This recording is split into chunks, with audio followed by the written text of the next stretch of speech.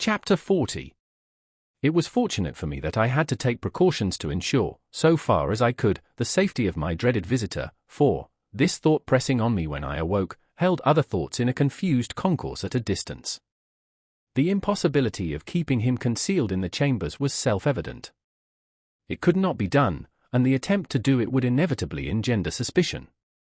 True, I had no avenger in my service now, but I was looked after by an inflammatory old female, assisted by an animated ragbag whom she called her niece, and to keep a room secret from them would be to invite curiosity and exaggeration. They both had weak eyes, which I had long attributed to their chronically looking in at keyholes, and they were always at hand when not wanted. Indeed, that was their only reliable quality besides larceny. Not to get up a mystery with these people, I resolved to announce in the morning that my uncle had unexpectedly come from the country. This course I decided on while I was yet groping about in the darkness for the means of getting a light. Not stumbling on the means after all, I was fain to go out to the adjacent lodge and get the watchman there to come with his lantern. Now, in groping my way down the black staircase, I fell over something, and that something was a man crouching in a corner.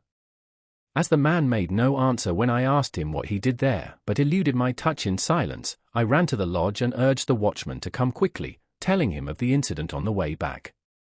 The wind being as fierce as ever, we did not care to endanger the light in the lantern by rekindling the extinguished lamps on the staircase, but we examined the staircase from the bottom to the top and found no one there. It then occurred to me as possible that the man might have slipped into my rooms, so, lighting my candle at the watchman's, and leaving him standing at the door, I examined them carefully, including the room in which my dreaded guest lay asleep. All was quiet, and assuredly no other man was in those chambers. It troubled me that there should have been a lurker on the stairs, on that night of all nights in the year, and I asked the watchman, on the chance of eliciting some hopeful explanation as I handed him a dram at the door, whether he had admitted at his gate any gentleman who had perceptibly been dining out. Yes, he said, at different times of the night, 3. One lived in Fountain Court, and the other 2 lived in the lane, and he had seen them all go home. Again, the only other man who dwelt in the house of which my chambers formed a part had been in the country for some weeks, and he certainly had not returned in the night, because we had seen his door with his seal on it as we came upstairs. The night being so bad, sir, said the watchman, as he gave me back my glass, uncommon few have come in at my gate. Besides them 3 gentlemen that I have named, I don't call to mind another since about 11 o'clock, when a stranger asked for you. My uncle, I muttered. Yes. You saw him, sir? Yes. Oh yes. Likewise the person with him. Person with him? I repeated. I judged the person to be with him, returned the watchman. The person stopped when he stopped to make inquiry of me, and the person took this way when he took this way. What sort of person? The watchman had not particularly noticed. He should say a working person. To the best of his belief, he had a dust-colored kind of clothes on, under a dark coat. The watchman made more light of the matter than I did, and naturally, not having my reason for attaching weight to it. When I had got rid of him, which I thought it well to do without prolonging explanations, my mind was much troubled by these 2 circumstances taken together. Whereas they were easy of innocent solution apart, as, for instance, some diner out or diner at home, who had not gone near this watchman's gate, might have strayed to my staircase and dropped asleep there, and my nameless visitor might have brought some one with him to show him the way, still, joined, they had an ugly look to one as prone to distrust and fear as the changes of a few hours had made me. I lighted my fire, which burnt with a raw pale flare at that time of the morning, and fell into a doze before it. I seemed to have been dozing a whole night when the clock struck 6. As there was full an hour and a half between me and daylight, I dozed again, now, waking up uneasily, with prolix conversations about nothing, in my ears, now, making thunder of the wind in the chimney, at length, falling off into a profound sleep from which the daylight woke me with a start. All this time I had never been able to consider my own situation, nor could I do so yet. I had not the power to attend to it. I was greatly dejected and distressed, but in an incoherent wholesale sort of way. As to forming any plan for the future, I could as soon have formed an elephant. When I opened the shutters and looked out at the wet wild morning, all of a leaden hue, when I walked from room to room, when I sat down again shivering, before the fire, waiting for my laundress to appear, I thought how miserable I was, but hardly knew why, or how long I had been so, or on what day of the week I made the reflection, or even who I was that made it. At last, the old woman and the niece came in, the latter with a head not easily distinguishable from her dusty broom, and testified surprise at sight of me and the fire. To whom I imparted how my uncle had come in the night and was then asleep, and how the breakfast preparations were to be modified accordingly. Then I washed and dressed while they knocked the furniture about and made a dust, and so, in a sort of dream or sleep-waking, I found myself sitting by the fire again, waiting for him to come to breakfast. By and by, his door opened and he came out. I could not bring myself to bear the sight of him, and I thought he had a worse look by daylight. I do not even know, said I, speaking low as he took his seat at the table, by what name to call you. I have given out that you are my uncle. That's it, dear boy. Call me uncle. You assumed some name, I suppose, on board ship. Yes, dear boy. I took the name of Pruvis.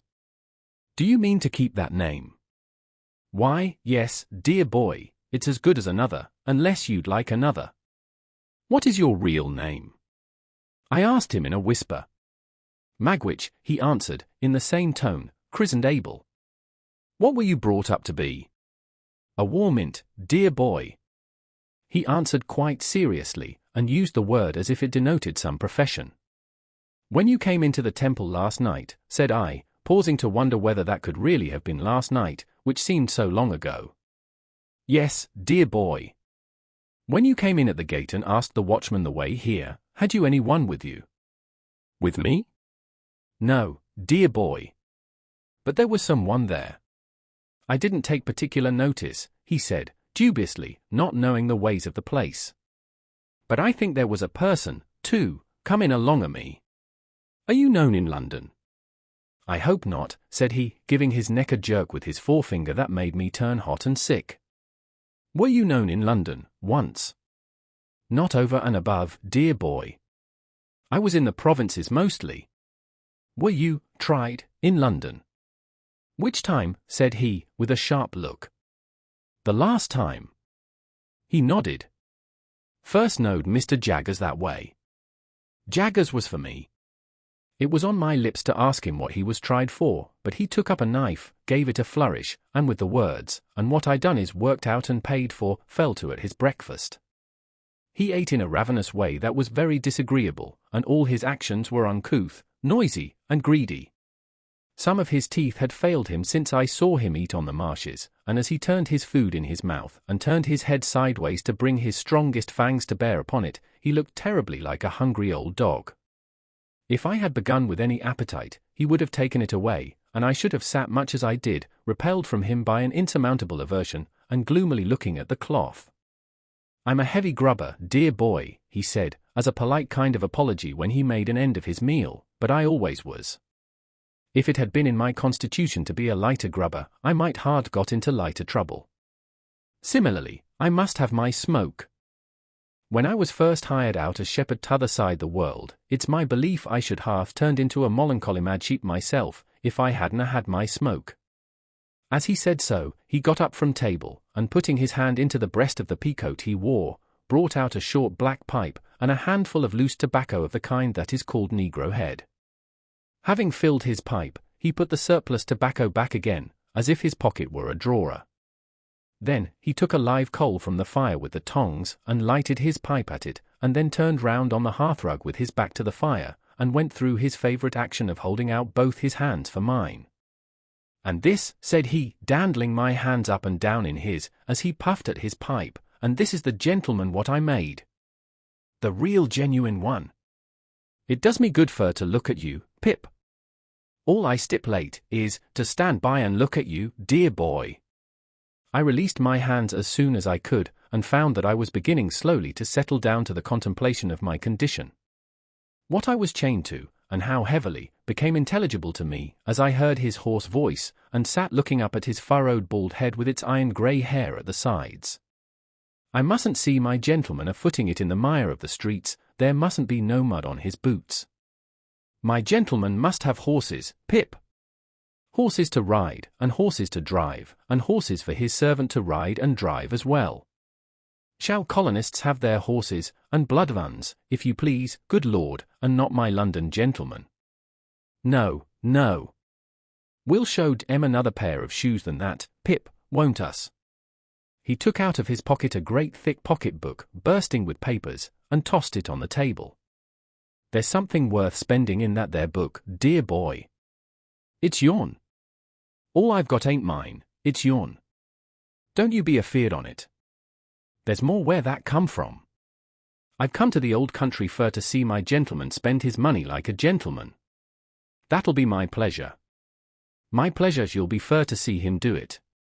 And blast you all, he wound up, looking round the room and snapping his fingers once with a loud snap, blast you every one, from the judge in his wig, to the colonist a stirring up the dust, I'll show a better gentleman than the whole kit on you put together. Stop, said I, almost in a frenzy of fear and dislike, I want to speak to you. I want to know what is to be done. I want to know how you are to be kept out of danger, how long you are going to stay, what projects you have. Look-ye here, Pip, said he, laying his hand on my arm in a suddenly altered and subdued manner, first of all, look-ye here. I forgot myself half a minute ago. What I said was low, that's what it was, low. Look-ye here, Pip. Look over it. I ain't going to be low. First, I resumed, half groaning, what precautions can be taken against your being recognized and seized? No, dear boy, he said, in the same tone as before, that don't go first. Lowness goes first. I ain't took so many year to make a gentleman, not without knowing what's due to him. Look-ye here, Pip. I was low, that's what I was, low. Look over it, dear boy. Some sense of the grimly ludicrous moved me to a fretful laugh, as I replied, I have looked over it. In heaven's name, don't harp upon it. Yes, but look-ye here, he persisted. Dear boy, I ain't come so fur, not fur to be low. Now, go on, dear boy. You was a-saying. How are you to be guarded from the danger you have incurred? Well, dear boy, the danger ain't so great. Without I was informed agent, the danger ain't so much to signify. There's Jaggers, and there's Wemmick, and there's you. Who else is there to inform? Is there no chance person who might identify you in the street? Said I. Well, he returned, there ain't many. Nor yet I don't intend to advertise myself in the newspapers by the name of A.M. come back from Botany Bay, and years have rolled away, and who's to gain by it? Still, look-ye here, Pip. If the danger had been 50 times as great, I should have come to see you, mind you, just the same. And how long do you remain? How long, said he, taking his black pipe from his mouth, and dropping his jaw as he stared at me. I'm not going back. I've come for good. Where are you to live, said I, what is to be done with you? Where will you be safe? Dear boy, he returned, there's disguising wigs can be bought for money, and there's hair powder, and spectacles, and black clothes, shorts and what not. Others has done it safe afore, and what others has done afore, others can do agin. As to the where and how of living, dear boy, give me your own opinions on it. You take it smoothly now, said I, but you were very serious last night, when you swore it was death.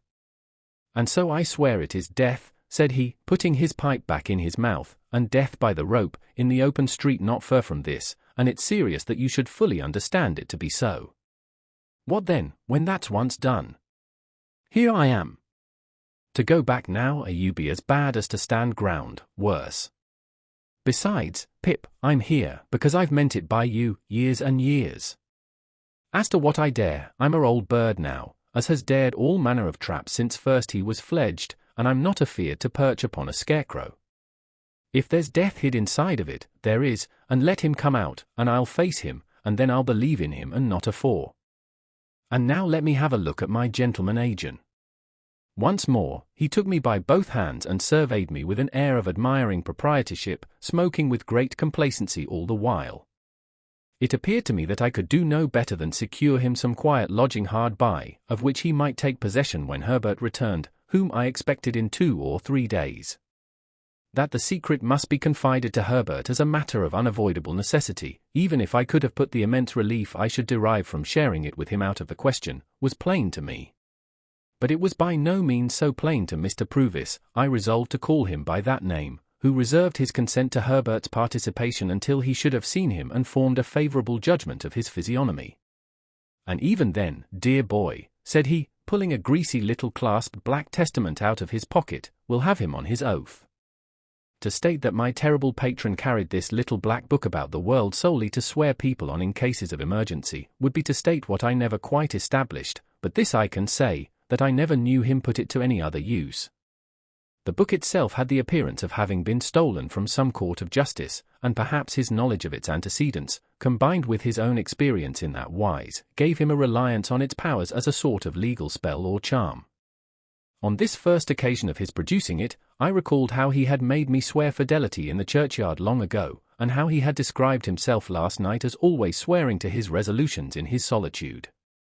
As he was at present dressed in a seafaring slop suit, in which he looked as if he had some parrots and cigars to dispose of, I next discussed with him what dress he should wear. He cherished an extraordinary belief in the virtues of shorts as a disguise, and had in his own mind sketched a dress for himself that would have made him something between a dean and a dentist. It was with considerable difficulty that I won him over to the assumption of a dress more like a prosperous farmer's, and we arranged that he should cut his hair close, and wear a little powder. Lastly, as he had not yet been seen by the laundress or her niece, he was to keep himself out of their view until his change of dress was made. It would seem a simple matter to decide on these precautions, but in my dazed, not to say distracted, state, it took so long, that I did not get out to further them until 2 or 3 in the afternoon. He was to remain shut up in the chambers while I was gone, and was on no account to open the door. There being to my knowledge a respectable lodging-house in Essex Street, the back of which looked into the Temple, and was almost within hail of my windows, I first of all repaired to that house, and was so fortunate as to secure the second floor for my uncle, Mr. Purvis. I then went from shop to shop, making such purchases as were necessary to the change in his appearance. This business transacted, I turned my face, on my own account, to Little Britain. Mr. Jaggers was at his desk, but, seeing me enter, got up immediately and stood before his fire. "Now, Pip," said he, "be careful." "I will, sir," I returned. For, coming along, I had thought well of what I was going to say. "Don't commit yourself," said Mr. Jaggers, "and don't commit anyone. You understand, anyone.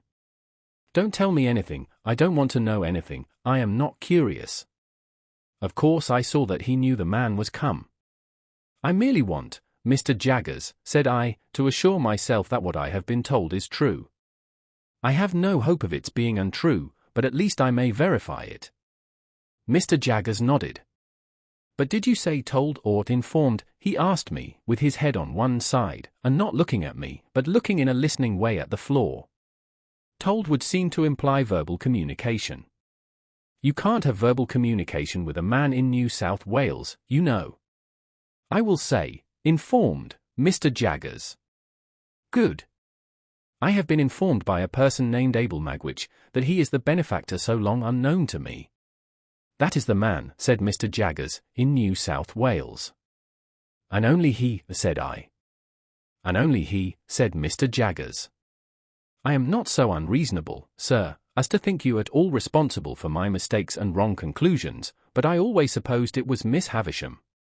As you say, Pip, returned Mr. Jaggers, turning his eyes upon me coolly, and taking a bite at his forefinger, I am not at all responsible for that. And yet it looked so like it, sir, I pleaded with a downcast heart. Not a particle of evidence, Pip, said Mr. Jaggers, shaking his head and gathering up his skirts. Take nothing on its looks, take everything on evidence. There's no better rule. I have no more to say, said I, with a sigh, after standing silent for a little while. I have verified my information, and there's an end. And Magwitch, in New South Wales, having at last disclosed himself, said Mr. Jaggers, you will comprehend, Pip, how rigidly throughout my communication with you, I have always adhered to the strict line of fact. There has never been the least departure from the strict line of fact. You are quite aware of that? Quite, sir. I communicated to Magwitch in New South Wales, when he first wrote to me from New South Wales, the caution that he must not expect me ever to deviate from the strict line of fact. I also communicated to him another caution. He appeared to me to have obscurely hinted in his letter at some distant idea he had of seeing you in England here. I cautioned him that I must hear no more of that he was not at all likely to obtain a pardon, that he was expatriated for the term of his natural life, and that his presenting himself in this country would be an act of felony, rendering him liable to the extreme penalty of the law. I gave Magwitch that caution, said Mr. Jaggers, looking hard at me. I wrote it to New South Wales. He guided himself by it, no doubt. No doubt, said I. I have been informed by Wemmick, pursued Mr. Jaggers, still looking hard at me, that he has received a letter, under date Portsmouth, from a colonist of the name of Purvis, or Pruvis, I suggested. Or Pruvis, thank you, Pip. Perhaps it is Pruvis? Perhaps you know it's Pruvis. Yes, said I. You know it's Pruvis. A letter, under date Portsmouth, from a colonist of the name of Pruvis, asking for the particulars of your address, on behalf of Magwitch. Wemmick sent him the particulars, I understand, by return of post. Probably it is through Pruvis that you have received the explanation of Magwitch in New South Wales. It came through Pruvis, I replied. Good day, Pip, said Mr. Jaggers, offering his hand, glad to have seen you. In writing by post to Magwitch in New South Wales, or in communicating with him through Pruvis, have the goodness to mention that the particulars and vouchers of our long account shall be sent to you, together with the balance, for there is still a balance remaining. Good day, Pip. We shook hands, and he looked hard at me as long as he could see me. I turned at the door, and he was still looking hard at me, while the two vile casts on the shelf seemed to be trying to get their eyelids open, and to force out of their swollen throats. Oh, what a man he is! Wemmick was out, and though he had been at his desk he could have done nothing for me. I went straight back to the Temple, where I found the terrible Pruvis drinking rum and water and smoking Negro head, in safety. Next day the clothes I had ordered all came home, and he put them on. Whatever he put on, became him less, it dismally seemed to me, than what he had worn before. To my thinking, there was something in him that made it hopeless to attempt to disguise him. The more I dressed him and the better I dressed him, the more he looked like the slouching fugitive on the marshes. This effect on my anxious fancy was partly referable, no doubt, to his old face and manner growing more familiar to me, but I believe too that he dragged one of his legs as if there were still a weight of iron on it, and that from head to foot there was convict in the very grain of the man. The influences of his solitary hut life were upon him besides, and gave him a savage air that no dress could tame. Added to these were the influences of his subsequent branded life among men, and, crowning all, his consciousness that he was dodging and hiding now. In all his ways of sitting and standing, and eating and drinking, of brooding about in a high-shouldered reluctant style, of taking out his great horn-handled jackknife and wiping it on his legs and cutting his food, of lifting light glasses and cups to his lips, as if they were clumsy pannikins, of chopping a wedge off his bread, and soaking up with it the last fragments of gravy round and round his plate, as if to make the most of an allowance, and then drying his finger ends on it, and then swallowing it. In these ways and 1,000 other small nameless instances arising every minute in the day, there was prisoner, felon, bondsman, plain as plain could be. It had been his own idea to wear that touch of powder, and I had conceded the powder after overcoming the shorts. But I can compare the effect of it, when on, to nothing but the probable effect of rude upon the dead, so awful was the manner in which everything in him that it was most desirable to repress, started through that thin layer of pretense, and seemed to come blazing out at the crown of his head. It was abandoned as soon as tried, and he wore his grizzled hair cut short. Words cannot tell what a sense I had, at the same time, of the dreadful mystery that he was to me. When he fell asleep of an evening, with his knotted hands clenching the sides of the easy-chair, and his bald head tattooed with deep wrinkles falling forward on his breast, I would sit and look at him, wondering what he had done, and loading him with all the crimes in the calendar, until the impulse was powerful on me to start up and fly from him. Every hour so increased my abhorrence of him, that I even think I might have yielded to this impulse in the first agonies of being so haunted, notwithstanding all he had done for me and the risk he ran, but for the knowledge that Herbert must soon come back. Once, I actually did start out of bed in the night, and begin to dress myself in my worst clothes, hurriedly intending to leave him there with everything else I possessed, and enlist for India as a private soldier. I doubt if a ghost could have been more terrible to me, up in those lonely rooms in the long evenings and long nights, with the wind and the rain always rushing by. A ghost could not have been taken and hanged on my account, and the consideration that he could be, and the dread that he would be, were no small addition to my horrors. When he was not asleep, or playing a complicated kind of patience with a ragged pack of cards of his own, a game that I never saw before or since, and in which he recorded his winnings by sticking his jackknife into the table, when he was not engaged in either of these pursuits, he would ask me to read to him, foreign language, dear boy. While I complied, he, not comprehending a single word, would stand before the fire surveying me with the air of an exhibitor, and I would see him, between the fingers of the hand with which I shaded my face, appealing in dumb show to the furniture to take notice of my proficiency. The imaginary student pursued by the misshapen creature he had impiously made, was not more wretched than I, pursued by the creature who had made me, and recoiling from him with a stronger repulsion, the more he admired me and the fonder he was of me. This is written of, I am sensible, as if it had lasted a year. It lasted about 5 days. Expecting Herbert all the time, I dared not go out, except when I took Pruvis for an airing after dark.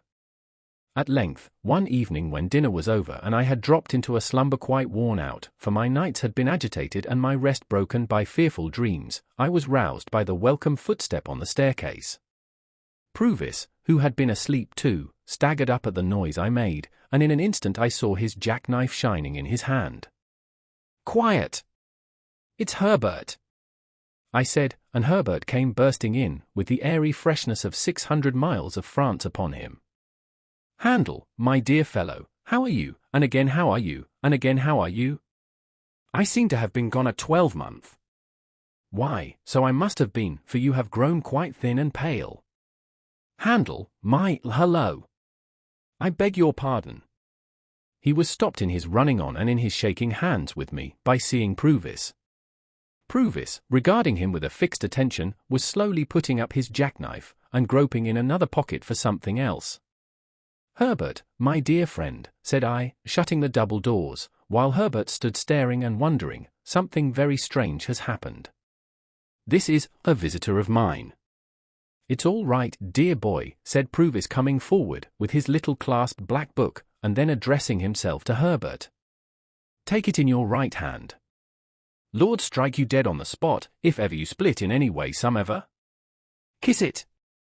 "Do so, as he wishes it," I said to Herbert. So, Herbert, looking at me with a friendly uneasiness and amazement, complied, and Pruvis immediately shaking hands with him, said, "Now you're on your oath, you know. And never believe me on mine, if Pip shan't make a gentleman on you." Chapter 41. In vain should I attempt to describe the astonishment and disquiet of Herbert, when he and I and Pruvis sat down before the fire, and I recounted the whole of the secret. Enough, that I saw my own feelings reflected in Herbert's face, and not least among them, my repugnance towards the man who had done so much for me. What would alone have set a division between that man and us, if there had been no other dividing circumstance, was his triumph in my story. Saving his troublesome sense of having been low on one occasion since his return, on which point he began to hold forth to Herbert, the moment my revelation was finished, he had no perception of the possibility of my finding any fault with my good fortune. His boast that he had made me a gentleman, and that he had come to see me support the character on his ample resources, was made for me quite as much as for himself. And that it was a highly agreeable boast to both of us, and that we must both be very proud of it, was a conclusion quite established in his own mind. "Though, look ye here, Pip's comrade," he said to Herbert, after having discoursed for some time, "I know very well that once since I come back, for half a minute, I've been low." I said to Pip, I knowed as I had been low. "But don't you fret yourself on that score. I ain't made Pip a gentleman, and Pip ain't going to make you a gentleman, not for me not to know what's due to ye both. Dear boy, and Pip's comrade, you two may count upon me always having a genteel muzzle on. Muzzled I have been since that half a minute when I was betrayed into lowness, muzzled I am at the present time, muzzled I ever will be." Herbert said, "Certainly," but looked as if there were no specific consolation in this, and remained perplexed and dismayed. We were anxious for the time when he would go to his lodging and leave us together, but he was evidently jealous of leaving us together and sat late. It was midnight before I took him round to Essex Street and saw him safely in at his own dark door. When it closed upon him, I experienced the first moment of relief I had known since the night of his arrival. Never quite free from an uneasy remembrance of the man on the stairs, I had always looked about me in taking my guest out after dark, and in bringing him back, and I looked about me now. Difficult as it is in a large city to avoid the suspicion of being watched, when the mind is conscious of danger in that regard, I could not persuade myself that any of the people within sight cared about my movements. The few who were passing passed on their several ways, and the street was empty when I turned back into the temple. Nobody had come out at the gate with us, nobody went in at the gate with me. As I crossed by the fountain, I saw his lighted back windows looking bright and quiet, and, when I stood for a few moments in the doorway of the building where I lived, before going up the stairs, Garden Court was as still and lifeless as the staircase was when I ascended it. Herbert received me with open arms, and I had never felt before so blessedly what it is to have a friend. When he had spoken some sound words of sympathy and encouragement, we sat down to consider the question, what was to be done? The chair that Provis had occupied still remaining where it had stood, for he had a barrack way with him of hanging about one spot, in one unsettled manner, and going through one round of observances with his pipe and his negro head and his jackknife and his pack of cards, and what not, as if it were all put down for him on a slate. I say his chair remaining where it had stood, Herbert unconsciously took it, but next moment started out of it, pushed it away, and took another. He had no occasion to say after that he had conceived an aversion for my patron, neither had I occasion to confess my own. We interchanged that confidence without shaping a syllable. "What," said I to Herbert, when he was safe in another chair, "what is to be done?" "My poor dear Handel," he replied, holding his head, "I am too stunned to think." So was I, Herbert, when the blow first fell. Still, something must be done. He is intent upon various new expenses, horses, and carriages, and lavish appearances of all kinds. He must be stopped somehow. "You mean that you can't accept?" "How can I?" I interposed, as Herbert paused. "Think of him. Look at him." An involuntary shudder passed over both of us. Yet I am afraid the dreadful truth is, Herbert, that he is attached to me, strongly attached to me. Was there ever such a fate? "My poor dear Handel," Herbert repeated. "Then," said I, "after all, stopping short here, never taking another penny from him, think what I owe him already. Then again, I am heavily in debt, very heavily for me, who have now no expectations, and I have been bred to no calling, and I am fit for nothing." "Well, well, well," Herbert remonstrated. "Don't say fit for nothing. What am I fit for? I know only one thing that I am fit for, and that is, to go for a soldier. And I might have gone, my dear Herbert, but for the prospect of taking counsel with your friendship and affection. Of course I broke down there, and of course Herbert, beyond seizing a warm grip of my hand, pretended not to know it. Anyhow, my dear Handel, said he presently, soldiering won't do. If you were to renounce this patronage and these favors, I suppose you would do so with some faint hope of one day repaying what you have already had. Not very strong, that hope, if you went soldiering. Besides, it's absurd. You would be infinitely better in Claricas house, small as it is. I am working up towards a partnership, you know. Poor fellow! He little suspected with whose money. But there is another question, said Herbert. This is an ignorant, determined man, who has long had one fixed idea. More than that, he seems to me, I may misjudge him, to be a man of a desperate and fierce character. I know he is, I returned. Let me tell you what evidence I have seen of it. And I told him what I had not mentioned in my narrative, of that encounter with the other convict. See, then, said Herbert, think of this. He comes here at the peril of his life, for the realization of his fixed idea. In the moment of realization, after all his toil and waiting, you cut the ground from under his feet, destroy his idea, and make his gains worthless to him. Do you see nothing that he might do, under the disappointment? I have seen it, Herbert, and dreamed of it, ever since the fatal night of his arrival. Nothing has been in my thoughts so distinctly as his putting himself in the way of being taken. Then you may rely upon it, said Herbert, that there would be great danger of his doing it. That is his power over you as long as he remains in England, and that would be his reckless course if you forsook him. I was so struck by the horror of this idea, which had weighed upon me from the first, and the working out of which would make me regard myself, in some sort, as his murderer, that I could not rest in my chair, but began pacing to and fro. I said to Herbert, meanwhile, that even if Purvis were recognized and taken, in spite of himself, I should be wretched as the cause, however innocently. Yes, even though I was so wretched in having him at large and near me, and even though I would far rather have worked at the forge all the days of my life than I would ever have come to this. But there was no staving off the question. What was to be done? The first and the main thing to be done, said Herbert, is to get him out of England. You will have to go with him, and then he may be induced to go. But get him where I will, could I prevent his coming back? My good Handel, is it not obvious that with Newgate in the next street, there must be far greater hazard in your breaking your mind to him and making him reckless, here, than elsewhere? If a pretext to get him away could be made out of that other convict, or out of anything else in his life, now. There, again, said I, stopping before Herbert, with my open hands held out, as if they contained the desperation of the case. I know nothing of his life. It has almost made me mad to sit here of a night and see him before me, so bound up with my fortunes and misfortunes, and yet so unknown to me, except as the miserable wretch who terrified me 2 days in my childhood. Herbert got up and linked his arm in mine, and we slowly walked to and fro together, studying the carpet. Handel, said Herbert, stopping, you feel convinced that you can take no further benefits from him, do you? Fully. Surely you would, too, if you were in my place.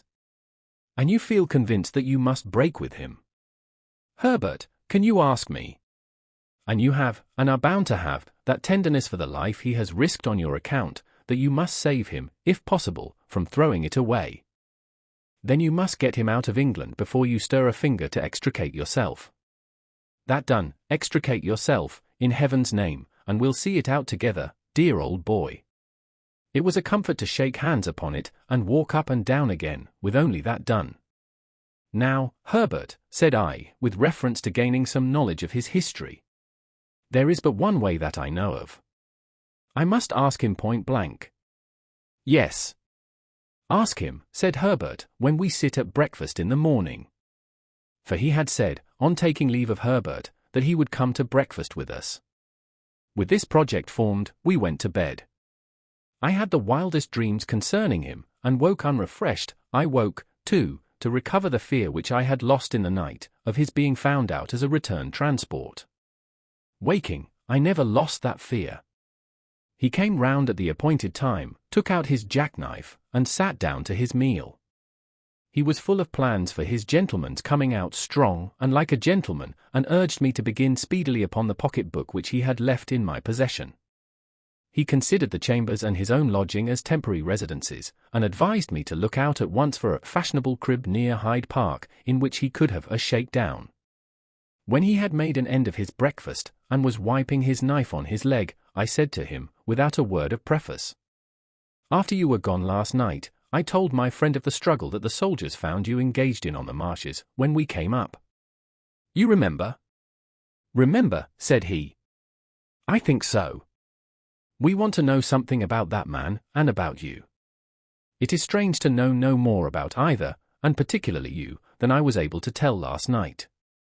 Is not this as good a time as another for our knowing more?" "Well," he said, after consideration. "You're on your oath, you know, Pip's comrade." "Assuredly," replied Herbert. "As to anything I say, you know," he insisted. "The oath applies to all." "I understand it to do so." "And look-ye here. Whatever I done is worked out and paid for," he insisted again. "So be it." He took out his black pipe and was going to fill it with negro head, when, looking at the tangle of tobacco in his hand, he seemed to think it might perplex the thread of his narrative. He put it back again, stuck his pipe in a buttonhole of his coat, spread a hand on each knee, and after turning an angry eye on the fire for a few silent moments, looked round at us and said what follows. Chapter 42. Dear boy and Pip's comrade. I am not going for to tell you my life like a song, or a storybook. But to give it you short and handy, I'll put it at once into a mouthful of English. In jail and out of jail, in jail and out of jail, in jail and out of jail. There, you've got it. That's my life pretty much, down to such times as I got shipped off, arter Pip stood my friend. I've been done everything to, pretty well, except hanged. I've been locked up as much as a silver tea kettle. I've been carted here and carted there, and put out of this town, and put out of that town, and stuck in the stocks, and whipped and worried and drove. I've no more notion where I was born than you have, if so much. I first become aware of myself down in Essex, a thieving turnips for my living. Some man had run away from me, a man, a tinker, and he'd took the fire with him, and left me worry cold. I knowed my name to be Magwitch, christened Abel. How did I know it? Much as I knowed the birds' names in the hedges to be chaffinch, sparrow, thrush. I might have thought it was all lies together, only as the birds' names come out true, I supposed mine did. So far as I could find, there warn't he a soul that see young Abel Magwitch, with as little on him as in him, but what caught fright at him, and either drove him off, or took him up. I was took up, to that extent that I regularly growed up took up. This is the way it was, that when I was a ragged little creetur as much to be pitied as ever I see, not that I looked in the glass, for there warn't many insides of furnished houses known to me, I got the name of being hardened. This is a terrible hardened one, they says to prison visitors, picking out me. May be said to live in jails, this boy. Then they looked at me, and I looked at them, and they measured my head, some on they had better measured my stomach, and others on give me tracts what I couldn't read, and made me speeches what I couldn't understand. They always went on aging me about the devil. But what the devil was I to do? I must put something into my stomach, mustn't I? Howsomever, I'm a-getting low, and I know what's due. Dear boy and Pip's comrade, don't you be afeard of me being low. Tramping, begging, thieving, working sometimes when I could, though that warn't as often as you may think, till you put the question whether you would hard been over ready to give me work yourselves, a bit of a poacher, a bit of a labourer, a bit of a waggoner, a bit of a haymaker, a bit of a hawker, a bit of most things that don't pay and lead to trouble, I got to be a man. A deserting soldier in a traveller's rest, what lay hid up to the chin under a lot of tatchers, learnt me to read, and a travelling giant what signed his name at a penny a time learnt me to write. I warn't locked up as often now as formerly, but I wore out my good share of key metal still. At Epsom races, a matter of over 20 years ago, I got acquainted W.I. a man whose skull I'd crack W.I. this poker, like the claw of a lobster, if I'd got it on this hob. His right name was Compeyson, and that's the man, dear boy, what you see me a-pounding in the ditch, according to what you truly told your comrade arter I was gone last night. He set up for a gentleman, this Compeyson, and he'd been to a public boarding school and had learning. He was a smooth one to talk, and was a dab at the ways of gentlefolks. He was good-looking too. It was the night afore the great race, when I found him on the heath, in a booth that I knowed on. Him and some more was a-sitting among the tables when I went in, and the landlord, which had a knowledge of me, and was a sporting one, called him out, and said, I think this is a man that might suit you, meaning I was. Compeyson, he looks at me very noticing, and I look at him. He has a watch and a chain and a ring and a breastpin and a handsome suit of clothes. To judge from appearances, you're out of luck, says Compeyson to me. Yes, master, and I've never been in it much.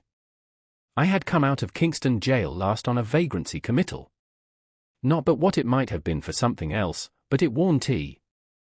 Luck changes, says Compeyson, perhaps yours is going to change. I says, I hope it may be so. There's room. What can you do, says Compeyson. Eat and drink, I says, if you'll find the materials. Compeyson laughed, looked at me again very noticing, give me 5 shillings, and appointed me for next night. Same place. I went to Compeyson next night, same place, and Compeyson took me on to be his man and partner. And what was Compeyson's business in which we was to go partners? Compeyson's business was the swindling, handwriting forging, stolen banknote passing, and such like. All sorts of traps as Compeyson could set with his head, and keep his own legs out of and get the profits from and let another man in for, was Compeyson's business. He'd no more heart than an iron file, he was as cold as death, and he had the head of the devil aforementioned. There was another in with Compeyson, as was called Arthur, not as being so christened, but as a surname. He was in a decline, and was a shadow to look at. Him and Compeyson had been in a bad thing with a rich lady some years afore, and they'd made a pot of money by it, but Compeyson betted and gained, and he'd have run through the king's taxes. So, Arthur was a-dying poor and with the horrors on him, and Compeyson's wife, which Compeyson kicked mostly, was a-having pity on him when she could, and Compeyson was a-having pity on nothing and nobody. I might have took warning by Arthur, but I didn't, and I won't pretend I was particular, for where you be the good on it, dear boy and comrade? So I begun wie Compeyson, and a poor tool I was in his hands. Arthur lived at the top of Compeyson's house, over nigh Brentford it was, and Compeyson kept a careful account aging him for board and lodging, in case he should ever get better to work it out. But Arthur soon settled the account. The second or third time as ever I see him, he come a-tearing down into Compeyson's parlour late at night, in only a flannel gown, with his hair all in a sweat, and he says to Compeyson's wife, Sally, she really is upstairs along o' me, now, and I can't get rid of her. She's all in white, he says, white flowers in her hair, and she's awful mad, and she's got a shroud hanging over her arm, and she says she'll put it on me at 5 in the morning. Says Compeyson, why, you fool, don't you know she's got a living body? And how should she be up there, without coming through the door, or in at the window, and up the stairs? I don't know how she's there, says Arthur, shivering dreadful with the horrors, but she's standing in the corner at the foot of the bed, awful mad. And over where her heart's broke, you broke it, there's drops of blood. Compeyson spoke hardy, but he was always a coward. Go up along o' this drivelling sick man, he says to his wife, and Magwitch, lend her a hand, will you? But he never come nigh himself. Compeyson's wife and me took him up to bed agin, and he raved most dreadful. Why look at her, he cries out. She's a-shaking the shroud at me. Don't you see her? Look at her eyes. Ain't it awful to see her so mad? Next he cries, she'll put it on me, and then I'm done for. Take it away from her, take it away. And then he catched hold of us, and kept on a-talking to her, and answering of her, till I half believed I see her myself. Compeyson's wife, being used to him, give him some liquor to get the horrors off, and by he quieted. Oh, she's gone. Has her keeper been for her, he says. Yes, says Compeyson's wife. Did you tell him to lock her and bar her in? Yes. And to take that ugly thing away from her? Yes, all right. You're a good creature, he says, don't leave me, whatever you do, and thank you. He rested pretty quiet till it might want a few minutes of 5, and then he starts up with a scream, and screams out, here she is. She's got the shroud again. She's unfolding it. She's coming out of the corner. She's coming to the bed. Hold me, both on you, one of each side, don't let her touch me with it. Ha! She missed me that time. Don't let her throw it over my shoulders. Don't let her lift me up to get it round me. She's lifting me up. Keep me down. Then he lifted himself up hard, and was dead. Compeyson took it easy as a good riddance for both sides. Him and me was soon busy, and first he swore me, being ever artful, on my own book, this here little black book, dear boy, what I swore your comrade on. Not to go into the things that Compeyson planned, and I done, which do you take a week, I'll simply say to you, dear boy, and Pip's comrade, that man got me into such nets as made me his black slave. I was always in debt to him, always under his thumb, always a-working, always a-getting into danger. He was younger than me, but he'd got craft, and he'd got learning, and he overmatched me 500 times told and no mercy. My missus as I had the hard time stop though. I ain't brought her in. He looked about him in a confused way, as if he had lost his place in the book of his remembrance, and he turned his face to the fire, and spread his hands broader on his knees, and lifted them off and put them on again. There ain't no need to go into it, he said, looking round once more. The time wie compisen was a'most as hard a time as ever I had, that said, all said. Did I tell you as I was tried, alone, for misdemeanor, while with compisen? I answered, no. Well, he said, I was, and got convicted. As to took up on suspicion, that was 2 or 3 times in the 4 or 5 year that it lasted, but evidence was wanting. At last, me and compisen was both committed for felony, on a charge of putting stolen notes in circulation, and there was other charges behind. Compisen says to me, separate defences, no communication, and that was all. And I was so miserable poor, that I sold all the clothes I had, except what hung on my back, afore I could get jaggers. When we was put in the dock, I noticed first of all what a gentleman compisen looked, i.e. his curly hair and his black clothes and his white pocket handkercher, and what a common sort of a wretch I looked. When the prosecution opened and the evidence was put short, aforehand, I noticed how heavy it all bore on me, and how light on him. When the evidence was given in the box, I noticed how it was always me that had come forward, and could be swore to, how it was always me that the money had been paid to, how it was always me that had seemed to work the thing and get the profit. But when the defence come on, then I see the plan plainer, for, says the counsellor for compisen, my lord and gentlemen, here you has afore you, side by side, 2 persons as your eyes can separate wide, 1, the younger, well brought up, who will be spoke to as such, 1, the elder, ill brought up, who will be spoke to as such, 1, the younger, seldom if ever seen in these here transactions, and only suspected, t'other, the elder, always seen in, and always wie his guild brought home. Can you doubt, if there is but 1 in it, which is the one, and, if there is 2 in it, which is much the worst one? And such like. And when it come to character, warn't it compisen as had been to the school, and warn't it his schoolfellows as was in this position and in that, and warn't it him as had been knowed by witnesses in such clubs and societies, and now to his disadvantage? And warn't it me as had been tried afore, and as had been knowed up hill and down dale in Bridewells and Lock UPS?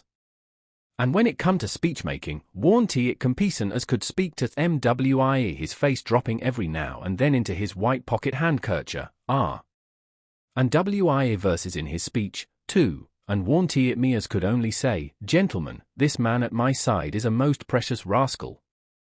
And when the verdict come, warn't it compisen as was recommended to mercy on account of good character and bad company, and giving up all the information he could agent me, and warn't it me as got never a word but guilty.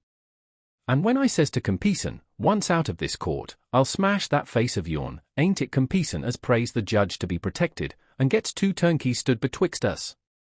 And when we're sentenced, ain't it him as gets 7 year, and me 14, and ain't it him as the judge is sorry for, because he might have done so well, and ain't it me as the judge perceives to be a old offender of violent passion, likely to come to worse?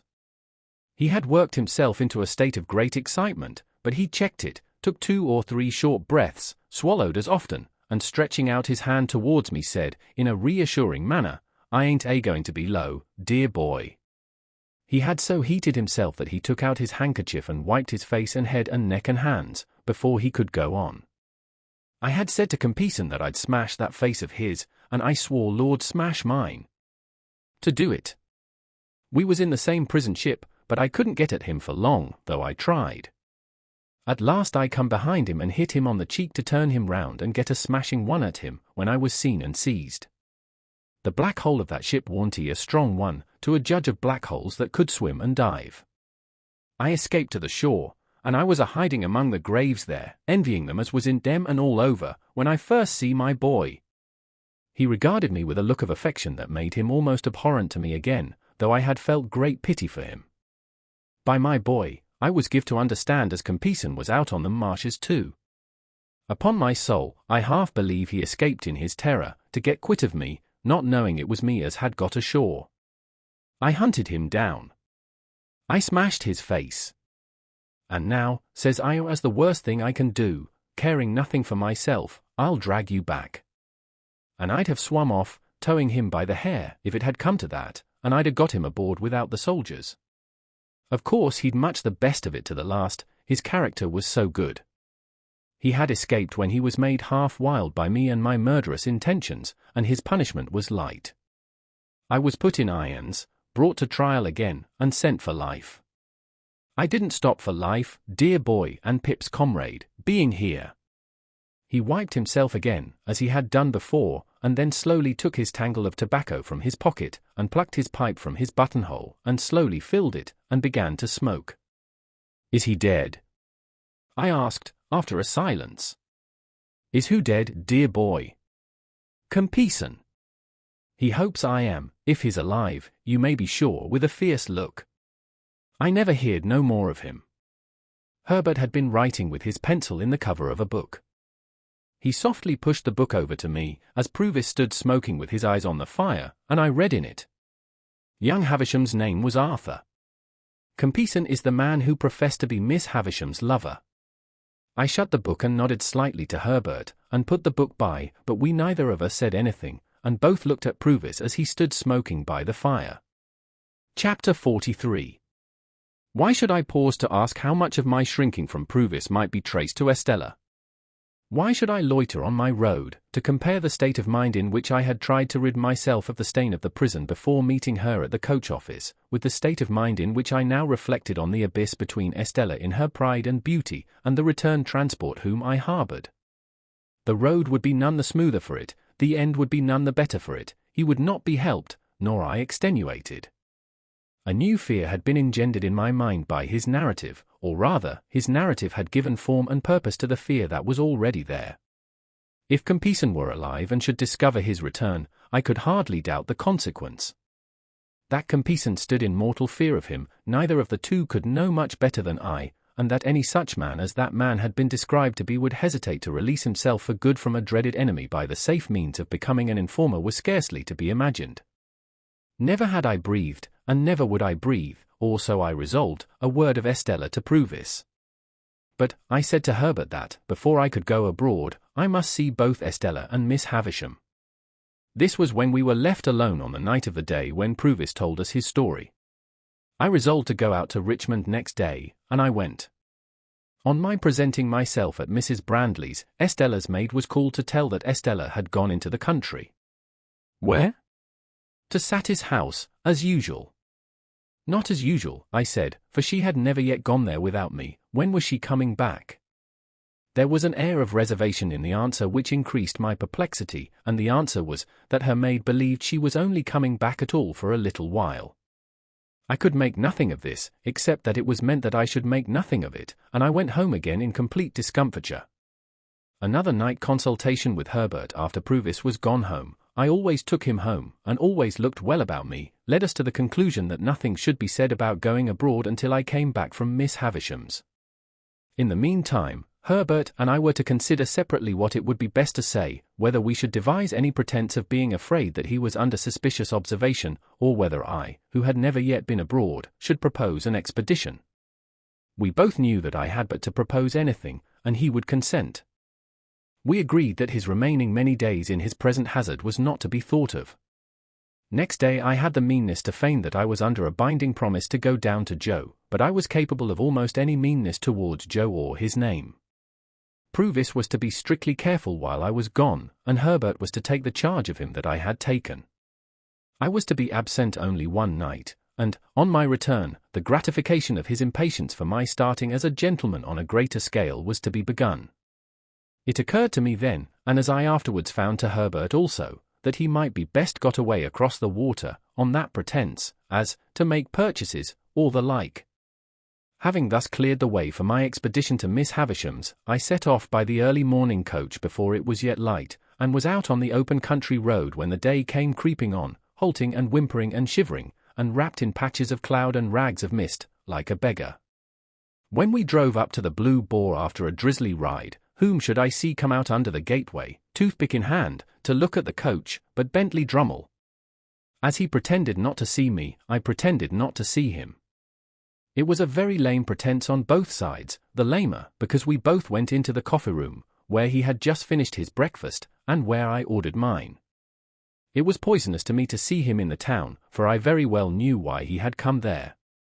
Pretending to read a smeary newspaper long out of date, which had nothing half so legible in its local news, as the foreign matter of coffee, pickles, fish sauces, gravy, melted butter, and wine with which it was sprinkled all over, as if it had taken the measles in a highly irregular form, I sat at my table while he stood before the fire. By degrees it became an enormous injury to me that he stood before the fire. And I got up, determined to have my share of it. I had to put my hand behind his legs for the poker when I went up to the fireplace to stir the fire, but still pretended not to know him. "Is this a cut?" said Mr. Drummle. "Oh," said I, poker in hand, "it's you, is it? How do you do?" I was wondering who it was who kept the fire off. With that, I poked tremendously, and having done so, planted myself side by side with Mr. Drummle, my shoulders squared and my back to the fire. "You have just come down," said Mr. Drummle, edging me a little away with his shoulder. "Yes," said I, edging him a little away with my shoulder. "Beastly place," said Drummle. "You're part of the country, I think." "Yes," I assented. "I am told it's very like your Shropshire." "Not in the least like it," said Drummle. Here Mr. Drummle looked at his boots and I looked at mine, and then Mr. Drummle looked at my boots, and I looked at his. "Have you been here long?" I asked, determined not to yield an inch of the fire. "Long enough to be tired of it," returned Drummle, pretending to yawn, but equally determined. "Do you stay here long?" "Can't say," answered Mr. Drummle. "Do you?" "Can't say," said I. I felt here, through a tingling in my blood, that if Mr. Drummle's shoulder had claimed another hair's breadth of room, I should have jerked him into the window, equally, that if my own shoulder had urged a similar claim, Mr. Drummle would have jerked me into the nearest box. He whistled a little. So did I. "Large tract of marshes about here, I believe," said Drummle. "Yes." "What of that?" said I. Mr. Drummle looked at me, and then at my boots, and then said, "Oh," and laughed. "Are you amused, Mr. Drummle?" "No," said he, "not particularly. I am going out for a ride in the saddle. I mean to explore those marshes for amusement. Out-of-the-way villages there, they tell me. Curious little public houses, and smithies, and that. Waiter!" "Yes, sir." "Is that horse of mine ready?" "Brought round to the door, sir." "I say." "Look here, you sir. The lady won't ride today, the weather won't do." "Very good, sir." "And I don't dine, because I'm going to dine at the lady's."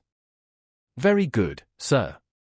Then, Drummle glanced at me, with an insolent triumph on his great jowled face that cut me to the heart, dull as he was, and so exasperated me, that I felt inclined to take him in my arms, as the robber in the storybook is said to have taken the old lady, and seat him on the fire.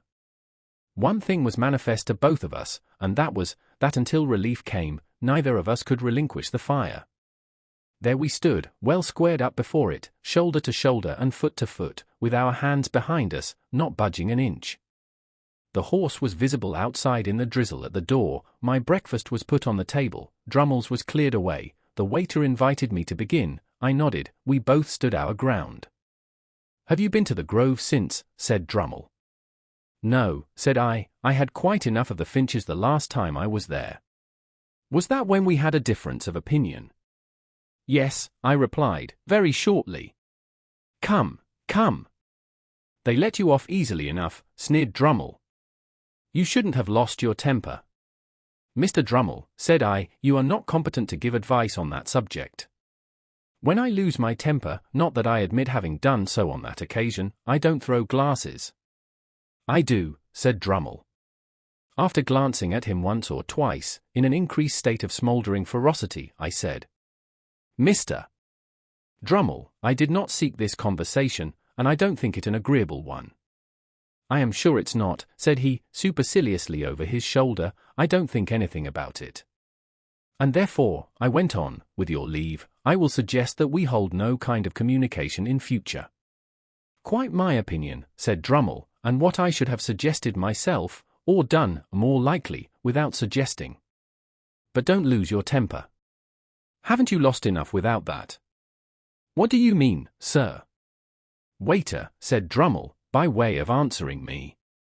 The waiter reappeared. "Look here, you sir. You quite understand that the young lady don't ride today, and that I dine at the young lady's?" "Quite so, sir."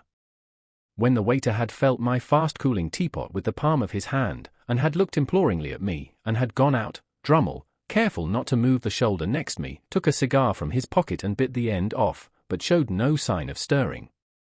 Choking and boiling as I was, I felt that we could not go a word further without introducing Estella's name, which I could not endure to hear him utter, and therefore I looked stonily at the opposite wall, as if there were no one present, and forced myself to silence. How long we might have remained in this ridiculous position it is impossible to say, but for the incursion of 3 thriving farmers, laid on by the waiter, I think, who came into the coffee-room unbuttoning their great-coats and rubbing their hands, and before whom, as they charged at the fire, we were obliged to give way. I saw him through the window, seizing his horse's manet, and mounting in his blundering brutal manner, and sidling and backing away. I thought he was gone, when he came back, calling for a light for the cigar in his mouth, which he had forgotten. A man in a dust-coloured dress appeared with what was wanted, I could not have said from where, whether from the inn-yard, or the street, or where not, and as Drummle leaned down from the saddle and lighted his cigar and laughed, with a jerk of his head towards the coffee-room windows, the slouching shoulders and ragged hair of this man whose back was towards me reminded me of Orlick.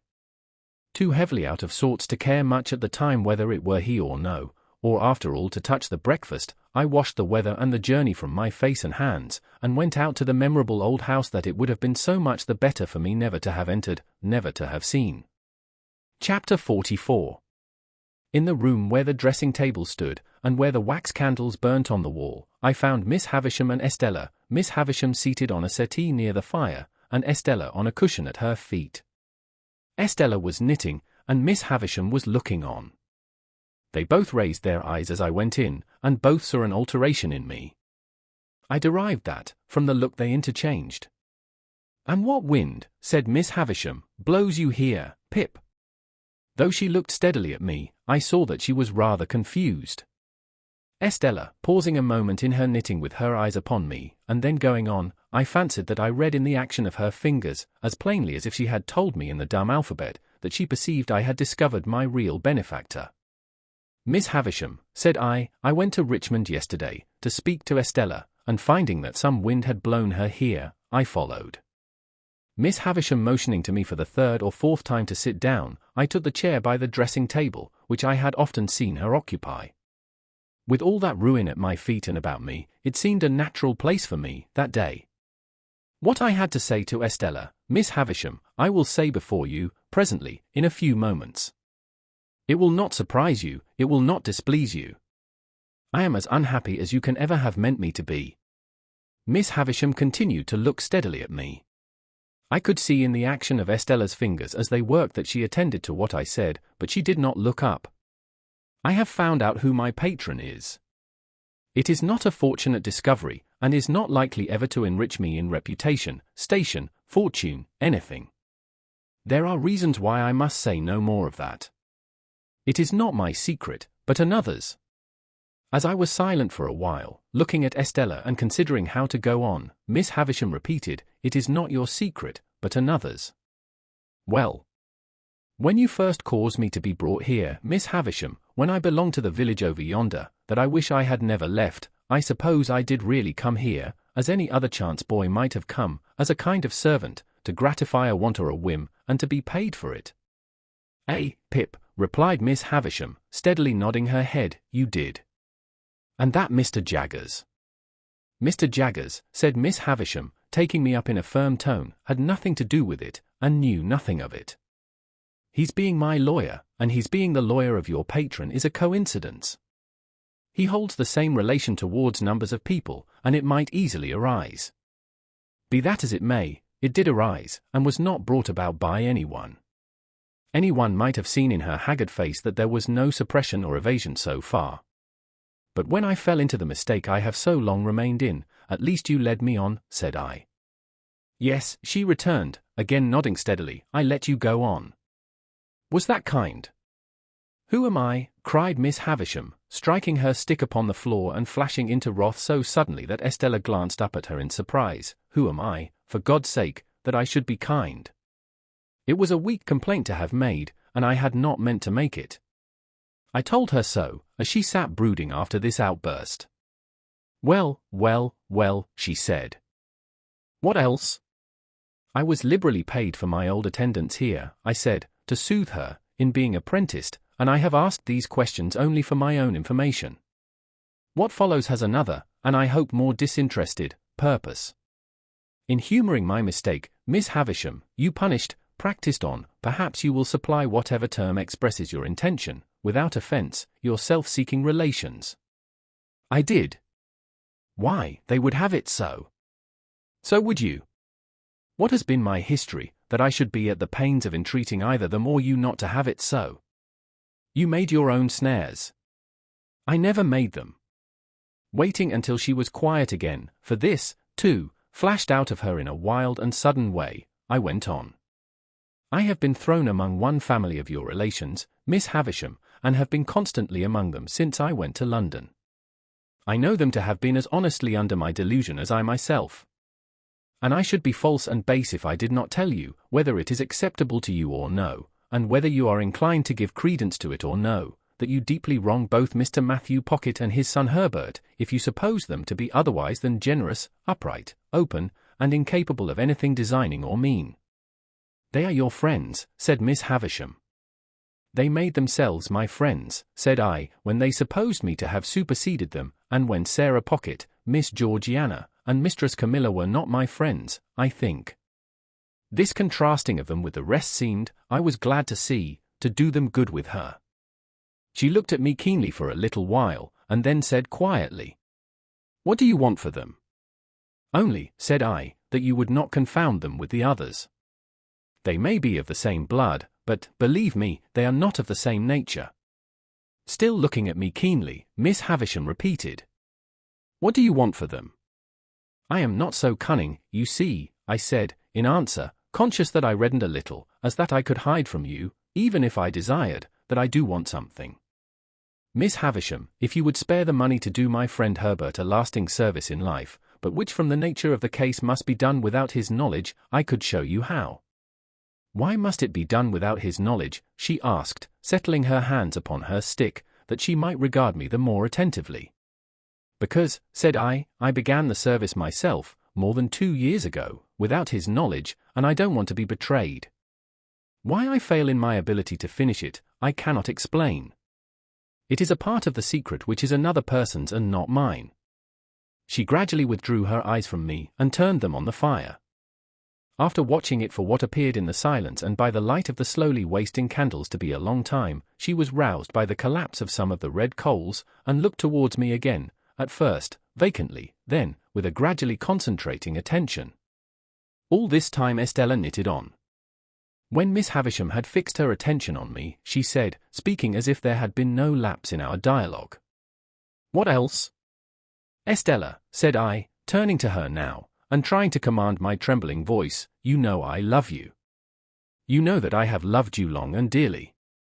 She raised her eyes to my face, on being thus addressed, and her fingers plied their work, and she looked at me with an unmoved countenance. I saw that Miss Havisham glance from me to her, and from her to me. I should have said this sooner, but for my long mistake. It induced me to hope that Miss Havisham meant us for one another. While I thought you could not help yourself, as it were, I refrained from saying it. But I must say it now. Preserving her unmoved countenance, and with her fingers still going, Estella shook her head. I know, said I, in answer to that action, I know. I have no hope that I shall ever call you mine, Estella. I am ignorant what may become of me very soon, how poor I may be, or where I may go. Still, I love you. I have loved you ever since I first saw you in this house. Looking at me perfectly unmoved and with her fingers busy, she shook her head again. It would have been cruel in Miss Havisham, horribly cruel, to practice on the susceptibility of a poor boy, and to torture me through all these years with a vain hope and an idle pursuit, if she had reflected on the gravity of what she did. But I think she did not. I think that, in the endurance of her own trial, she forgot mine, Estella. I saw Miss Havisham put her hand to her heart and hold it there, as she sat looking by turns at Estella and at me. It seems, said Estella, very calmly, that there are sentiments, fancies, I don't know how to call them, which I am not able to comprehend. When you say you love me, I know what you mean, as a form of words, but nothing more. You address nothing in my breast, you touch nothing there. I don't care for what you say at all. I have tried to warn you of this, now, have I not? I said in a miserable manner, yes. Yes. But you would not be warned, for you thought I did not mean it. Now, did you not think so? I thought and hoped you could not mean it. You, so young, untried, and beautiful, Estella. Surely it is not in nature. It is in my nature, she returned. And then she added, with a stress upon the words, it is in the nature formed within me. I make a great difference between you and all other people when I say so much. I can do no more. Is it not true, said I, that Bentley Drummle is in town here, and pursuing you? It is quite true, she replied, referring to him with the indifference of utter contempt. That you encourage him, and ride out with him, and that he dines with you this very day. She seemed a little surprised that I should know it, but again replied, quite true. You cannot love him, Estella. Her fingers stopped for the first time, as she retorted rather angrily, what have I told you? Do you still think, in spite of it, that I do not mean what I say? You would never marry him, Estella. She looked towards Miss Havisham, and considered for a moment with her work in her hands. Then she said, why not tell you the truth? I am going to be married to him. I dropped my face into my hands, but was able to control myself better than I could have expected, considering what agony it gave me to hear her say those words. When I raised my face again, there was such a ghastly look upon Miss Havisham's, that it impressed me, even in my passionate hurry and grief. Estella, dearest Estella, do not let Miss Havisham lead you into this fatal step. Put me aside forever, you have done so, I well know, but bestow yourself on some worthier person than Drummle. Miss Havisham gives you to him, as the greatest slight and injury that could be done to the many far better men who admire you, and to the few who truly love you. Among those few there may be one who loves you even as dearly, though he has not loved you as long as I. Take him, and I can bear it better, for your sake. My earnestness awoke a wonder in her that seemed as if it would have been touched with compassion, if she could have rendered me at all intelligible to her own mind. I am going, she said again, in a gentler voice, to be married to him. The preparations for my marriage are making, and I shall be married soon. Why do you injuriously introduce the name of my mother by adoption? It is my own act. Your own act, Estella, to fling yourself away upon a brute. On whom should I fling myself away? She retorted, with a smile. Should I fling myself away upon the man who would the soonest feel, if people do feel such things, that I took nothing to him? There. It is done. I shall do well enough, and so will my husband. As to leading me into what you call this fatal step, Miss Havisham would have had me wait, and not marry yet, but I am tired of the life I have led, which has very few charms for me, and I am willing enough to change it. Say no more. We shall never understand each other. Such a mean brute, such a stupid brute. I urged, in despair. Don't be afraid of my being a blessing to him, said Estella, I shall not be that. Come. Here is my hand. Do we part on this, you visionary boy, or man? Oh, Estella! I answered, as my bitter tears fell fast on her hand, do what I would to restrain them, even if I remained in England and could hold my head up with the rest, how could I see you Drummle's wife? Nonsense, she returned, nonsense. This will pass in no time. Never, Estella. You will get me out of your thoughts in a week. Out of my thoughts? You are part of my existence, part of myself. You have been in every line I have ever read since I first came here, the rough common boy whose poor heart you wounded even then. You have been in every prospect I have ever seen since, on the river, on the sails of the ships, on the marshes, in the clouds, in the light, in the darkness, in the wind, in the woods, in the sea, in the streets. You have been the embodiment of every graceful fancy that my mind has ever become acquainted with. The stones of which the strongest London buildings are made are not more real, or more impossible to be displaced by your hands, than your presence and influence have been to me, there and everywhere, and will be. Estella, to the last hour of my life, you cannot choose but remain part of my character, part of the little good in me, part of the evil. But, in this separation, I associate you only with the good, and I will faithfully hold you to that always, for you must have done me far more good than harm. Let me feel now what sharp distress I may. Oh, God bless you, God forgive you. In what ecstasy of unhappiness I got these broken words out of myself, I don't know. The rhapsody welled up within me, like blood from an inward wound, and gushed out. I held her hand to my lips some lingering moments, and so I left her. But ever afterwards, I remembered, and soon afterwards with stronger reason, that while Estella looked at me merely with incredulous wonder, the spectral figure of Miss Havisham, her hand still covering her heart, seemed all resolved into a ghastly stare of pity and remorse. All done, all gone. So much was done and gone, that when I went out at the gate, the light of the day seemed of a darker colour than when I went in. For a while, I hid myself among some lanes and bypaths, and then struck off to walk all the way to London. For, I had by that time come to myself so far as to consider that I could not go back to the inn and see Drummle there, that I could not bear to sit upon the coach and be spoken to, that I could do nothing half so good for myself as tire myself out. It was past midnight when I crossed London Bridge. Pursuing the narrow intricacies of the streets which at that time tended westward near the Middlesex shore of the river, my readiest access to the Temple was close by the riverside, through Whitefriars. I was not expected till tomorrow, but I had my keys, and, if Herbert were gone to bed, could get to bed myself without disturbing him. As it seldom happened that I came in at that Whitefriars gate after the Temple was closed, and as I was very muddy and weary, I did not take it ill that the night porter examined me with much attention as he held the gate a little way open for me to pass in. To help his memory I mentioned my name. I was not quite sure, sir, but I thought so. Here's a note, sir. The messenger that brought it said would you be so good as read it by my lantern. Much surprised by the request, I took the note. It was directed to Philip Pip, Esquire, and on the top of the superscription were the words, "Please read this, here." I opened it, the watchman holding up his light, and read inside, in Wemmick's writing. Don't go home. Chapter 45. Turning from the Temple Gate as soon as I had read the warning, I made the best of my way to Fleet Street, and there got a late hackney chariot and drove to the Hummums in Covent Garden. In those times a bed was always to be got there at any hour of the night, and the chamberlain, letting me in at his ready wicket, lighted the candle next in order on his shelf, and showed me straight into the bedroom next in order on his list.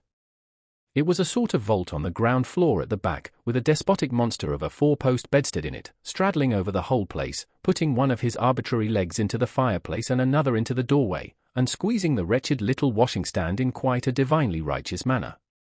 As I had asked for a night-light, the chamberlain had brought me in, before he left me, the good old constitutional rushlight of those virtuous days, an object like the ghost of a walking cane, which instantly broke its back if it were touched, which nothing could ever be lighted at, and which was placed in solitary confinement at the bottom of a high tin tower, perforated with round holes that made a staringly wide-awake pattern on the walls. When I had got into bed, and lay there footsore, weary, and wretched, I found that I could no more close my own eyes than I could close the eyes of this foolish Argus. And thus, in the gloom and death of the night, we stared at one another. What a doleful night! How anxious, how dismal, how long! There was an inhospitable smell in the room, of cold soot and hot dust, and, as I looked up into the corners of the tester over my head, I thought what a number of blue-bottle flies from the butcher's, and earwigs from the market, and grubs from the country, must be holding on up there, lying by for next summer. This led me to speculate whether any of them ever tumbled down, and then I fancied that I felt light falls on my face, a disagreeable turn of thought, suggesting other and more objectionable approaches up my back. When I had lain awake a little while, those extraordinary voices with which silence teems began to make themselves audible. The closet whispered, the fireplace sighed, the little washing-stand ticked, and one guitar string played occasionally in the chest of drawers. At about the same time, the eyes on the wall acquired a new expression, and in every one of those staring rounds I saw written, "Don't go home." Whatever night fancies and night noises crowded on me, they never warded off this "Don't go home." It plaited itself into whatever I thought of, as a bodily pain would have done. Not long before, I had read in the newspapers, how a gentleman unknown had come to the Hummums in the night, and had gone to bed, and had destroyed himself, and had been found in the morning weltering in blood.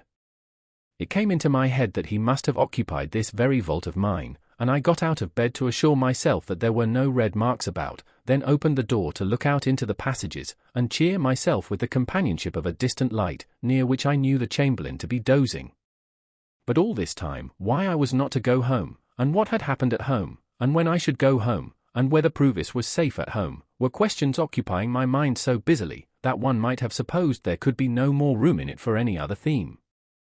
Even when I thought of Estella, and how we had parted that day forever, and when I recalled all the circumstances of our parting, and all her looks and tones, and the action of her fingers while she knitted, even then I was pursuing, here and there and everywhere, the caution, "Don't go home." When at last I dozed, in sheer exhaustion of mind and body, it became a vast shadowy verb which I had to conjugate. Imperative mood, present tense, do not thou go home, let him not go home, let us not go home, do not ye or you go home, let not them go home.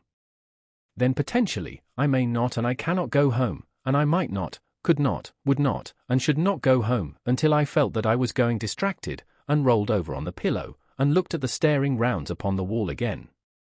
I had left directions that I was to be called at 7, for it was plain that I must see Wemmick before seeing anyone else, and equally plain that this was a case in which his Walworth sentiments only could be taken.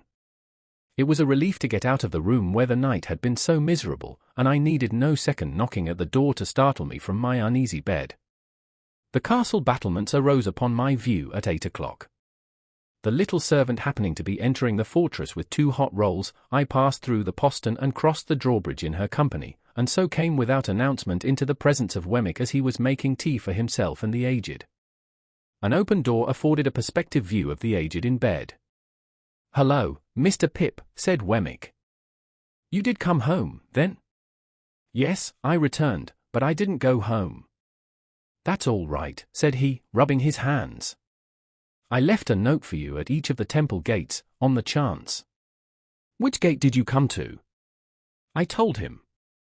"I'll go round to the others in the course of the day and destroy the notes," said Wemmick. "It's a good rule never to leave documentary evidence if you can help it, because you don't know when it may be put in. I'm going to take a liberty with you. Would you mind toasting this sausage for the aged P?" I said I should be delighted to do it. "Then you can go about your work, Mary Ann," said Wemmick to the little servant, "which leaves us to ourselves, don't you see, Mr. Pip," he added, winking, as she disappeared. I thanked him for his friendship and caution, and our discourse proceeded in a low tone, while I toasted the aged sausage and he buttered the crumb of the aged roll. "Now, Mr. Pip, you know," said Wemmick, "you and I understand one another. We are in our private and personal capacities, and we have been engaged in a confidential transaction before today. Official sentiments are one thing. We are extra-official."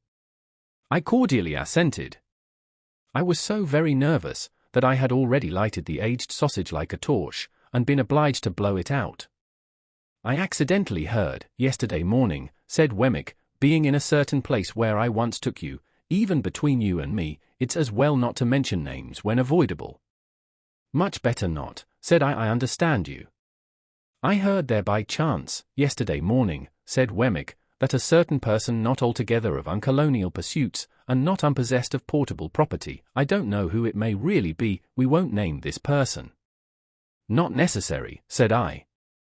"Had made some little stir in a certain part of the world where a good many people go, not always in gratification of their own inclinations, and not quite irrespective of the government expense." In watching his face, I made quite a firework of the aged sausage, and greatly discomposed both my own attention and Wemmick's, for which I apologized. By disappearing from such place, and being no more heard of thereabouts. From which, said Wemmick, conjectures had been raised and theories formed. I also heard that you at your chambers in Garden Court, Temple, had been watched, and might be watched again. "By whom?" said I. "I wouldn't go into that," said Wemmick, evasively, "it might clash with official responsibilities. I heard it, as I have in my time heard other curious things in the same place. I don't tell it you on information received. I heard it." He took the toasting fork and sausage from me as he spoke, and set forth the aged's breakfast neatly on a little tray.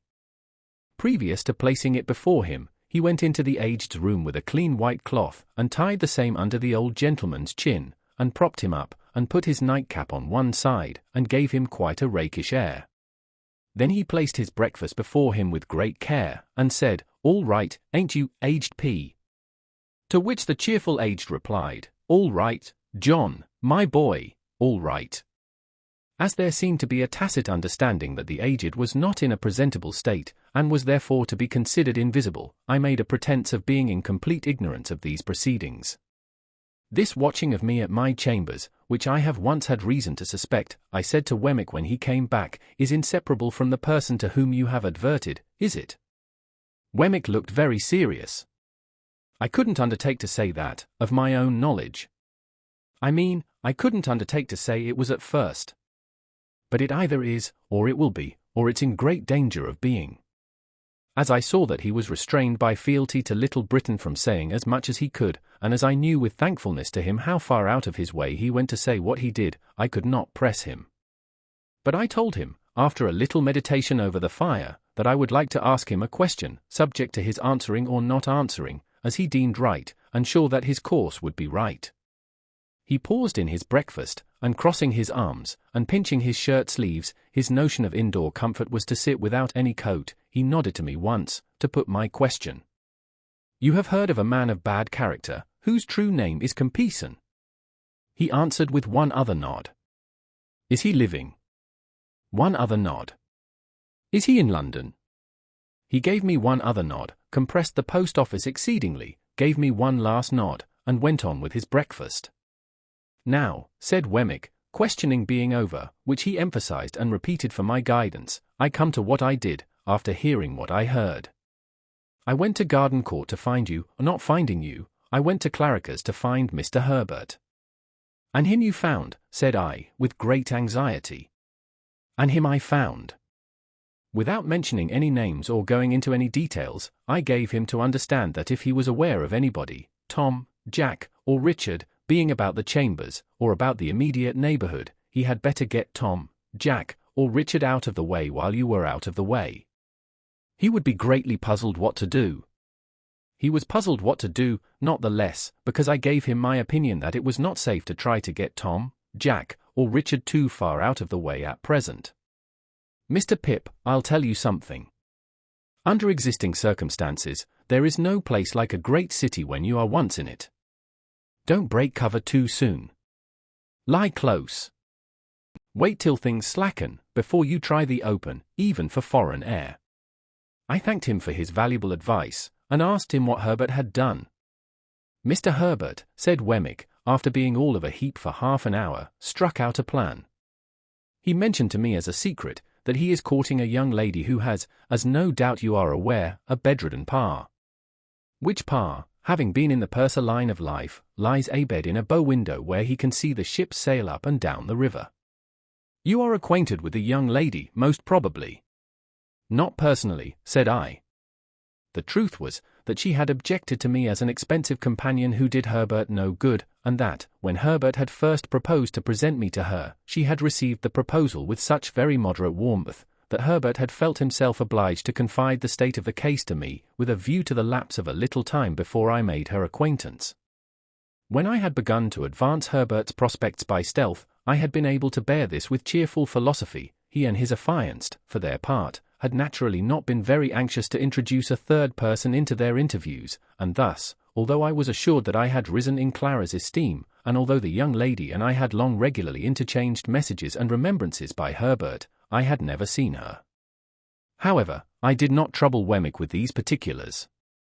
"The house with the bow window," said Wemmick, "being by the riverside, down the pool there between Limehouse and Greenwich, and being kept, it seems, by a very respectable widow who has a furnished upper floor to let, Mr. Herbert put it to me, what did I think of that as a temporary tenement for Tom, Jack, or Richard? Now, I thought very well of it, for 3 reasons I'll give you. That is to say, firstly, it's altogether out of all your beats, and is well away from the usual heap of streets great and small. Secondly, without going near it yourself, you could always hear of the safety of Tom, Jack, or Richard, through Mr. Herbert.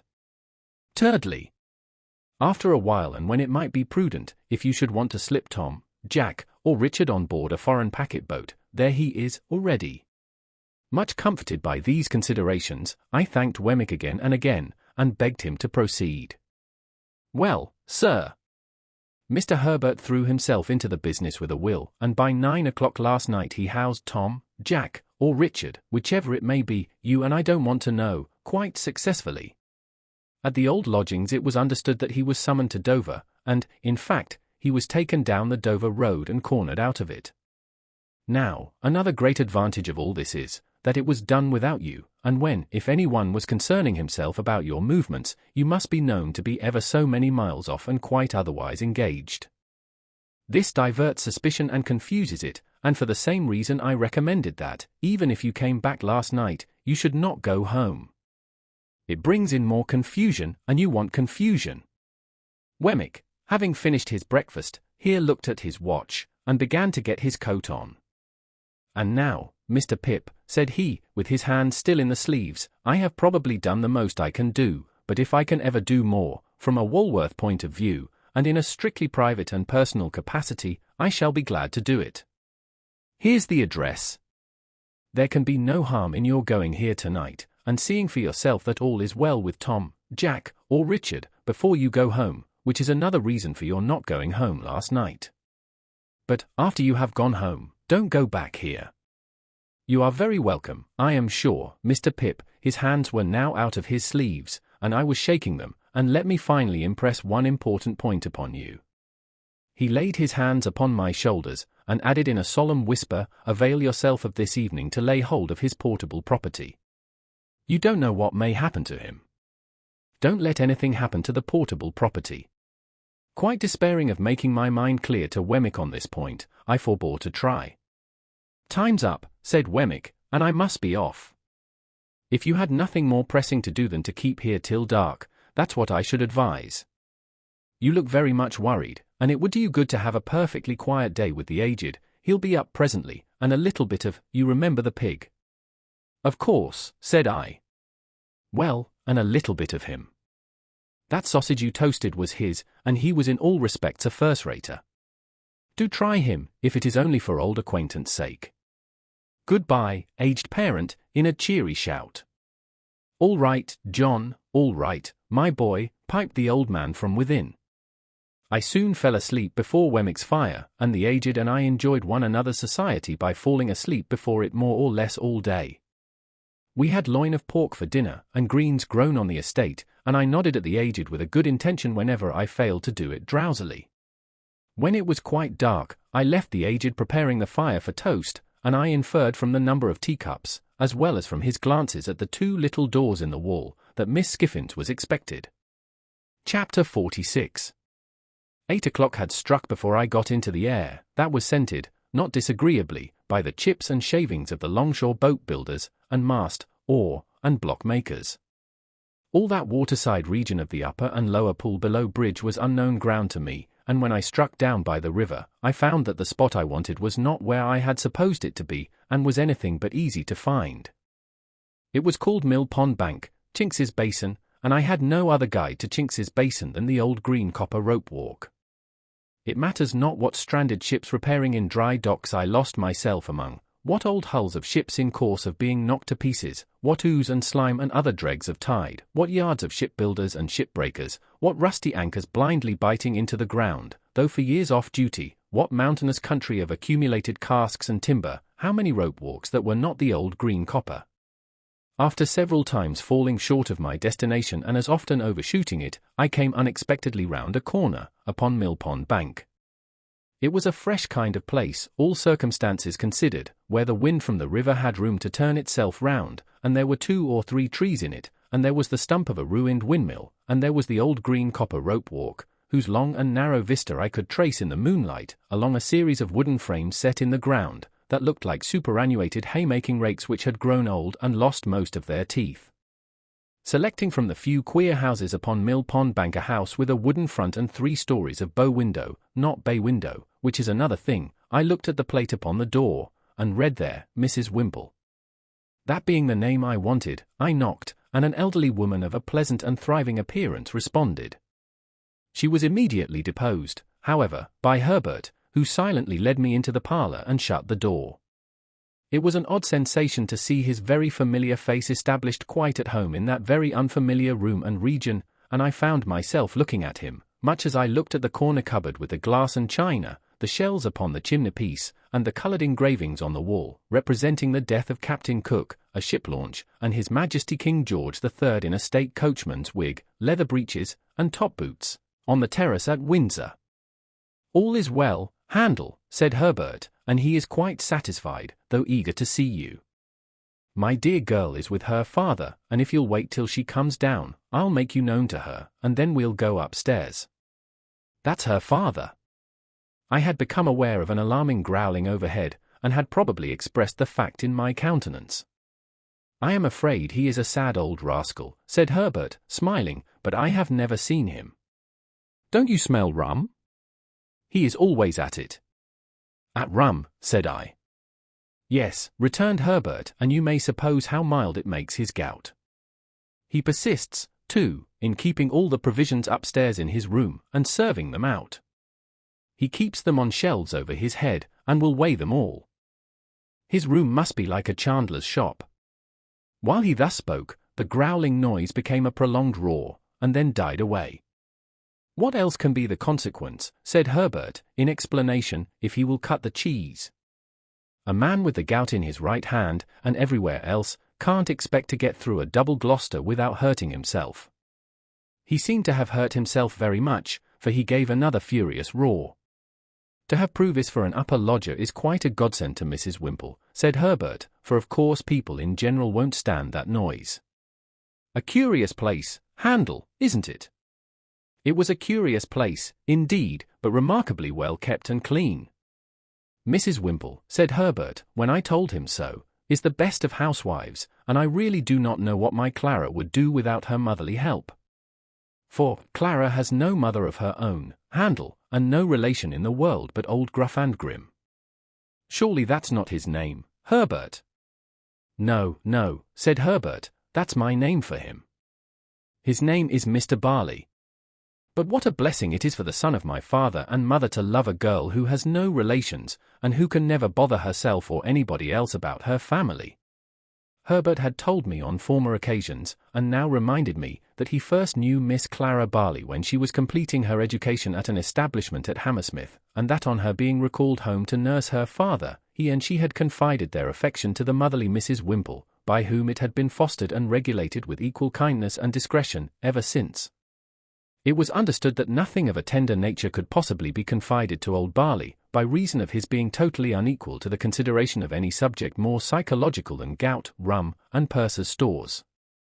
As we were thus conversing in a low tone while old Barley's sustained growl vibrated in the beam that crossed the ceiling, the room door opened, and a very pretty, slight, dark-eyed girl of 20 or so came in with a basket in her hand, whom Herbert tenderly relieved of the basket, and presented, blushing, as he Clara. She really was a most charming girl, and might have passed for a captive fairy, whom that truculent ogre, old Barley, had pressed into his service. "Look here," said Herbert, showing me the basket, with a compassionate and tender smile, after we had talked a little, "here's poor Clara's supper, served out every night. Here's her allowance of bread, and here's her slice of cheese, and here's her rum, which I drink. This is Mr. Barley's breakfast for tomorrow, served out to be cooked. 2 mutton chops, 3 potatoes, some split peas, a little flour, 2 ounces of butter, a pinch of salt, and all this black pepper. It's stewed up together, and taken hot, and it's a nice thing for the gout, I should think." There was something so natural and winning in Clara's resigned way of looking at these stores in detail as Herbert pointed them out, and something so confiding, loving, and innocent in her modest manner of yielding herself to Herbert's embracing arm, and something so gentle in her, so much needing protection on Mill Pond Bank, by Chinks's Basin, and the old green copper rope walk, with old Barley growling in the beam, that I would not have undone the engagement between her and Herbert for all. The money in the pocket-book I had never opened. I was looking at her with pleasure and admiration, when suddenly the growl swelled into a roar again, and a frightful bumping noise was heard above, as if a giant with a wooden leg were trying to bore it through the ceiling to come at us. Upon this Clara said to Herbert, "Papa wants me, darling," and ran away. "There is an unconscionable old shark for you," said Herbert. "What do you suppose he wants now, Handel?" I don't know, said I. Is something to drink? That's it, cried Herbert, as if I had made a guess of extraordinary merit. He keeps his grog ready mixed in a little tub on the table. Wait a moment, and you'll hear Clara lift him up to take some. There he goes. Another roar, with a prolonged shake at the end. Now, said Herbert, as it was succeeded by silence, his drinking. Now, said Herbert, as the growl resounded in the beam once more, his down again on his back. Clara returned soon afterwards, and Herbert accompanied me upstairs to see our charge. As we passed Mr. Barley's door, he was heard hoarsely muttering within, in a strain that rose and fell like wind, the following refrain, in which I substitute good wishes for something quite the reverse. Ahoy! Bless your eyes, here's old Bill Barley. Here's old Bill Barley, bless your eyes. Here's old Bill Barley on the flat of his back, by the Lord. Lying on the flat of his back like a drifting old dead flounder, here's your old Bill Barley, bless your eyes. Ahoy! Bless you. In this strain of consolation, Herbert informed me the invisible Barley would commune with himself by the day and night together, often, while it was light, having, at the same time, one eye at a telescope which was fitted on his bed for the convenience of sweeping the river. In his 2 cabin rooms at the top of the house, which were fresh and airy, and in which Mr. Barley was less audible than below, I found Pruvis comfortably settled. He expressed no alarm, and seemed to feel none that was worth mentioning, but it struck me that he was softened, indefinably, for I could not have said how, and could never afterwards recall how when I tried, but certainly. The opportunity that the day's rest had given me for reflection had resulted in my fully determining to say nothing to him respecting Compeyson. For anything I knew, his animosity towards the man might otherwise lead to his seeking him out and rushing on his own destruction. Therefore, when Herbert and I sat down with him by his fire, I asked him first of all whether he relied on Wemmick's judgment and sources of information. Dear boy, he answered, with a grave nod, Jaggers knows.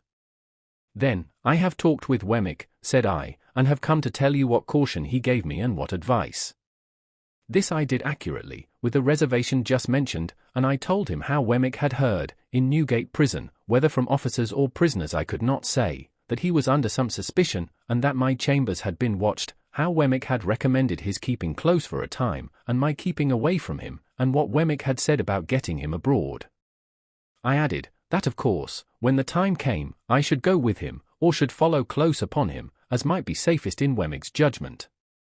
What was to follow that I did not touch upon, neither, indeed, was I at all clear or comfortable about it in my own mind, now that I saw him in that softer condition, and in declared peril for my sake.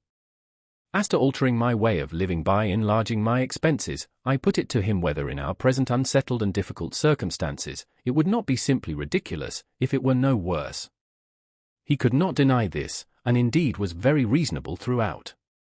His coming back was a venture, he said, and he had always known it to be a venture. He would do nothing to make it a desperate venture, and he had very little fear of his safety with such good help. Herbert, who had been looking at the fire and pondering, here said that something had come into his thoughts arising out of Wemmick's suggestion, which it might be worth while to pursue.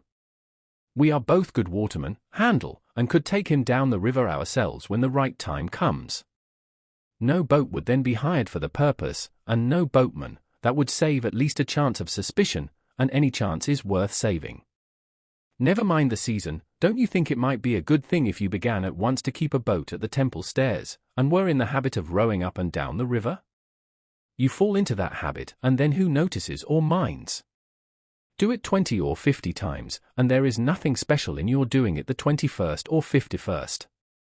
I liked this scheme, and Pruvis was quite elated by it. We agreed that it should be carried into execution, and that Pruvis should never recognize us if we came below bridge, and rowed past Mill Pond Bank. But we further agreed that he should pull down the blind in that part of his window which gave upon the east, whenever he saw us, and all was right. Our conference being now ended, and everything arranged, I rose to go, remarking to Herbert that he and I had better not go home together, and that I would take half an hour's start of him. I don't like to leave you here, I said to Pruvis, though I cannot doubt your being safer here than near me. Goodbye. Dear boy, he answered, clasping my hands, I don't know when we may meet again, and I don't like goodbye. Say good night. Good night.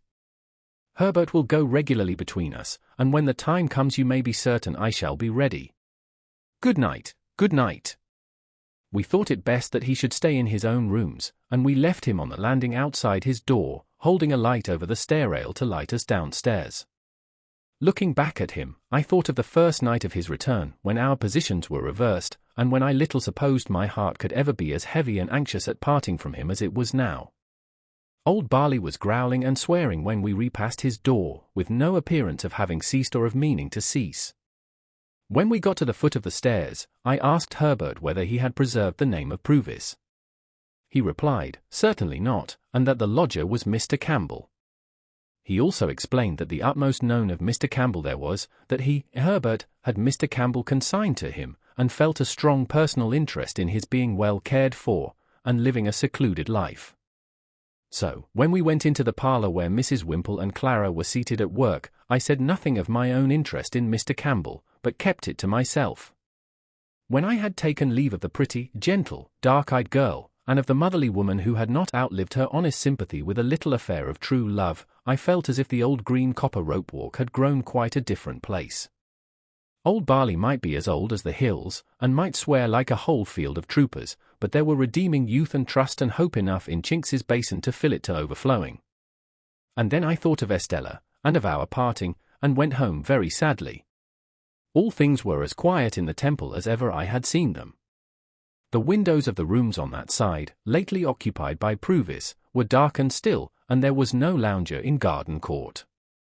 I walked past the fountain twice or thrice before I descended the steps that were between me and my rooms, but I was quite alone. Herbert, coming to my bedside when he came in, for I went straight to bed, dispirited and fatigued, made the same report. Opening one of the windows after that, he looked out into the moonlight, and told me that the pavement was as solemnly empty as the pavement of any cathedral at that same hour. Next day I set myself to get the boat. It was soon done, and the boat was brought round to the Temple stairs, and lay where I could reach her within a minute or two. Then, I began to go out as for training and practice, sometimes alone, sometimes with Herbert. I was often out in cold, rain, and sleet, but nobody took much note of me after I had been out a few times. At first, I kept above Blackfriars Bridge, but as the hours of the tide changed, I took towards London Bridge. It was old London Bridge in those days, and at certain states of the tide there was a race and fall of water there which gave it a bad reputation. But I knew well enough how to shoot the bridge after seeing it done, and so began to row about among the shipping in the Pool, and down to Erith. The first time I passed Mill Pond Bank, Herbert and I were pulling a pair of oars, and, both in going and returning, we saw the blind towards the east come down. Herbert was rarely there less frequently than 3 times in a week, and he never brought me a single word of intelligence that was at all alarming. Still, I knew that there was cause for alarm, and I could not get rid of the notion of being watched. Once received, it is a haunting idea. How many undesigning persons I suspected of watching me, it would be hard to calculate. In short, I was always full of fears for the rash man who was in hiding. Herbert had sometimes said to me that he found it pleasant to stand at one of our windows after dark, when the tide was running down, and to think that it was flowing, with everything it bore, towards Clara. But I thought with dread that it was flowing towards Magwitch, and that any black mark on its surface might be his pursuers, going swiftly, silently, and surely, to take him. Chapter 47. Some weeks passed without bringing any change. We waited for Wemmick, and he made no sign. If I had never known him out of Little Britain, and had never enjoyed the privilege of being on a familiar footing at the castle, I might have doubted him, not so for a moment, knowing him as I did. My worldly affairs began to wear a gloomy appearance, and I was pressed for money by more than one creditor. Even I myself began to know the want of money, I mean of ready money in my own pocket, and to relieve it by converting some easily spared articles of jewellery into cash. But I had quite determined that it would be a heartless fraud to take more money from my patron in the existing state of my uncertain thoughts and plans. Therefore, I had sent him the unopened pocket-book by Herbert, to hold in his own keeping, and I felt a kind of satisfaction, whether it was a false kind or a true, I hardly know, in not having profited by his generosity since his revelation of himself. As the time wore on, an impression settled heavily upon me that Estella was married. Fearful of having it confirmed, though it was all but a conviction, I avoided the newspapers, and begged Herbert, to whom I had confided the circumstances of our last interview, never to speak of her to me. Why I hoarded up this last wretched little rag of the robe of hope that was rent and given to the winds, how do I know? Why did you who read this commit that not dissimilar inconsistency of your own last year, last month, last week? It was an unhappy life that I lived, and its one dominant anxiety, towering over all its other anxieties, like a high mountain above a range of mountains, never disappeared from my view. Still, no new cause for fear arose. Let me start from my bed as I would, with the terror fresh upon me that he was discovered, let me sit listening, as I would with dread, for Herbert's returning step at night, lest it should be fleeter than ordinary, and winged with evil news, for all that, and much more to like purpose, the round of things went on. Condemned to inaction and a state of constant restlessness and suspense, I rowed about in my boat, and waited, as I best could. There were states of the tide when, having been down the river, I could not get back through the eddy-chafed arches and starlings of old London Bridge. Then, I left my boat at a wharf near the Custom House, to be brought up afterwards to the Temple Stairs. I was not averse to doing this, as it served to make me and my boat a commoner incident among the waterside people there. From this slight occasion sprang two meetings that I have now to tell of. One afternoon, late in the month of February, I came ashore at the wharf at dusk. I had pulled down as far as Greenwich with the ebb tide, and had turned with the tide. It had been a fine bright day, but had become foggy as the sun dropped, and I had had to feel my way back among the shipping, pretty carefully. Both in going and returning, I had seen the signal in his window, all well. As it was a raw evening, and I was cold, I thought I would comfort myself with dinner at once, and as I had hours of dejection and solitude before me if I went home to the Temple, I thought I would afterwards go to the play. The theatre where Mr. Wopsle had achieved his questionable triumph was in that waterside neighbourhood. It is nowhere now, and to that theatre I resolved to go. I was aware that Mr. Wopsle had not succeeded in reviving the drama, but, on the contrary, had rather partaken of its decline. He had been ominously heard of, through the playbills, as a faithful black, in connection with a little girl of noble birth and a monkey. And Herbert had seen him as a predatory Tartar of comic propensities, with a face like a red brick, and an outrageous hat all over bells. I dined at what Herbert and I used to call a geographical chop house, where there were maps of the world in porter-pot rims on every half-yard of the tablecloths, and charts of gravy on every one of the knives. To this day there is scarcely a single chop house within the Lord Mayor's dominions which is not geographical, and wore out the time in dozing over crumbs, staring at gas, and baking in a hot blast of dinners. By and by, I roused myself, and went to the play. There, I found a virtuous boatswain in His Majesty's service, a most excellent man, though I could have wished his trousers not quite so tight in some places, and not quite so loose in others, who knocked all the little men's hats over their eyes, though he was very generous and brave, and who wouldn't hear of anybody's paying taxes, though he was very patriotic. He had a bag of money in his pocket, like a pudding in the cloth, and on that property married a young person in bed furniture, with great rejoicings, the whole population of Portsmouth, 9 in number at the last census, turning out on the beach to rub their own hands and shake everybody else's, and sing Phil, Phil.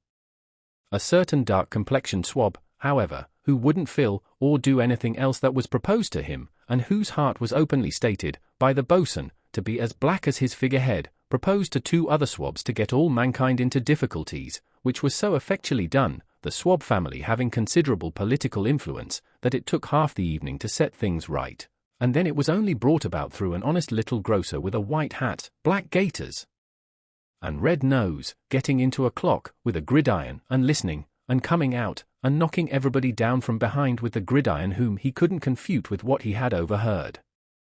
This led to Mr. Wopsle's, who had never been heard of before, coming in with a star and garter on, as a plenipotentiary of great power direct from the Admiralty, to say that the swabs were all to go to prison on the spot, and that he had brought the boatswain down the Union Jack, as a slight acknowledgment of his public services.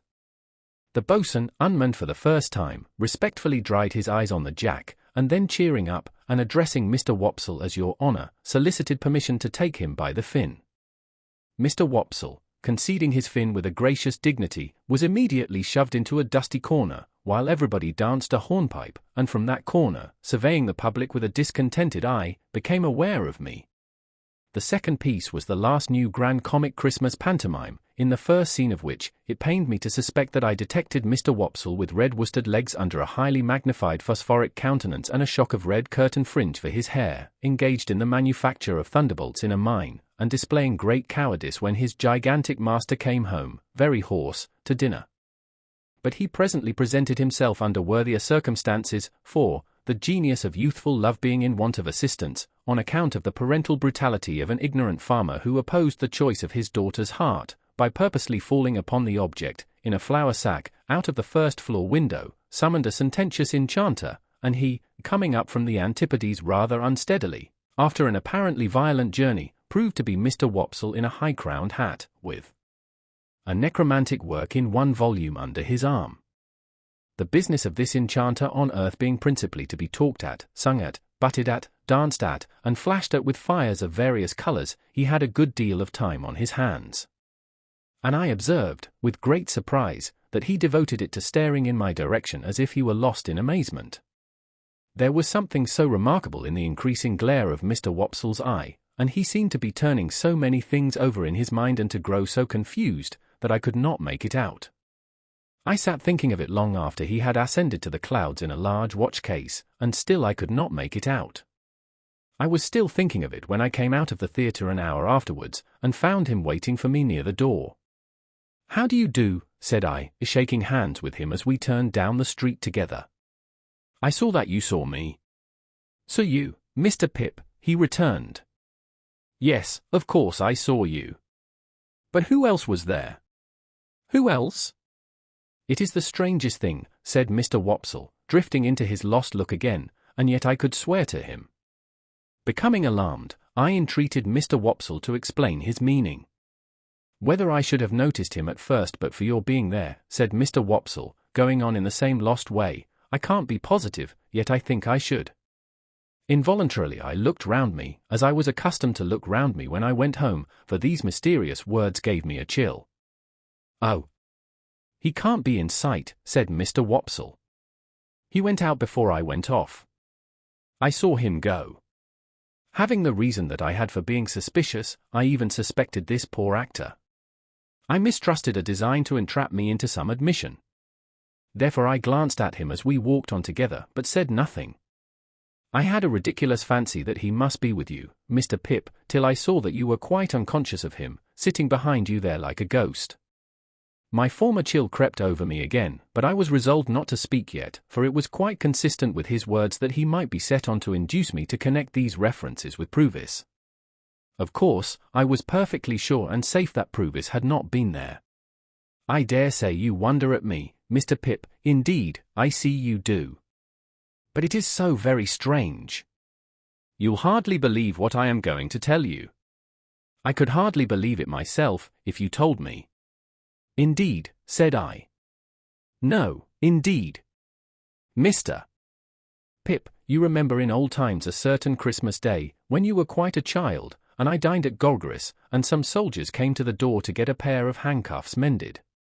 I remember it very well. And you remember that there was a chase after 2 convicts, and that we joined in it, and that Golgory took you on his back, and that I took the lead, and you kept up with me as well as you could. I remember it all very well. Better than he thought, except the last clause.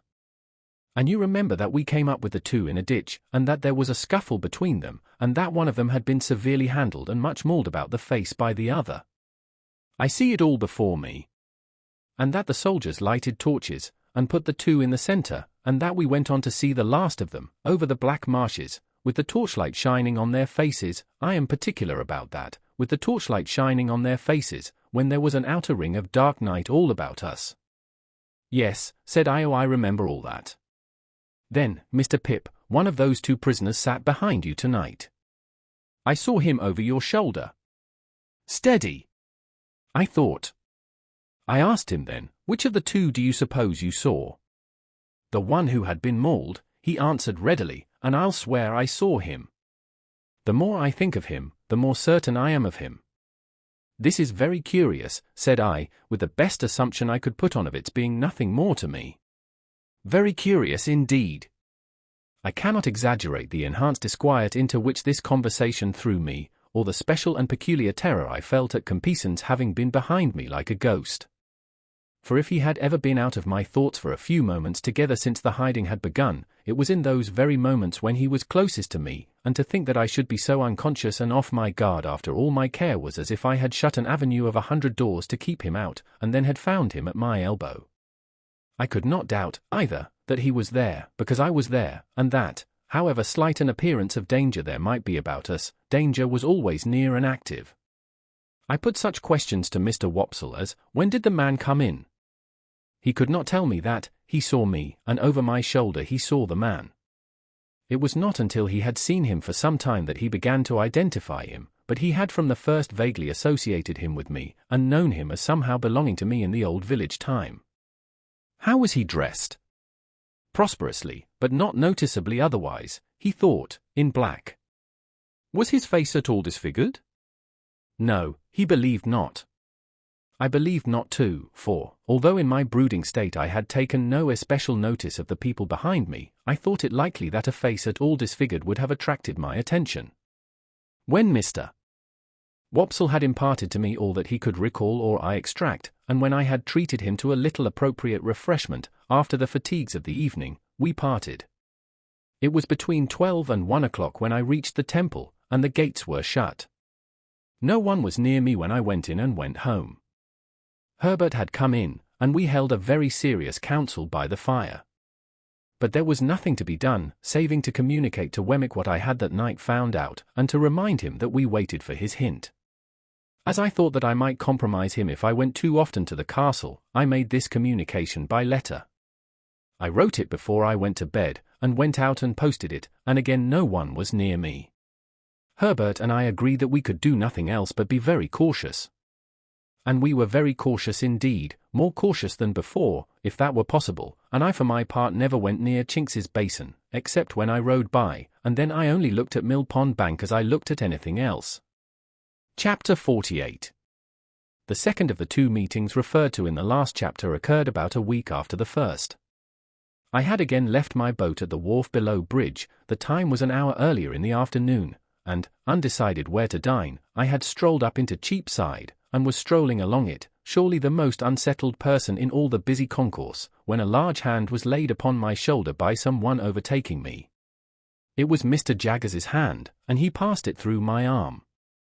As we are going in the same direction, Pip, we may walk together. Where are you bound for? For the temple, I think, said I. Don't you know, said Mr. Jaggers. Well, I returned, glad for once to get the better of him in cross-examination, I do not know, for I have not made up my mind. You are going to dine, said Mr. Jaggers. You don't mind admitting that, I suppose? No, I returned, I don't mind admitting that. And are not engaged? I don't mind admitting also that I am not engaged. Then, said Mr. Jaggers, come and dine with me. I was going to excuse myself, when he added, Wemmick's coming.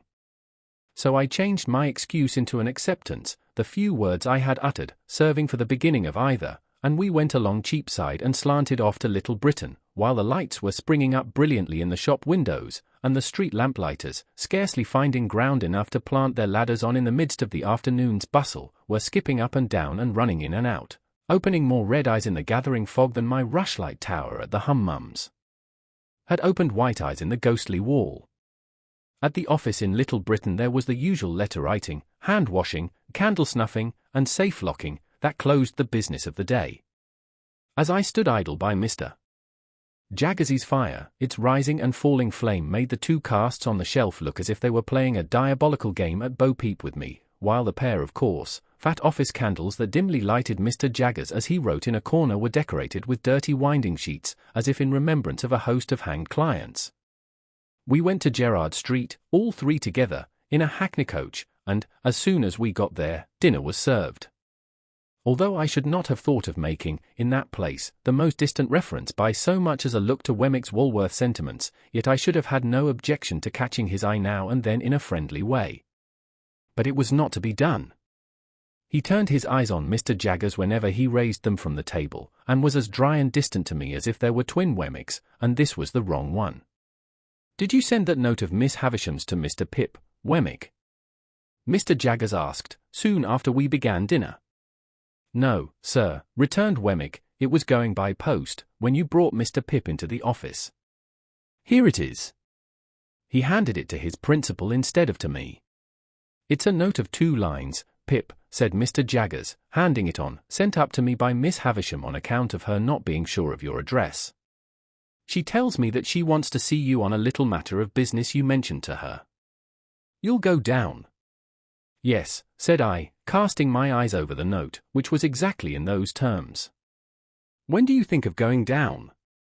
"I have an impending engagement," said I, glancing at Wemmick, who was putting fish into the post office, "that renders me rather uncertain of my time. At once, I think." "If Mr. Pip has the intention of going at once," said Wemmick to Mr. Jaggers, "he needn't write an answer, you know." Receiving this as an intimation that it was best not to delay, I settled that I would go tomorrow, and said so. Wemmick drank a glass of wine and looked with a grimly satisfied air at Mr. Jaggers, but not at me. "So, Pip." "Our friend the Spider," said Mr. Jaggers, "has played his cards. He has won the pool." It was as much as I could do to assent. "Ha! He is a promising fellow, in his way, but he may not have it all his own way. The stronger will win in the end, but the stronger has to be found out first. If he should turn to, and beat her." "Surely," I interrupted, with a burning face and heart, "you do not seriously think that he is scoundrel enough for that, Mr. Jaggers?" "I didn't say so, Pip. I am putting a case. If he should turn to and beat her, he may possibly get the strength on his side. If it should be a question of intellect, he certainly will not. It would be chance work to give an opinion how a fellow of that sort will turn out in such circumstances, because it's a toss-up between 2 results. May I ask what they are?" "A fellow like our friend the Spider," answered Mr. Jaggers, "either beats or cringes. He may cringe and growl, or cringe and not growl, but he either beats or cringes. Ask Wemmick his opinion." "Either beats or cringes," said Wemmick, not at all addressing himself to me. "So here's to Mrs. Bentley Drummle," said Mr. Jaggers, taking a decanter of choicer wine from his dumb waiter, and filling for each of us and for himself, "and may the question of supremacy be settled to the lady's satisfaction. To the satisfaction of the lady and the gentleman, it never will be. Now, Molly, Molly, Molly, Molly, how slow you are today." She was at his elbow when he addressed her, putting a dish upon the table. As she withdrew her hands from it, she fell back a step or 2, nervously muttering some excuse. And a certain action of her fingers, as she spoke, arrested my attention.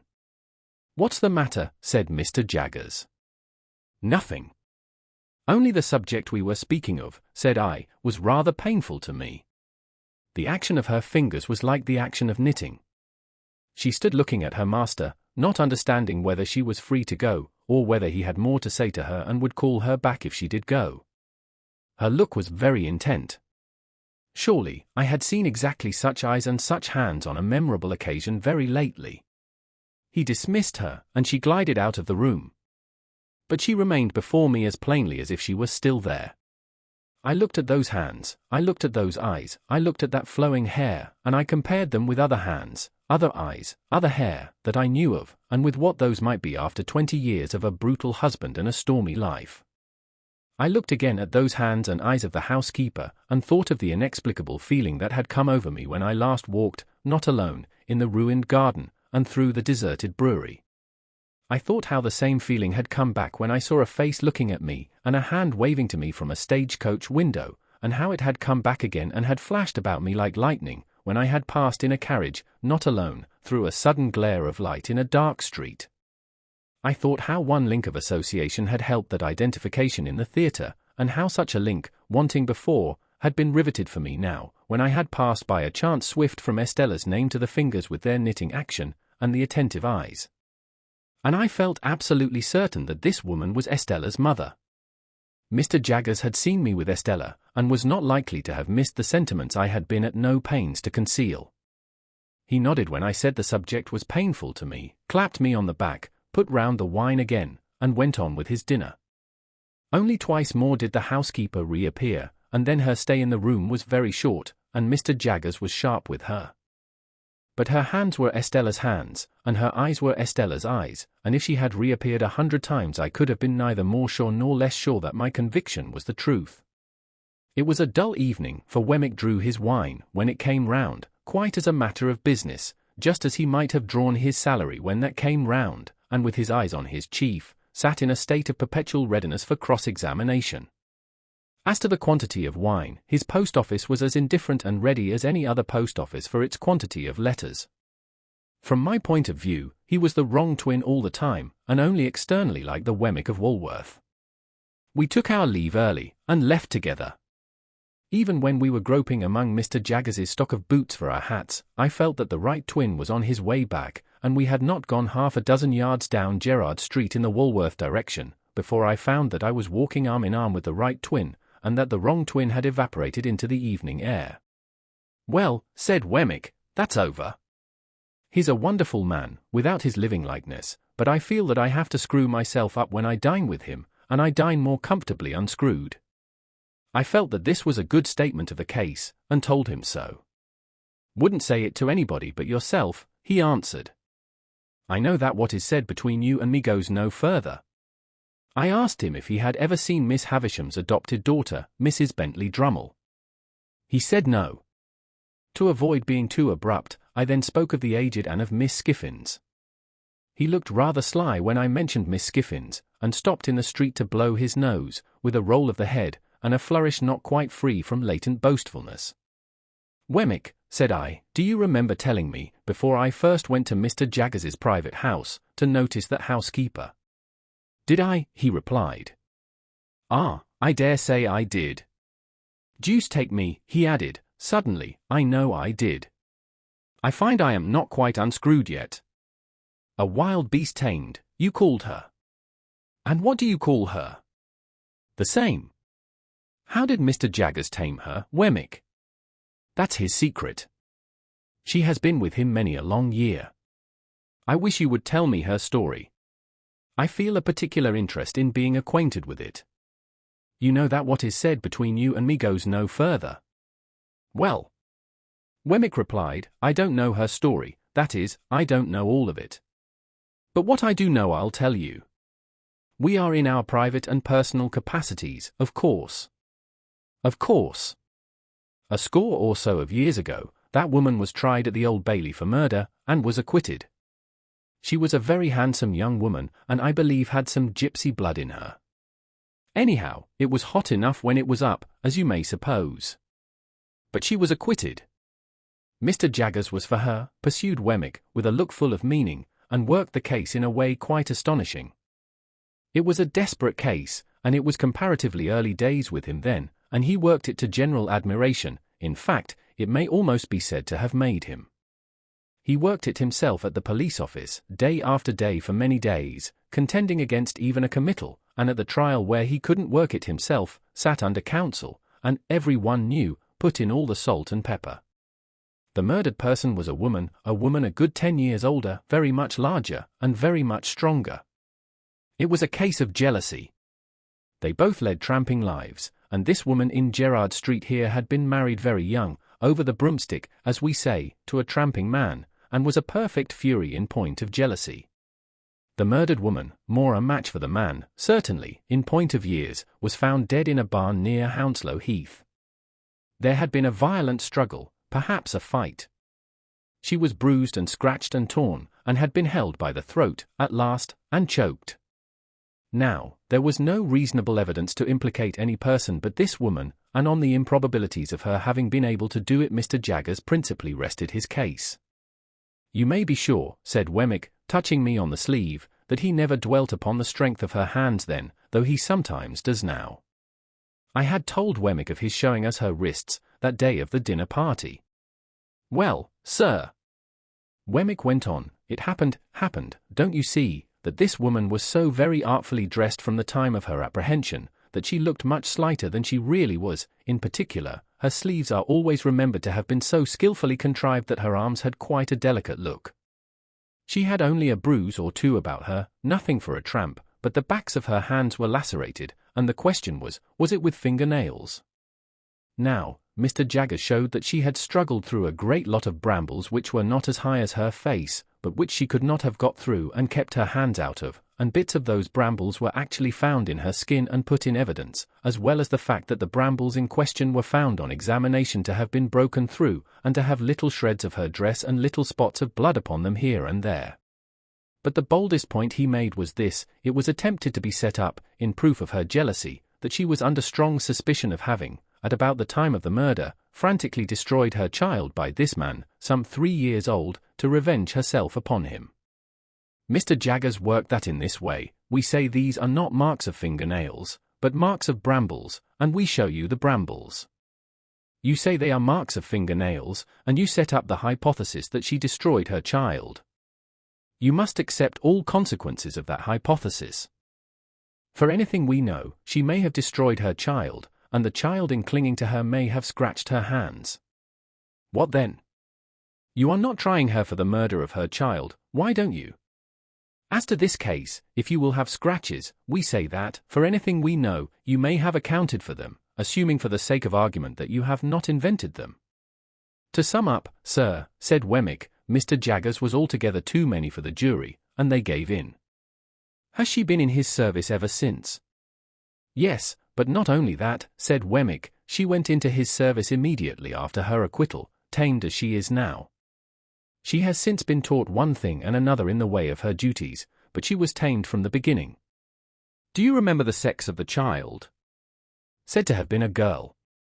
You have nothing more to say to me tonight. Nothing. I got your letter and destroyed it. Nothing. We exchanged a cordial good night, and I went home, with new matter for my thoughts, though with no relief from the old. Chapter 49. Putting Miss Havisham's note in my pocket, that it might serve as my credentials for so soon reappearing at Satis House, in case her waywardness should lead her to express any surprise at seeing me, I went down again by the coach next day.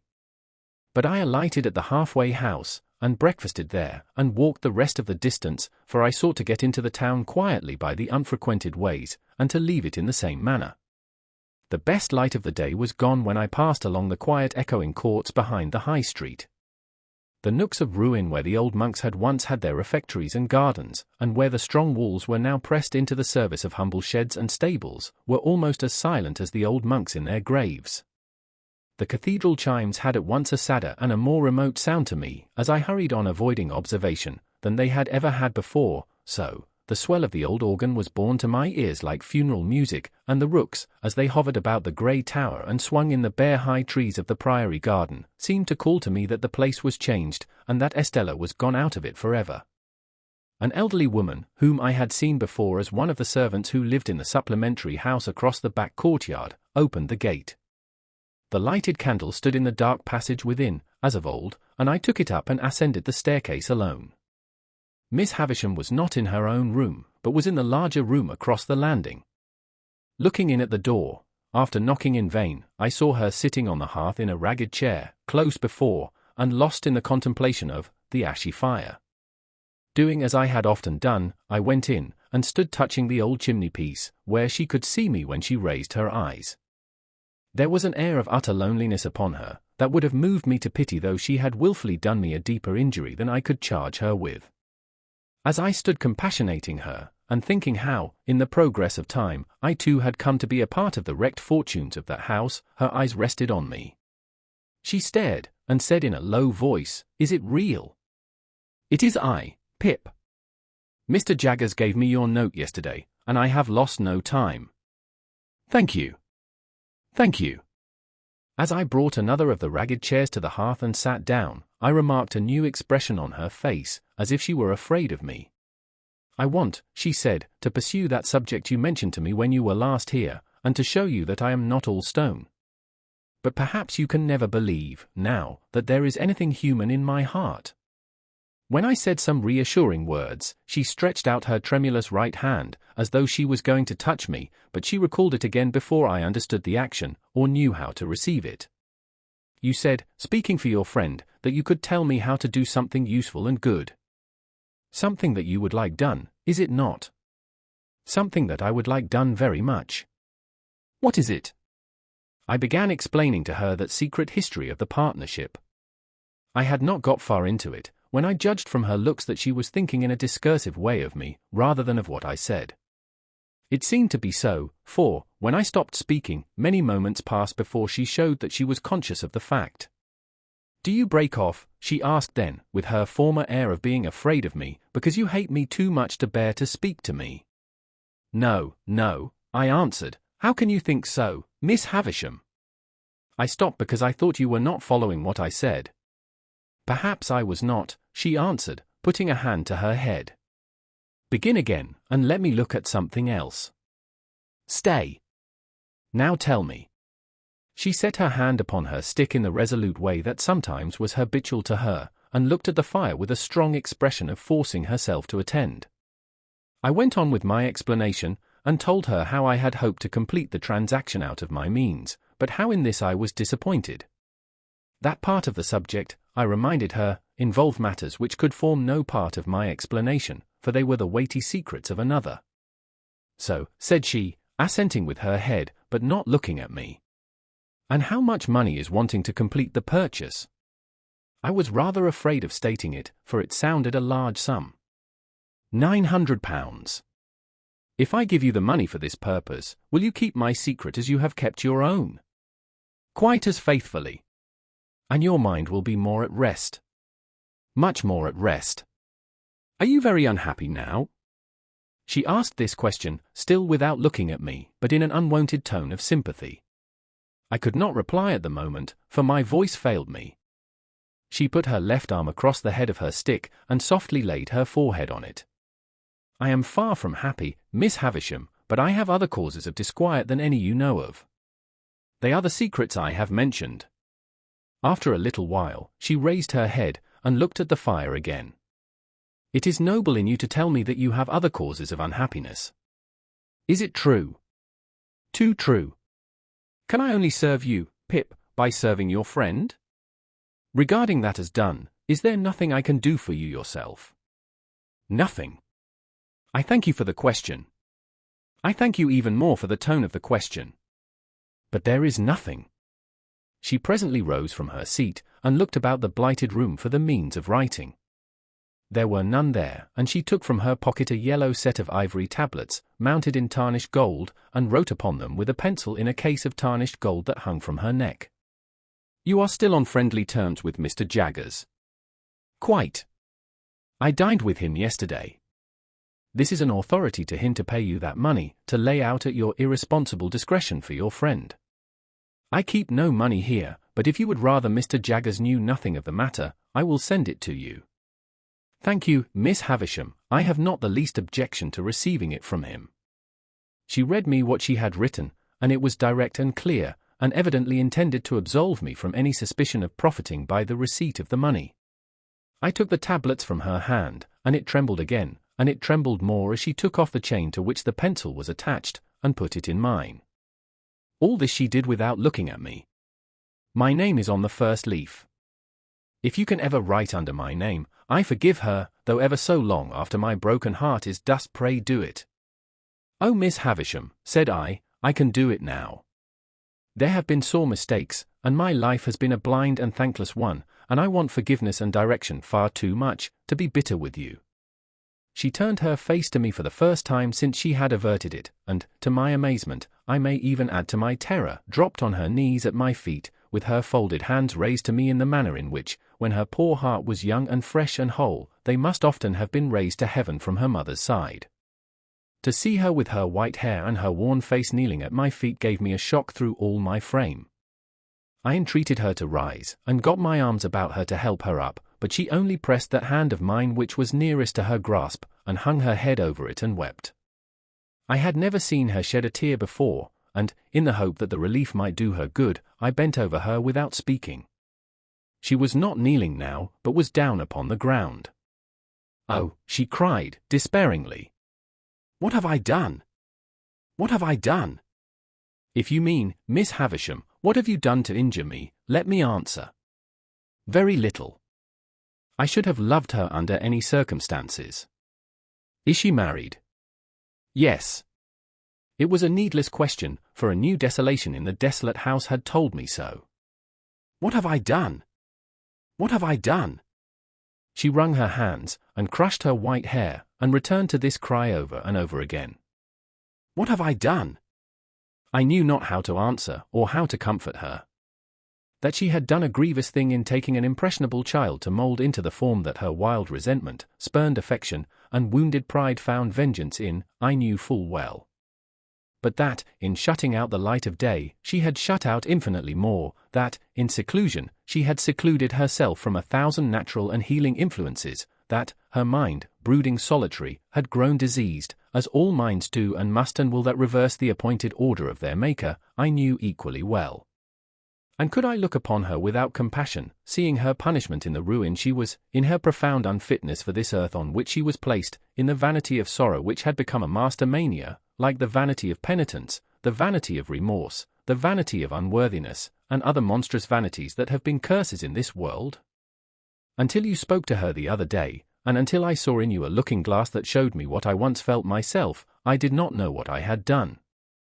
What have I done? What have I done? And so again, 20, 50 times over, what had she done? Miss Havisham, I said, when her cry had died away, you may dismiss me from your mind and conscience. But Estella is a different case, and if you can ever undo any scrap of what you have done amiss in keeping a part of her right nature away from her, it will be better to do that than to bemoan the past through 100 years. Yes, yes, I know it. But, Pip, my dear.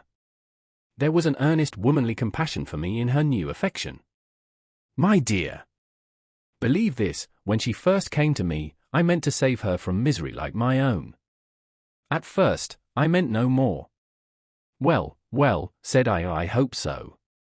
But as she grew, and promised to be very beautiful, I gradually did worse, and with my praises, and with my jewels, and with my teachings, and with this figure of myself always before her, a warning to back and point my lessons, I stole her heart away, and put ice in its place. Better, I could not help saying, to have left her a natural heart, even to be bruised or broken. With that, Miss Havisham looked distractedly at me for a while, and then burst out again, what had she done? If you knew all my story, she pleaded, you would have some compassion for me and a better understanding of me. Miss Havisham, I answered, as delicately as I could, I believe I may say that I do know your story, and have known it ever since I first left this neighborhood. It has inspired me with great commiseration, and I hope I understand it and its influences. Does what has passed between us give me any excuse for asking you a question relative to Estella? Not as she is, but as she was when she first came here. She was seated on the ground, with her arms on the ragged chair, and her head leaning on them. She looked full at me when I said this, and replied, Go on. Whose child was Estella? She shook her head. You don't know. She shook her head again. But Mr. Jaggers brought her here, or sent her here. Brought her here. Will you tell me how that came about? She answered in a low whisper and with caution, I had been shut up in these rooms a long time, I don't know how long, you know what time the clocks keep here, when I told him that I wanted a little girl to rear and love, and save from my fate. I had first seen him when I sent for him to lay this place waste for me, having read of him in the newspapers, before I and the world parted. He told me that he would look about him for such an orphan child. One night he brought her here asleep, and I called her Estella. Might I ask her age then? 2 or 3. She herself knows nothing, but that she was left an orphan and I adopted her. So convinced I was of that woman's being her mother, that I wanted no evidence to establish the fact in my own mind. But, to any mind, I thought, the connection here was clear and straight. What more could I hope to do by prolonging the interview? I had succeeded on behalf of Herbert, Miss Havisham had told me all she knew of Estella, I had said and done what I could to ease her mind. No matter with what other words we parted, we parted. Twilight was closing in when I went downstairs into the natural air. I called to the woman who had opened the gate when I entered, that I would not trouble her just yet, but would walk round the place before leaving. For I had a presentiment that I should never be there again, and I felt that the dying light was suited to my last view of it. By the wilderness of casks that I had walked on long ago, and on which the rain of years had fallen since, rotting them in many places, and leaving miniature swamps and pools of water upon those that stood on end, I made my way to the ruined garden. I went all round it, round by the corner where Herbert and I had fought our battle, round by the paths where Estella and I had walked. So cold, so lonely, so dreary all. Taking the brewery on my way back, I raised the rusty latch of a little door at the garden end of it, and walked through. I was going out at the opposite door, not easy to open now, for the damp wood had started and swelled, and the hinges were yielding, and the threshold was encumbered with a growth of fungus, when I turned my head to look back. A childish association revived with wonderful force in the moment of the slight action, and I fancied that I saw Miss Havisham hanging to the beam. So strong was the impression, that I stood under the beam shuddering from head to foot before I knew it was a fancy, though to be sure I was there in an instant. The mournfulness of the place and time, and the great terror of this illusion, though it was but momentary, caused me to feel an indescribable awe as I came out between the open wooden gates where I had once wrung my hair after Estella had wrung my heart. Passing on into the front courtyard, I hesitated whether to call the woman to let me out at the locked gate of which she had the key, or first to go upstairs and assure myself that Miss Havisham was as safe and well as I had left her. I took the latter course and went up. I looked into the room where I had left her, and I saw her seated in the ragged chair upon the hearth close to the fire, with her back towards me. In the moment when I was withdrawing my head to go quietly away, I saw a great flaming light spring up. In the same moment I saw her running at me, shrieking, with a whirl of fire blazing all about her, and soaring at least as many feet above her head as she was high. I had a double-caped great-coat on, and over my arm another thick coat. That I got them off, closed with her, threw her down, and got them over her, that I dragged the great cloth from the table for the same purpose, and with it dragged down the heap of rottenness in the midst, and all the ugly things that sheltered there, that we were on the ground struggling like desperate enemies, and that the closer I covered her, the more wildly she shrieked and tried to free herself. That this occurred I knew through the result, but not through anything I felt, or thought, or knew I did. I knew nothing until I knew that we were on the floor by the great table, and that patches of tinder yet alight were floating in the smoky air, which, a moment ago, had been her faded bridal dress. Then, I looked round and saw the disturbed beetles and spiders running away over the floor, and the servants coming in with breathless cries at the door. I still held her forcibly down with all my strength, like a prisoner who might escape, and I doubt if I even knew who she was, or why we had struggled, or that she had been in flames, or that the flames were out, until I saw the patches of tinder that had been her garments no longer alight but falling in a black shower around us.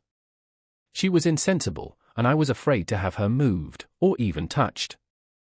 Assistance was sent for, and I held her until it came, as if I unreasonably fancied, I think I did, that, if I let her go, the fire would break out again and consume her.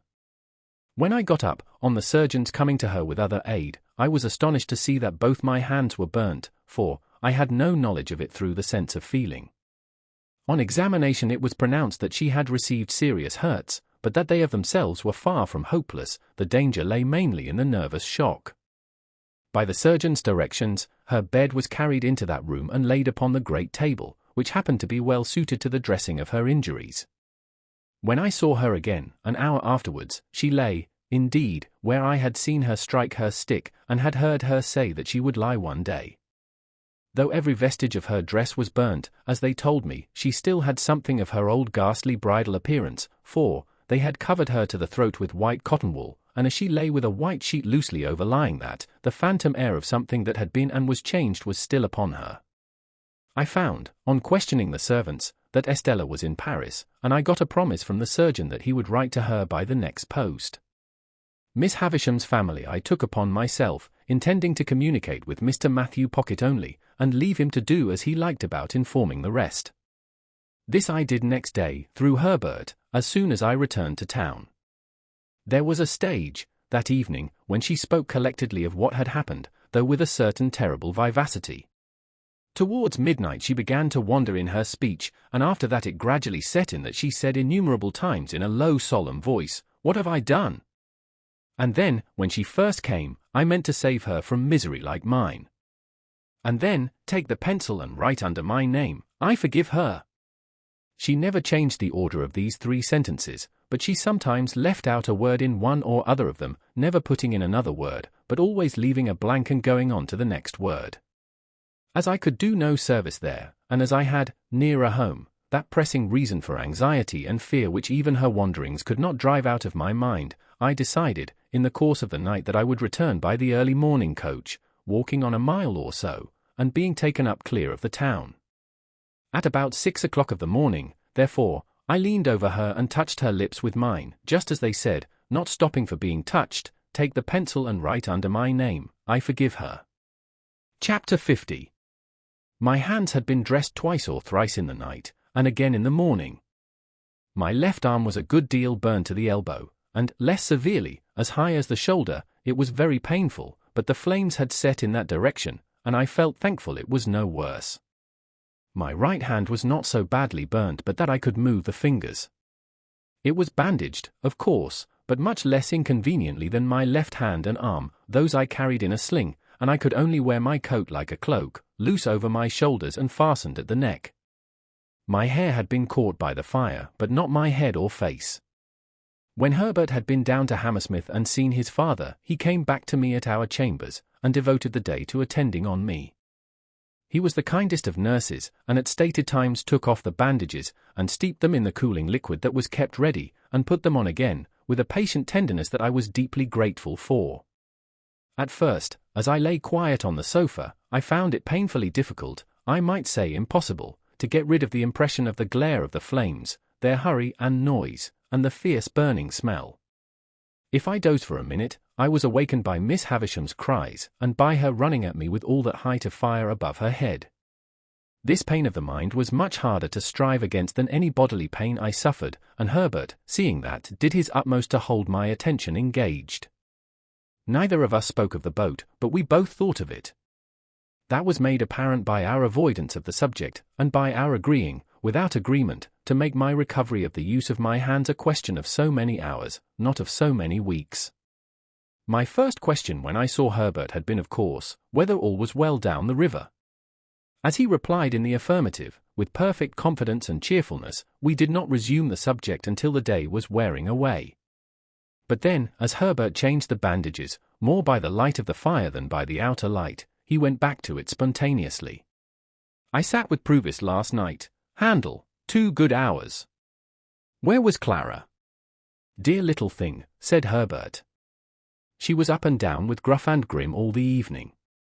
He was perpetually pegging at the floor the moment she left his sight. I doubt if he can hold out long, though. What with rum and pepper and rum, I should think his pegging must be nearly over. And then you will be married, Herbert. How can I take care of the dear child otherwise? Lay your arm out upon the back of the sofa, my dear boy, and I'll sit down here, and get the bandage off so gradually that you shall not know when it comes. I was speaking of Pruvis. Do you know, Handel, he improves. I said to you I thought he was softened when I last saw him. So you did. And so he is. He was very communicative last night, and told me more of his life. You remember his breaking off here about some woman that he had had great trouble with. Did I hurt you? I had started, but not under his touch. His words had given me a start. I had forgotten that, Herbert, but I remember it now you speak of it. Well, he went into that part of his life, and a dark, wild part it is. Shall I tell you? Or would it worry you just now? Tell me by all means. Every word. Herbert bent forward to look at me more nearly, as if my reply had been rather more hurried or more eager than he could quite account for. Your head is cool, he said, touching it. Quite, said I. Tell me what Pruvis said, my dear Herbert. It seems, said Herbert, there's a bandage off most charmingly, and now comes the cool one, makes you shrink at first, my poor dear fellow, don't it? But it will be comfortable presently. It seems that the woman was a young woman, and a jealous woman, and a revengeful woman, revengeful, Handel, to the last degree. To what last degree? Murder. Does it strike too cold on that sensitive place? I don't feel it. How did she murder? Whom did she murder? Why, the deed may not have merited quite so terrible a name, said Herbert, but she was tried for it, and Mr. Jaggers defended her, and the reputation of that defense first made his name known to Pruvis. It was another and a stronger woman who was the victim, and there had been a struggle in a barn. Who began it, or how fair it was, or how unfair, may be doubtful, but how it ended is certainly not doubtful, for the victim was found throttled. Was the woman brought in guilty? No, she was acquitted. My poor Handel, I hurt you. It is impossible to be gentler, Herbert. Yes? What else? This acquitted young woman and Pruvis had a little child of whom Pruvis was exceedingly fond. On the evening of the very night when the object of her jealousy was strangled, as I tell you, the young woman presented herself before Pruvis for one moment, and swore that she would destroy the child, which was in her possession, and he should never see it again. Then she vanished. There's the worst arm comfortably in the sling once more, and now there remains but the right hand, which is a far easier job.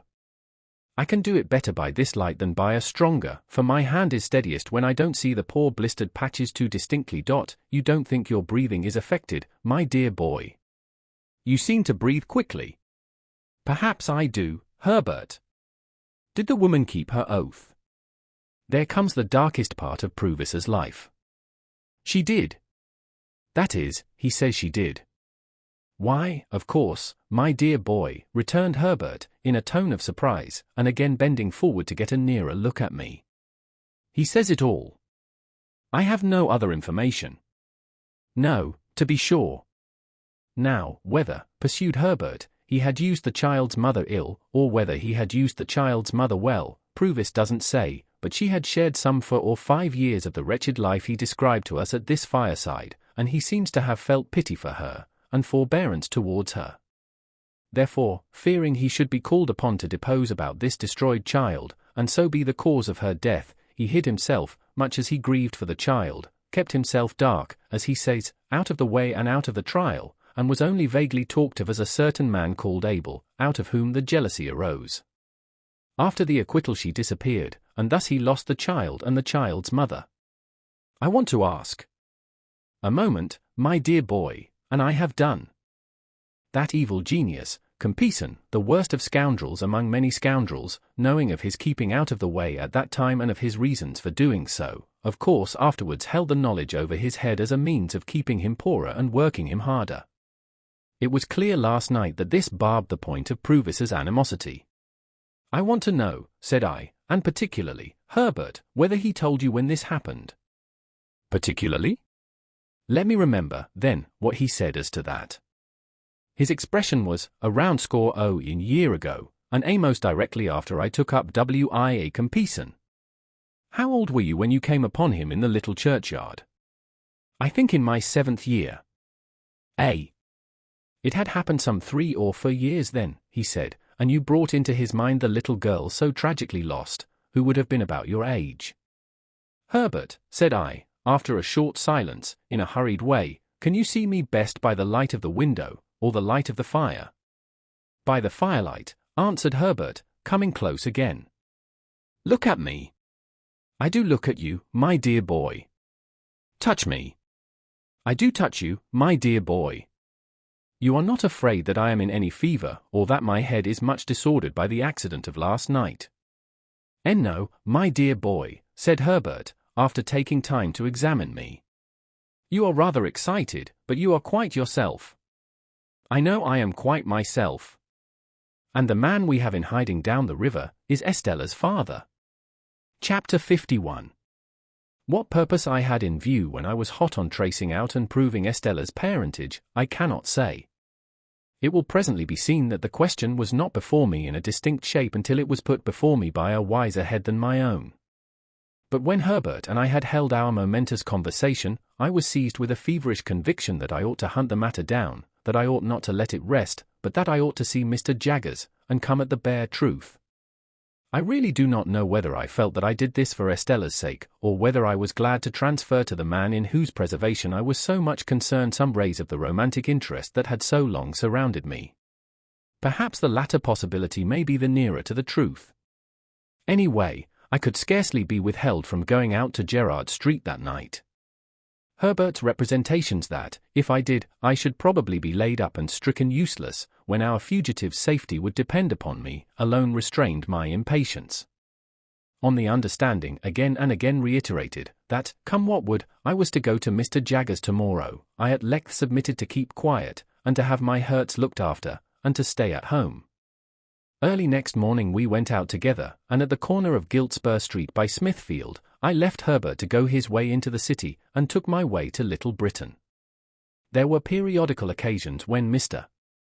Jaggers and Wemmick went over the office accounts, and checked off the vouchers, and put all things straight. On these occasions, Wemmick took his books and papers into Mr. Jaggers's room, and one of the upstairs clerks came down into the outer office.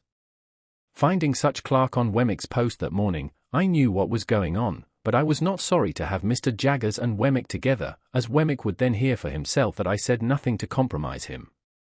My appearance, with my arm bandaged and my coat loose over my shoulders, favoured my object.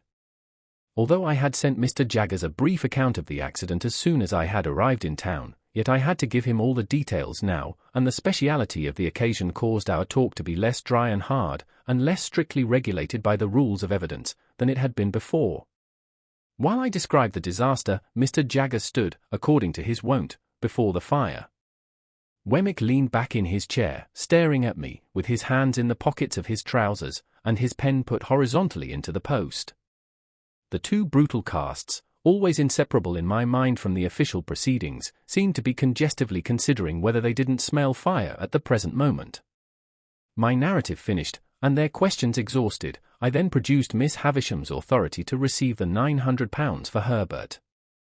Mr. Jaggers's eyes retired a little deeper into his head when I handed him the tablets, but he presently handed them over to Wemmick, with instructions to draw the cheque for his signature. While that was in course of being done, I looked on at Wemmick as he wrote, and Mr. Jaggers, poising and swaying himself on his well-polished boots, looked on at me. "I am sorry, Pip," said he, as I put the cheque in my pocket, when he had signed it, "that we do nothing for you." Miss Havisham was good enough to ask me, I returned, whether she could do nothing for me, and I told her no. "Everybody should know his own business," said Mr. Jaggers. And I saw Wemmick's lips form the words portable property. "I should not have told her no, if I had been you," said Mr. Jaggers, "but every man ought to know his own business best." "Every man's business," said Wemmick, rather reproachfully towards me, "is portable property." As I thought the time was now come for pursuing the theme I had at heart, I said, turning on Mr. Jaggers, "I did ask something of Miss Havisham, however, sir. I asked her to give me some information relative to her adopted daughter, and she gave me all she possessed." "Did she?" said Mr. Jaggers, bending forward to look at his boots and then straightening himself. "Ah! I don't think I should have done so, if I had been Miss Havisham. But she ought to know her own business best.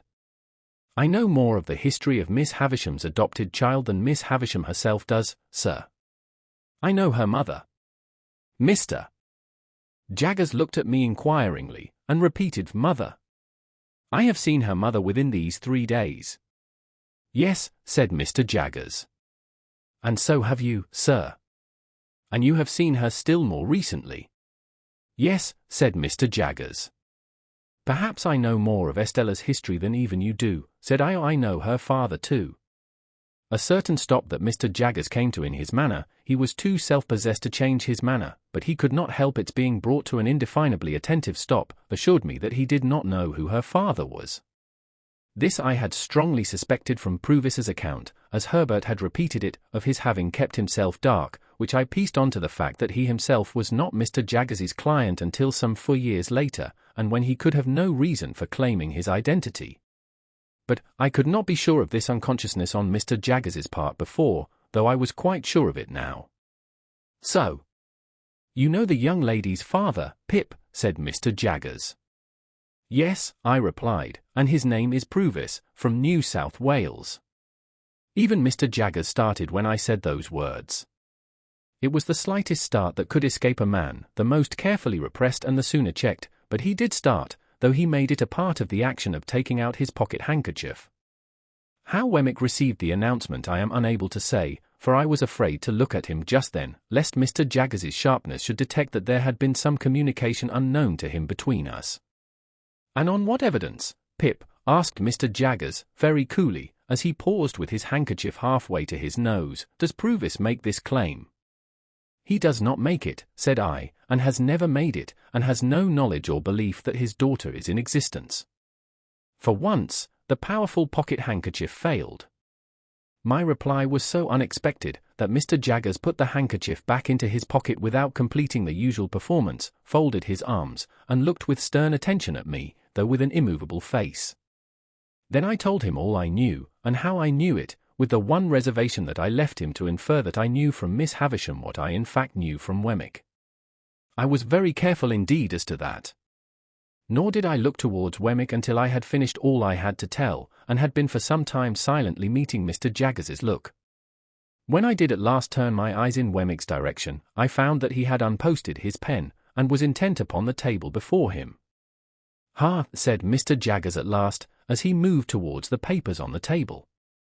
"What item was it you were at, Wemmick, when Mr. Pip came in?" But I could not submit to be thrown off in that way, and I made a passionate, almost an indignant appeal, to him to be more frank and manly with me. I reminded him of the false hopes into which I had lapsed, the length of time they had lasted, and the discovery I had made, and I hinted at the danger that weighed upon my spirits. I represented myself as being surely worthy of some little confidence from him, in return for the confidence I had just now imparted. I said that I did not blame him, or suspect him, or mistrust him, but I wanted assurance of the truth from him. And if he asked me why I wanted it, and why I thought I had any right to it, I would tell him, little as he cared for such poor dreams, that I had loved Estella dearly and long, and that although I had lost her, and must live a bereaved life, whatever concerned her was still nearer and dearer to me than anything else in the world. And seeing that Mr. Jaggers stood quite still and silent, and apparently quite obdurate, under this appeal, I turned to Wemmick, and said, "Wemmick, I know you to be a man with a gentle heart. I have seen your pleasant home, and your old father, and all the innocent, cheerful, playful ways with which you refresh your business life. And I entreat you to say a word for me to Mr. Jaggers, and to represent to him that, all circumstances considered, he ought to be more open with me." I have never seen two men look more oddly at one another than Mr. Jaggers and Wemmick did after this apostrophe. At first, a misgiving crossed me that Wemmick would be instantly dismissed from his employment, but it melted as I saw Mr. Jaggers relax into something like a smile, and Wemmick become bolder. "What's all this?" said Mr. Jaggers. "You with an old father, and you with pleasant and playful ways." "Well," returned Wemmick, "if I don't bring them here, what does it matter?" "Pip," said Mr. Jaggers, laying his hand upon my arm, and smiling openly, "this man must be the most cunning impostor in all London." "Not a bit of it," returned Wemmick, growing bolder and bolder. "I think you're another."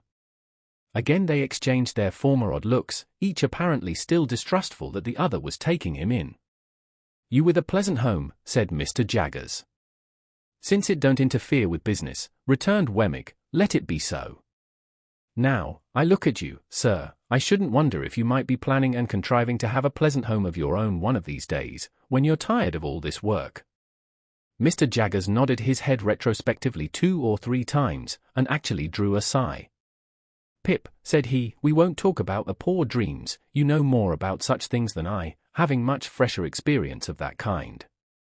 But now about this other matter. I'll put a case to you. Mind, I admit nothing." He waited for me to declare that I quite understood that he expressly said that he admitted nothing. "Now, Pip," said Mr. Jaggers, "put this case. Put the case that a woman, under such circumstances as you have mentioned, held her child concealed, and was obliged to communicate the fact to her legal adviser, on his representing to her that he must know, with an eye to the latitude of his defence, how the fact stood about that child. Put the case that, at the same time he held a trust to find a child for an eccentric rich lady to adopt and bring up. I follow you, sir. Put the case that he lived in an atmosphere of evil, and that all he saw of children was their being generated in great numbers for certain destruction. Put the case that he often saw children solemnly tried at a criminal bar, where they were held up to be seen. Put the case that he habitually knew of their being imprisoned, whipped, transported, neglected, cast out, qualified in all ways for the hangman, and growing up to be hanged. Put the case that pretty nigh all the children he saw in his daily business life he had reason to look upon as so much spawn, to develop into the fish that were to come to his net, to be prosecuted, defended, forsworn, made orphans, bedeviled somehow. I follow you, sir. Put the case, Pip, that here was one pretty little child out of the heap who could be saved, whom the father believed dead, and dared make no stir about, as to whom, over the mother, the legal adviser had this power. I know what you did, and how you did it. You came so and so, you did such and such things to divert suspicion. I have tracked you through it all, and I tell it you all. Part with the child, unless it should be necessary to produce it to clear you, and then it shall be produced. Give the child into my hands, and I will do my best to bring you off. If you are saved, your child is saved too. If you are lost, your child is still saved. Put the case that this was done, and that the woman was cleared. I understand you perfectly. But that I make no admissions. That you make no admissions. And Wemmick repeated, no admissions. Put the case, Pip, that passion and the terror of death had a little shaken the woman's intellects, and that when she was set at liberty she was scared out of the ways of the world, and went to him to be sheltered. Put the case that he took her in, and that he kept down the old, wild, violent nature whenever he saw an inkling of its breaking out, by asserting his power over her in the old way. Do you comprehend the imaginary case? Quite. Put the case that the child grew up, and was married for money. That the mother was still living. That the father was still living. That the mother and father, unknown to one another, were dwelling within so many miles, furlongs, yards if you like, of one another. That the secret was still a secret, except that you had got wind of it. Put that last case to yourself very carefully. I do. I ask Wemmick to put it to himself very carefully. And Wemmick said, I do. For whose sake would you reveal the secret? For the father's? I think he would not be much the better for the mother. For the mother's? I think if she had done such a deed she would be safer where she was. For the daughter's? I think it would hardly serve her to establish her parentage for the information of her husband, and to drag her back to disgrace, after an escape of 20 years, pretty secure to last for life. But add the case that you had loved her, Pip, and had made her the subject of those poor dreams which have, at one time or another, been in the heads of more men than you think likely, then I tell you that you had better, and would much sooner when you had thought well of it, chop off that bandaged left hand of yours with your bandaged right hand, and then pass the chopper on to Wemmick there, to cut that off too. I looked at Wemmick, whose face was very grave. He gravely touched his lips with his forefinger. I did the same. Mr. Jaggers did the same. Now, Wemmick, said the latter then, resuming his usual manner, what item was it you were at when Mr. Pip came in? Standing by for a little, while they were at work, I observed that the odd looks they had cast at one another were repeated several times, with this difference now, that each of them seemed suspicious, not to say conscious, of having shown himself in a weak and unprofessional light to the other. For this reason, I suppose, they were now inflexible with one another, Mr. Jaggers being highly dictatorial, and Wemmick obstinately justifying himself whenever there was the smallest point in abeyance for a moment. I had never seen them on such ill terms, for generally they got on very well indeed together. But they were both happily relieved by the opportune appearance of Mike, the client with the fur cap and the habit of wiping his nose on his sleeve, whom I had seen on the very first day of my appearance within those walls. This individual, who, either in his own person or in that of some member of his family, seemed to be always in trouble, which in that place meant Newgate, called to announce that his eldest daughter was taken up on suspicion of shoplifting. As he imparted this melancholy circumstance to Wemmick, Mr. Jaggers standing magisterially before the fire and taking no share in the proceedings, Mike's eye happened to twinkle with a tear. "What are you about?" demanded Wemmick, with the utmost indignation. "What do you come snivelling here for?" "I didn't go to do it, Mr. Wemmick." "You did," said Wemmick. "How dare you? You're not in a fit state to come here, if you can't come here without spluttering like a bad pen." "What do you mean by it?"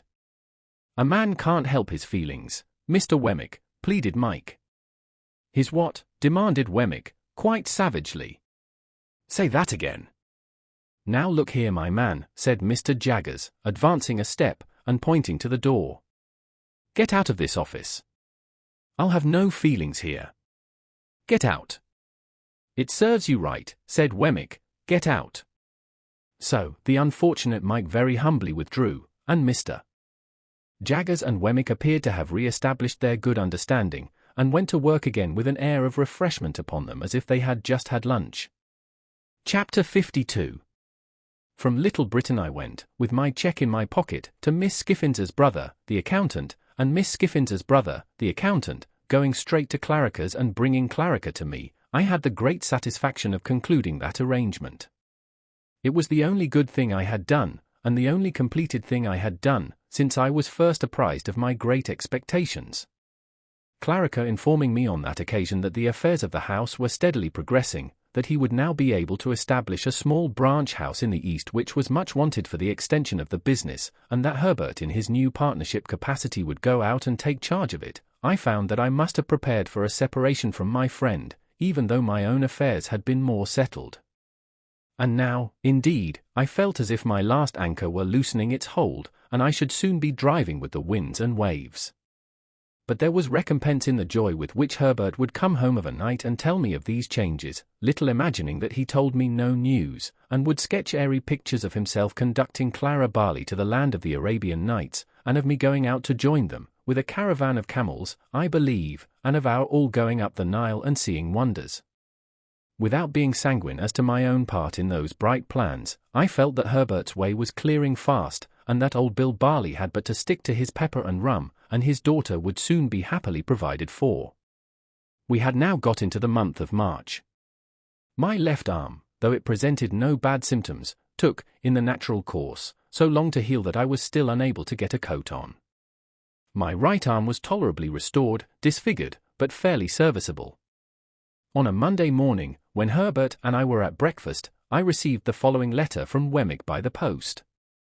Walworth. Burn this as soon as read. Early in the week, or say Wednesday, you might do what you know of, if you felt disposed to try it. Now burn. When I had shown this to Herbert and had put it in the fire, but not before we had both got it by heart, we considered what to do. For, of course, my being disabled could now be no longer kept out of view.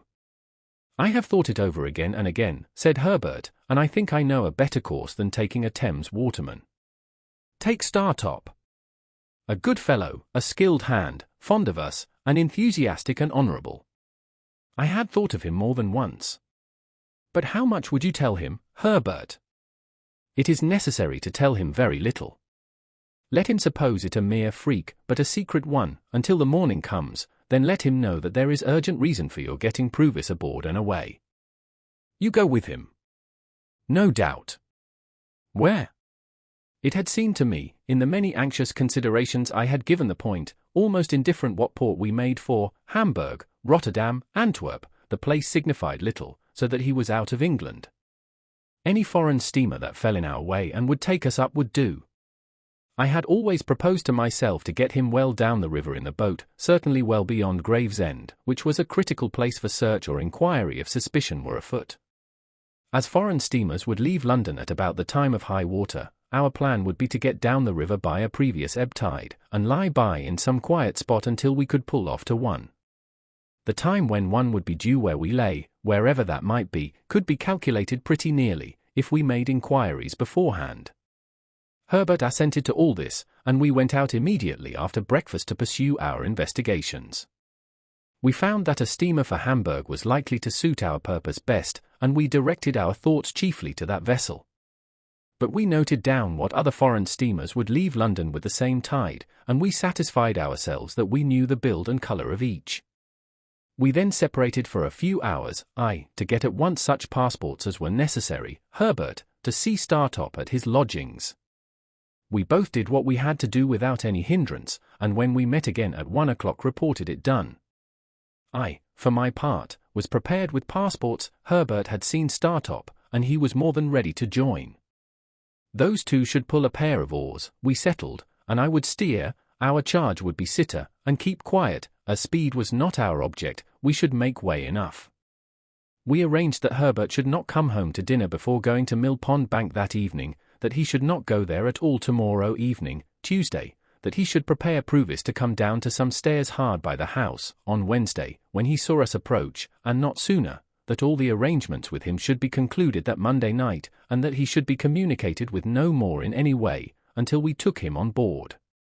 These precautions well understood by both of us, I went home.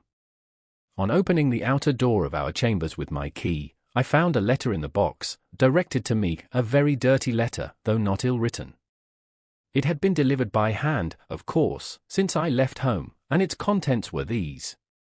If you are not afraid to come to the Old Marshes tonight or tomorrow night at 9, and to come to the little sluice house by the Linekill, you had better come. If you want information regarding your Uncle Pruvis, you had much better come and tell no one, and lose no time. You must come alone. Bring this with you. I had had load enough upon my mind before the receipt of this strange letter. What to do now, I could not tell. And the worst was, that I must decide quickly, or I should miss the afternoon coach, which would take me down in time for tonight. Tomorrow night I could not think of going, for it would be too close upon the time of the flight. And again, for anything I knew, the proffered information might have some important bearing on the flight itself. If I had had ample time for consideration, I believe I should still have gone. Having hardly any time for consideration, my watch showing me that the coach started within half an hour, I resolved to go. I should certainly not have gone, but for the reference to my Uncle Pruvis. That, coming on Wemmick's letter and the morning's busy preparation, turned the scale. It is so difficult to become clearly possessed of the contents of almost any letter, in a violent hurry, that I had to read this mysterious epistle again twice, before its injunction to me to be secret got mechanically into my mind.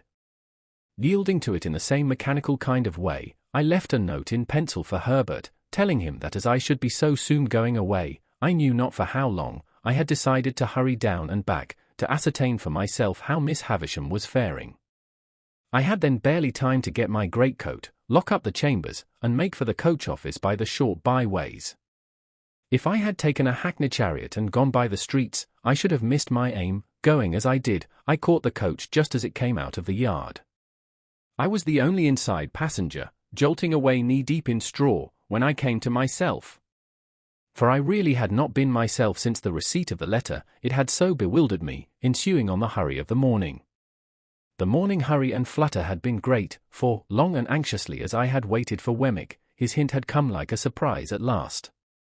And now I began to wonder at myself for being in the coach, and to doubt whether I had sufficient reason for being there, and to consider whether I should get out presently and go back, and to argue against ever heeding an anonymous communication, and, in short, to pass through all those phases of contradiction and indecision to which I suppose very few hurried people are strangers.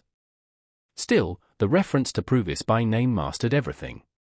I reasoned as I had reasoned already without knowing it, if that be reasoning, in case any harm should befall him through my not going, how could I ever forgive myself? It was dark before we got down, and the journey seemed long and dreary to me, who could see little of it inside, and who could not go outside in my disabled state.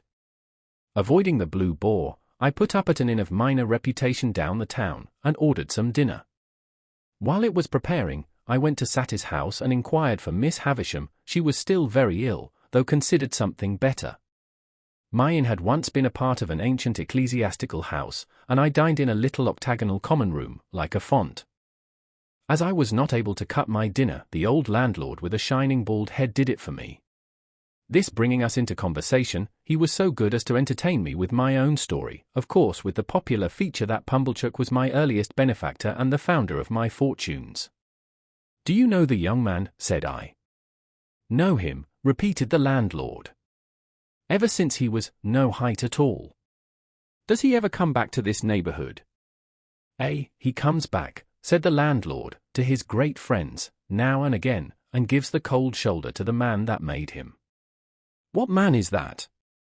"Him that I speak of," said the landlord. "Mr. Pumblechook." "Is he ungrateful to no one else?" "No doubt he would be, if he could," returned the landlord, "but he can't." "And why?" "Because Pumblechook done everything for him." "Does Pumblechook say so?" "Say so," replied the landlord. He han't no call to say so. But does he say so?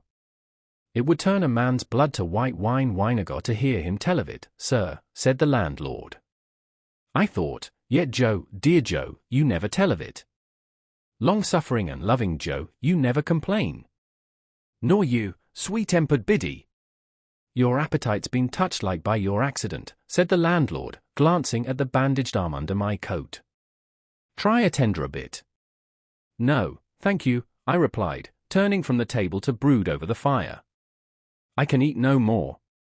Please take it away. I had never been struck at so keenly, for my thanklessness to Joe, as through the brazen impostor Pumblechook. The falser he, the truer Joe, the meaner he, the nobler Joe. My heart was deeply and most deservedly humbled as I mused over the fire for an hour or more. The striking of the clock aroused me, but not from my dejection or remorse, and I got up and had my coat fastened round my neck, and went out. I had previously sought in my pockets for the letter, that I might refer to it again, but I could not find it, and was uneasy to think that it must have been dropped in the straw of the coach.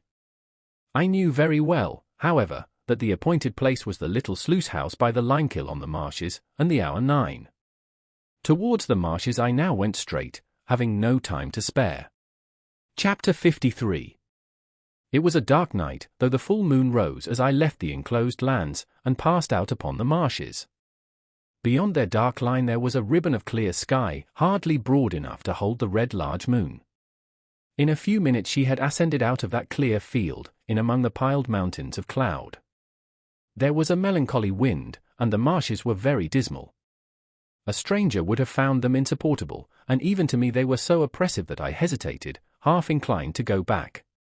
But I knew them well, and could have found my way on a far darker night, and had no excuse for returning, being there. So, having come there against my inclination, I went on against it. The direction that I took was not that in which my old home lay, nor that in which we had pursued the convicts. My back was turned towards the distant hulks as I walked on, and, though I could see the old lights away on the spits of sand, I saw them over my shoulder.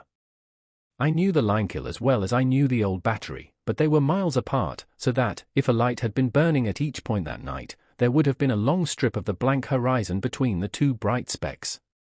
At first, I had to shut some gates after me, and now and then to stand still while the cattle that were lying in the banked-up pathway arose and blundered down among the grass and reeds. But after a little while I seemed to have the whole flats to myself. It was another half-hour before I drew near to the kill. The lime was burning with a sluggish, stifling smell, but the fires were made up and left, and no workmen were visible. Hard by was a small stone quarry. It lay directly in my way, and had been worked that day, as I saw by the tools and barrows that were lying about. Coming up again to the marsh level out of this excavation, for the rude path lay through it, I saw a light in the old sluice house. I quickened my pace, and knocked at the door with my hand. Waiting for some reply, I looked about me, noticing how the sluice was abandoned and broken, and how the house, of wood with a tiled roof, would not be proof against the weather much longer, if it were so even now, and how the mud and ooze were coated with lime, and how the choking vapour of the kill crept in a ghostly way towards me. Still there was no answer, and I knocked again. No answer still, and I tried the latch. It rose under my hand, and the door yielded. Looking in, I saw a lighted candle on a table, a bench, and a mattress on a truckle bedstead. As there was a loft above, I called, "Is there any one here?" but no voice answered. Then I looked at my watch, and, finding that it was past 9, called again, "Is there any one here?" There being still no answer, I went out at the door, irresolute what to do. It was beginning to rain fast. Seeing nothing save what I had seen already, I turned back into the house, and stood just within the shelter of the doorway, looking out into the night. While I was considering that some one must have been there lately and must soon be coming back, or the candle would not be burning, it came into my head to look if the wick were long. I turned round to do so, and had taken up the candle in my hand, when it was extinguished by some violent shock, and the next thing I comprehended was, that I had been caught in a strong running noose, thrown over my head from behind. "Now," said a suppressed voice with an oath, "I've got you." "What is this?" I cried, struggling. "Who is it? Help! Help! Help!" Not only were my arms pulled close to my sides, but the pressure on my bad arm caused me exquisite pain. Sometimes a strong man's hand, sometimes a strong man's breast, was set against my mouth to deaden my cries, and with a hot breath always close to me, I struggled ineffectually in the dark, while I was fastened tight to the wall. "And now," said the suppressed voice with another oath, "call out again, and I'll make short work of you." Faint and sick with the pain of my injured arm, bewildered by the surprise, and yet conscious how easily this threat could be put in execution, I desisted, and tried to ease my arm were it ever so little. But it was bound too tight for that. I felt as if, having been burnt before, it were now being boiled. The sudden exclusion of the night, and the substitution of black darkness in its place, warned me that the man had closed a shutter. After groping about for a little, he found the flint and steel he wanted, and began to strike a light. I strained my sight upon the sparks that fell among the tinder, and upon which he breathed and breathed, match in hand, but I could only see his lips, and the blue point of the match, even those but fitfully. The tinder was damp, no wonder there, and one after another the sparks died out. The man was in no hurry, and struck again with the flint and steel. As the sparks fell thick and bright about him, I could see his hands, and touches of his face, and could make out that he was seated and bending over the table, but nothing more. Presently I saw his blue lips again, breathing on the tinder, and then a flare of light flashed up, and showed me Orlick. Whom I had looked for, I don't know. I had not looked for him. Seeing him, I felt that I was in a dangerous strait indeed, and I kept my eyes upon him. He lighted the candle from the flaring match with great deliberation, and dropped the match, and trod it out. Then he put the candle away from him on the table, so that he could see me, and sat with his arms folded on the table and looked at me. I made out that I was fastened to a stout perpendicular ladder a few inches from the wall, a fixture there, the means of ascent to the loft above. "Now," said he, when we had surveyed one another for some time, "I've got you. Unbind me. Let me go." "Ah," he returned, "I'll let you go. I'll let you go to the moon, I'll let you go to the stars. All in good time. Why have you lured me here?" "Don't you know," said he, with a deadly look. "Why have you set upon me in the dark?" "Because I mean to do it all myself. One keeps a secret better than two." "Oh, you enemy, you enemy!" His enjoyment of the spectacle I furnished, as he sat with his arms folded on the table, shaking his head at me and hugging himself, had a malignity in it that made me tremble. As I watched him in silence, he put his hand into the corner at his side, and took up a gun with a brass-bound stock. "Do you know this?" said he, making as if he would take aim at me. "Do you know where you saw it afore? Speak, wolf." "Yes," I answered. "You cost me that place." "You did." "Speak." "What else could I do?" "You did that, and that would be enough, without more. How dared you to come betwixt me and a young woman I liked?" "When did I?" "When didn't you?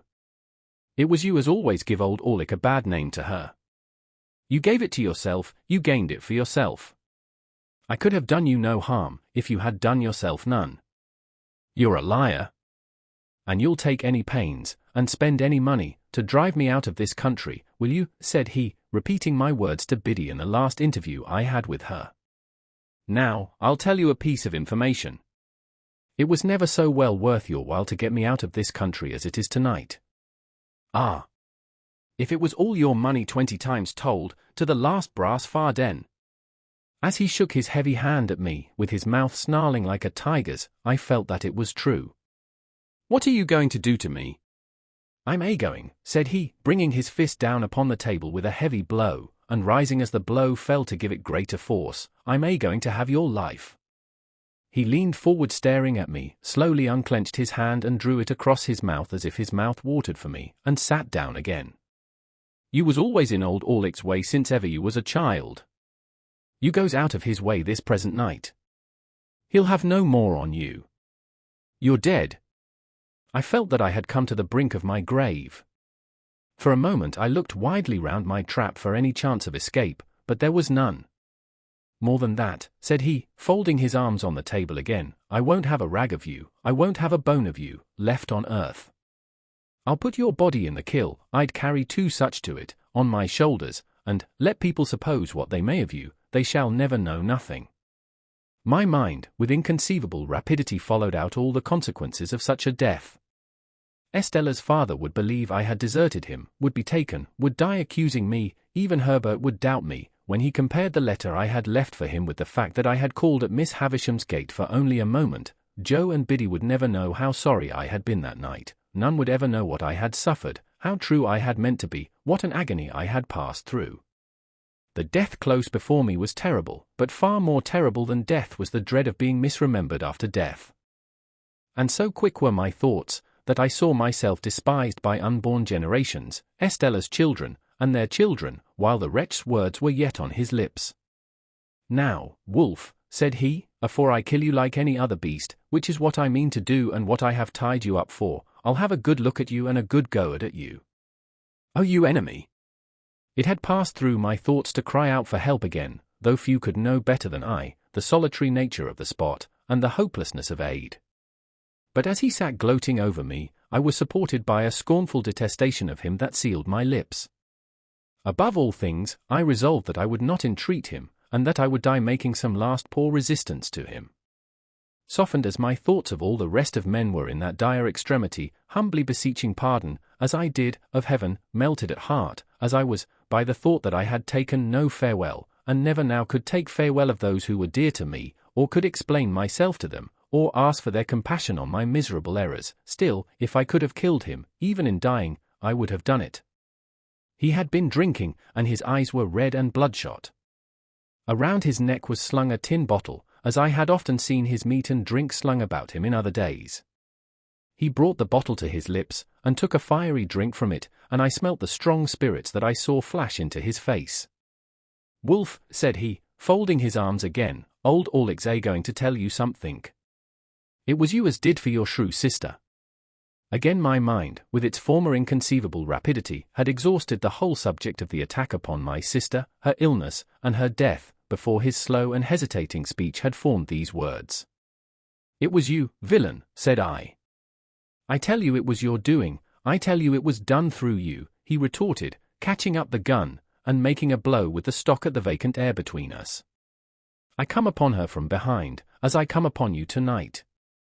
I give it her. I left her for dead, and if there had been a linekill as nigh her as there is now nigh you, she shouldn't have come to life again. But it warn't he old Orlick as did it, it was you. You was favoured, and he was bullied and beat. Old Orlick bullied and beat, eh? Now you pays for it. You done it, now you pays for it." He drank again, and became more ferocious. I saw by his tilting of the bottle that there was no great quantity left in it.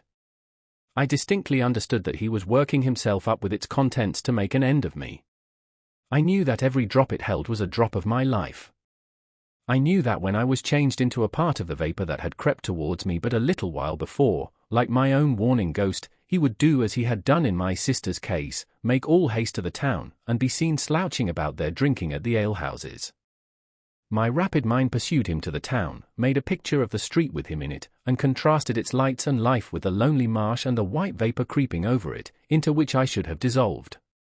It was not only that I could have summed up years and years and years while he said a dozen words, but that what he did say presented pictures to me, and not mere words. In the excited and exalted state of my brain, I could not think of a place without seeing it, or of persons without seeing them. It is impossible to overstate the vividness of these images, and yet I was so intent, all the time, upon him himself, who would not be intent on the tiger crouching to spring, that I knew of the slightest action of his fingers. When he had drunk this second time, he rose from the bench on which he sat, and pushed the table aside. Then, he took up the candle, and, shading it with his murderous hand so as to throw its light on me, stood before me, looking at me and enjoying the sight. "Wolf, I'll tell you something more. It was old Orlick as you tumbled over on your stairs that night. I saw the staircase with its extinguished lamps. I saw the shadows of the heavy stair rails, thrown by the watchman's lantern on the wall. I saw the rooms that I was never to see again, here, a door half open, there, a door closed, all the articles of furniture around. And why was old Orlick there? I'll tell you something more, Wolf. You and her have pretty well hunted me out of this country, so far as getting a easy living in it goes, and I've took up with new companions, and new masters. Some of them writes my letters when I once lem wrote, do you mind, writes my letters, Wolf. They writes 50 hands, they're not like sneaking you, as writes but one. I've had a firm mind and a firm will to have your life, since you was down here at your sister's burying. I han't seen a way to get you safe, and I've looked arter you to know your ins and outs. For, says old Orlick to himself, somehow or another I'll have him. What? When I looks for you, I finds your Uncle Provis, Mill Pond Bank, and Chinks's Basin, and the old green copper rope walk, all so clear and plain. Provis in his rooms, the signal whose use was over, pretty Clara, the good motherly woman, old Bill Barley on his back, all drifting by, as on the swift stream of my life fast running out to sea. You with her uncle too. Why, I knowed you at Golgoris when you was so small a wolf that I could have took your weason betwixt this finger and thumb and chucked you away dead, as I'd thoughts o' doing, odd times, when I see you loitering amongst the pollards on a Sunday, and you hadn't found no uncles then. No, not you. But when old Orlick come for to hear that your Uncle Provis had most like wore the leg iron what old Orlick had picked up, filed asunder, on these meshes ever so many year ago, and what he kept by him till he dropped your sister with it, like a bullock, as he means to drop you, hey, when he come for to hear that, hey. In his savage taunting, he flared the candle so close at me that I turned my face aside to save it from the flame. Ah, he cried, laughing, after doing it again, the burnt child dreads the fire. Old Orlick knowed you was burnt, old Orlick knowed you was smuggling your Uncle Provis away, old Orlick's a match for you and knowed you'd come tonight. Now I'll tell you something more, Wolf, and this ends it. There's them that's as good a match for your Uncle Provis as old Orlick has been for you. Let him wear them when he's lost his navy. Let him wear them when no man can't find a rag of his dear relation's clothes, nor yet a bone of his body. There's them that can't and that won't have Magwitch, yes, I know the name, alive in the same land with them, and that's had such sure information of him when he was alive in another land, as that he couldn't and shouldn't leave it unbeknown and put them in danger. P-raps it's them that writes 50 hands, and that's not like sneaking you as writes but one. Weckham Peason, Magwitch, and the gallows. He flared the candle at me again, smoking my face and hair, and for an instant blinding me, and turned his powerful back as he replaced the light on the table. I had thought a prayer, and had been with Joe and Biddy and Herbert, before he turned towards me again. There was a clear space of a few feet between the table and the opposite wall. Within this space, he now slouched backwards and forwards. His great strength seemed to sit stronger upon him than ever before, as he did this with his hands hanging loose and heavy at his sides, and with his eye scowling at me. I had no grain of hope left.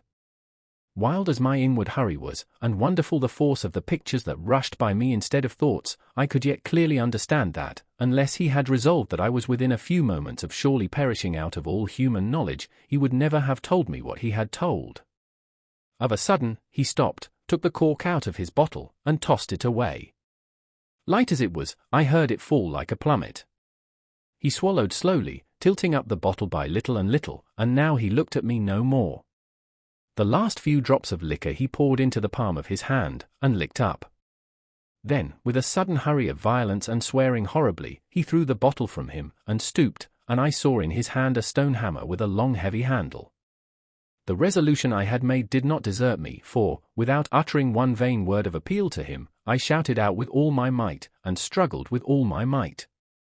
It was only my head and my legs that I could move, but to that extent I struggled with all the force, until then unknown, that was within me. In the same instant I heard responsive shouts, saw figures and a gleam of light dash in at the door, heard voices and tumult, and saw Orlick emerge from a struggle of men, as if it were tumbling water, clear the table at a leap, and fly out into the night. After a blank, I found that I was lying unbound, on the floor, in the same place, with my head on someone's knee. My eyes were fixed on the ladder against the wall, when I came to myself, had opened on it before my mind saw it, and thus as I recovered consciousness, I knew that I was in the place where I had lost it. Too indifferent at first, even to look round and ascertain who supported me, I was lying looking at the ladder, when there came between me and it a face. The face of Trabb's boy. "I think he's all right," said Trabb's boy, in a sober voice, "but ain't he just pale though?" At these words, the face of him who supported me looked over into mine, and I saw my supporter to be Herbert. "Great heaven!" "Softly," said Herbert. "Gently, Handel. Don't be too eager. And our old comrade, Startop," I cried, as he too bent over me. "Remember what he is going to assist us in," said Herbert, "and be calm." The illusion made me spring up, though I dropped again from the pain in my arm. "The time has not gone by, Herbert, has it? What night is tonight? How long have I been here?" For I had a strange and strong misgiving that I had been lying there a long time, a day and a night, 2 days and nights, more. "The time has not gone by. It is still Monday night. Thank God. And you have all tomorrow, Tuesday, to rest in," said Herbert. "But you can't help groaning, my dear Handel. What hurt have you got? Can you stand?" "Yes, yes," said I can walk. I have no hurt but in this throbbing arm." They laid it bare, and did what they could. It was violently swollen and inflamed, and I could scarcely endure to have it touched. But they tore up their handkerchiefs to make fresh bandages, and carefully replaced it in the sling, until we could get to the town and obtain some cooling lotion to put upon it. In a little while we had shut the door of the dark and empty sluice house, and were passing through the quarry on our way back. Trabb's boy, Trabb's overgrown young man now, went before us with a lantern, which was the light I had seen come in at the door. But the moon was a good 2 hours higher than when I had last seen the sky, and the night, though rainy, was much lighter. The white vapour of the kill was passing from us as we went by, and as I had thought a prayer before, I thought a thanksgiving now.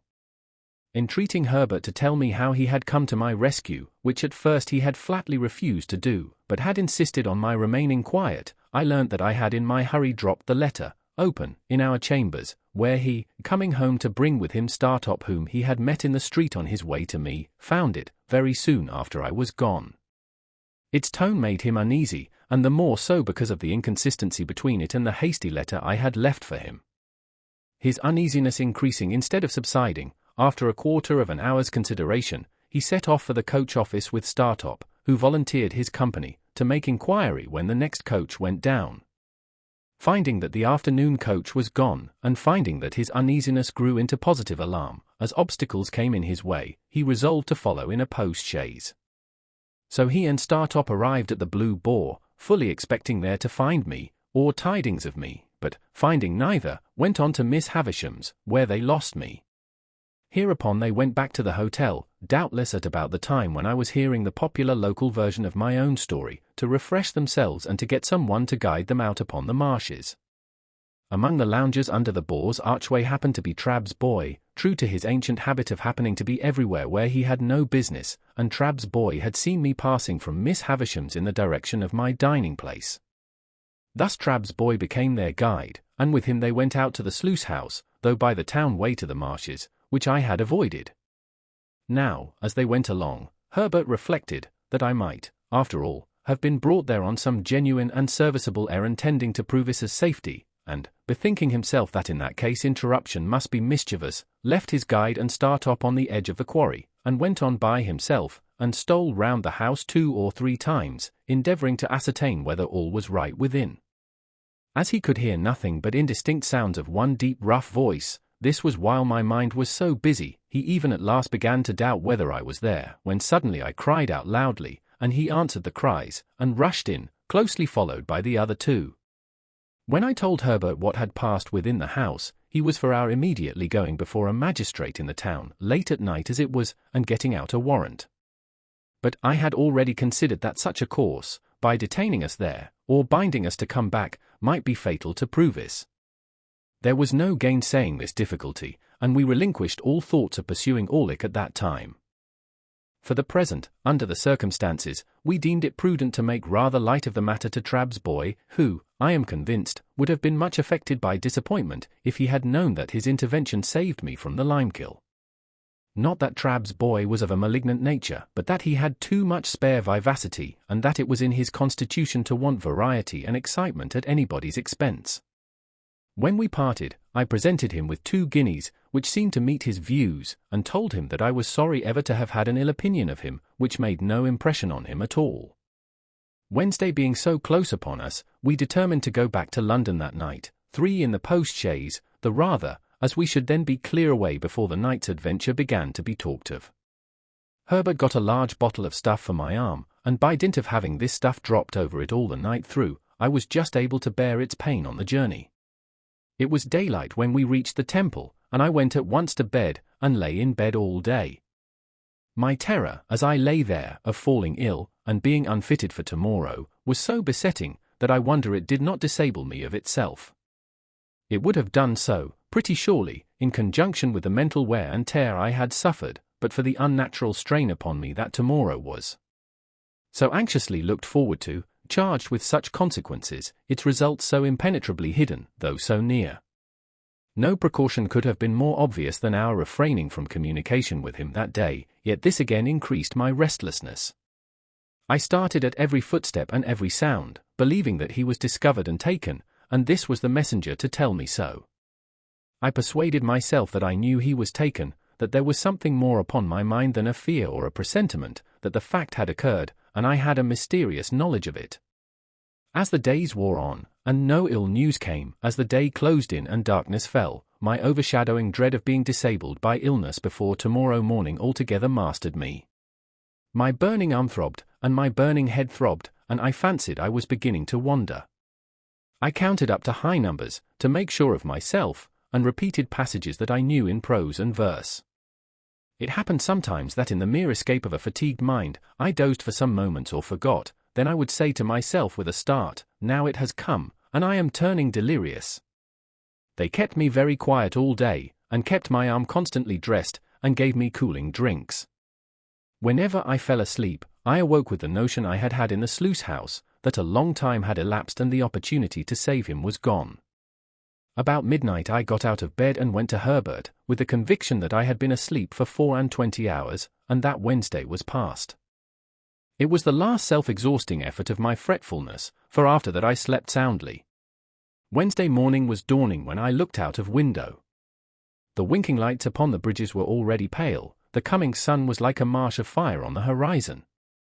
The river, still dark and mysterious, was spanned by bridges that were turning coldly grey, with here and there at top a warm touch from the burning in the sky. As I looked along the clustered roofs, with church towers and spires shooting into the unusually clear air, the sun rose up, and a veil seemed to be drawn from the river, and millions of sparkles burst out upon its waters. From me too, a veil seemed to be drawn, and I felt strong and well. Herbert lay asleep in his bed, and our old fellow student lay asleep on the sofa. I could not dress myself without help, but I made up the fire, which was still burning, and got some coffee ready for them. In good time they too started up strong and well, and we admitted the sharp morning air at the windows, and looked at the tide that was still flowing towards us. When it turns at 9 o'clock, said Herbert, cheerfully, look out for us, and stand ready, you over there at Mill Pond Bank. Chapter 54. It was one of those March days when the sun shines hot and the wind blows cold, when it is summer in the light, and winter in the shade. We had our pea coats with us, and I took a bag. Of all my worldly possessions I took no more than the few necessaries that filled the bag. Where I might go, what I might do, or when I might return, were questions utterly unknown to me, nor did I vex my mind with them, for it was wholly set on Provis's safety. I only wondered for the passing moment, as I stopped at the door and looked back, under what altered circumstances I should next see those rooms, if ever. We loitered down to the Temple stairs, and stood loitering there, as if we were not quite decided to go upon the water at all. Of course, I had taken care that the boat should be ready and everything in order. After a little show of indecision, which there were none to see but the 2 or 3 amphibious creatures belonging to our Temple stairs, we went on board and cast off, Herbert in the bow, I steering. It was then about high water, 8:30. Our plan was this. The tide, beginning to run down at 9, and being with us until 3, we intended still to creep on after it had turned, and row against it until dark. We should then be well in those long reaches below Gravesend, between Kent and Essex, where the river is broad and solitary, where the waterside inhabitants are very few, and where lone public houses are scattered here and there, of which we could choose one for a resting place. There, we meant to lie by all night. The steamer for Hamburg and the steamer for Rotterdam would start from London at about 9 on Thursday morning. We should know at what time to expect them, according to where we were, and would hail the first, so that, if by any accident we were not taken abroad, we should have another chance. We knew the distinguishing marks of each vessel. The relief of being at last engaged in the execution of the purpose was so great to me that I felt it difficult to realize the condition in which I had been a few hours before. The crisp air, the sunlight, the movement on the river, and the moving river itself, the road that ran with us, seeming to sympathize with us, animate us, and encourage us on, freshened me with new hope. I felt mortified to be of so little use in the boat, but there were few better oarsmen than my two friends, and they rowed with a steady stroke that was to last all day. At that time, the steam traffic on the Thames was far below its present extent, and watermen's boats were far more numerous. Of barges, sailing colliers, and coasting traders, there were perhaps as many as now, but of steamships, great and small, not a tithe or a 20th part so many. Early as it was, there were plenty of scullers going here and there that morning, and plenty of barges dropping down with the tide. The navigation of the river between bridges, in an open boat, was a much easier and commoner matter in those days than it is in these, and we went ahead among many skiffs and wherries briskly. Old London Bridge was soon passed, and old Billingsgate Market with its oyster boats and Dutchmen, and the White Tower and Traitor's Gate, and we were in among the tiers of shipping. Here were the Leith, Aberdeen, and Glasgow steamers, loading and unloading goods, and looking immensely high out of the water as we passed alongside. Here were colliers by the score and score, with the coal whippers plunging off stages on deck, as counterweights to measures of coal swinging up, which were then rattled over the side into barges. Here, at her moorings was tomorrow's steamer for Rotterdam, of which we took good notice, and here tomorrow's for Hamburg, under whose bowsprit we crossed. And now I, sitting in the stern, could see, with a faster beating heart, Mill Pond Bank and Mill Pond Stairs. "Is he there?" said Herbert. "Not yet." "Right. He was not to come down till he saw us." "Can you see his signal?" "Not well from here, but I think I see it. Now I see him." "Pull both." "Easy, Herbert." "Oars." We touched the stairs lightly for a single moment, and he was on board, and we were off again. He had a boat cloak with him, and a black canvas bag, and he looked as like a river pilot as my heart could have wished. "Dear boy," he said, putting his arm on my shoulder, as he took his seat. "Faithful dear boy, well done." "Thankee, thankee." Again among the tiers of shipping, in and out, avoiding rusty chain cables, frayed hempen hawsers and bobbing buoys, sinking for the moment floating broken baskets, scattering floating chips of wood and shaving, cleaving floating scum of coal, in and out, under the figurehead of the John of Sunderland making a speech to the winds, as is done by many Johns, and the Betsy of Yarmouth with a firm formality of bosom and her knobby eyes starting 2 inches out of her head, in and out, hammers going in shipbuilders' yards, saws going at timber, clashing engines going at things unknown, pumps going in leaky ships, capstans going, ships going out to sea, and unintelligible sea creatures roaring curses over the bulwarks at respondent lightermen, in and out at last upon the clearer river, where the ship's boys might take their fenders in, no longer fishing in troubled waters with them over the side, and where the festooned sails might fly out to the wind. At the stairs where we had taken him abroad, and ever since, I had looked warily for any token of our being suspected. I had seen none. We certainly had not been, and at that time as certainly we were not either attended or followed by any boat. If we had been waited on by any boat, I should have run into shore, and have obliged her to go on, or to make her purpose evident. But we held our own without any appearance of molestation. He had his boat cloak on him, and looked, as I have said, a natural part of the scene. It was remarkable, but perhaps the wretched life he had led accounted for it, that he was the least anxious of any of us.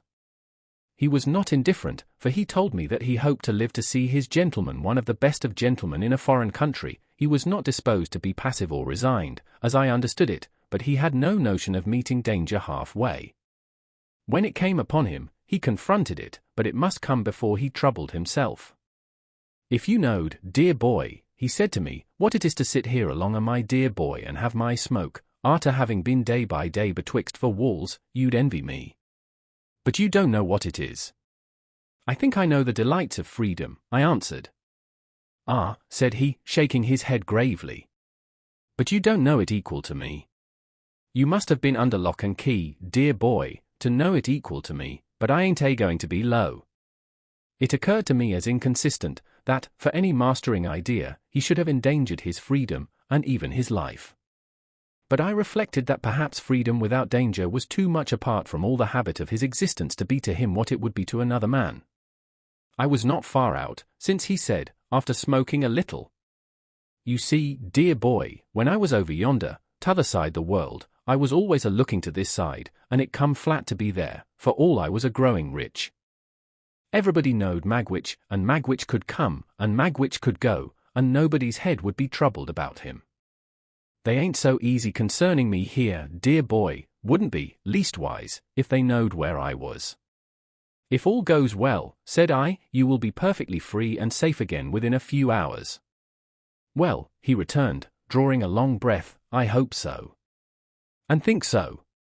He dipped his hand in the water over the boat's gunwale, and said, smiling with that softened air upon him which was not new to me, I suppose I think so, dear boy. We'd be puzzled to be more quiet and easygoing than we are at present. But it's a-flowing so soft and pleasant through the water, P-raps, as makes me think it, I was a-thinking through my smoke just then, that we can no more see to the bottom of the next few hours than we can see to the bottom of this river what I catches hold of. Nor yet we can't no more hold their tide than I can hold this. And it's run through my fingers and gone, you see," holding up his dripping hand. "But for your face I should think you were a little despondent," said I. "Not a bit on it, dear boy. It comes a-flowing on so quiet, and of that they're rippling at the boat's head making a sort of a Sunday tune. Maybe I'm a-growing a trifle old besides." He put his pipe back in his mouth with an undisturbed expression of face, and sat as composed and contented as if we were already out of England. Yet he was as submissive to a word of advice as if he had been in constant terror, for, when we ran ashore to get some bottles of beer into the boat, and he was stepping out, I hinted that I thought he would be safest where he was, and he said, "Do you, dear boy," and quietly sat down again. The air felt cold upon the river, but it was a bright day, and the sunshine was very cheering. The tide ran strong, I took care to lose none of it, and our steady stroke carried us on thoroughly well. By imperceptible degrees, as the tide ran out, we lost more and more of the nearer woods and hills, and dropped lower and lower between the muddy banks, but the tide was yet with us when we were off Gravesend. As our charge was wrapped in his cloak, I purposely passed within a boat or two's length of the floating custom house, and so out to catch the stream, alongside of 2 emigrant ships, and under the bows of a large transport with troops on the forecastle looking down at us. And soon the tide began to slacken, and the craft lying at anchor to swing, and presently they had all swung round, and the ships that were taking advantage of the new tide to get up to the pool began to crowd upon us in a fleet, and we kept under the shore, as much out of the strength of the tide now as we could, standing carefully off from low shallows and mudbanks. Our oarsmen were so fresh, by dint of having occasionally let her drive with the tide for a minute or two, that a quarter of an hour's rest proved full as much as they wanted. We got ashore among some slippery stones while we ate and drank what we had with us, and looked about.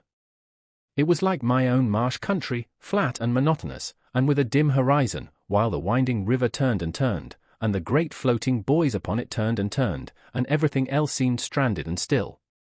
For now the last of the fleet of ships was round the last low point we had headed, and the last green barge, straw-laden, with a brown sail, had followed, and some ballast lighters, shaped like a child's first rude imitation of a boat, lay low in the mud, and a little squat shoal lighthouse on open piles stood crippled in the mud on stilts and crutches, and slimy stakes stuck out of the mud, and slimy stones stuck out of the mud, and red landmarks and tide marks stuck out of the mud, and an old landing stage and an old roofless building slipped into the mud, and all about us was stagnation and mud.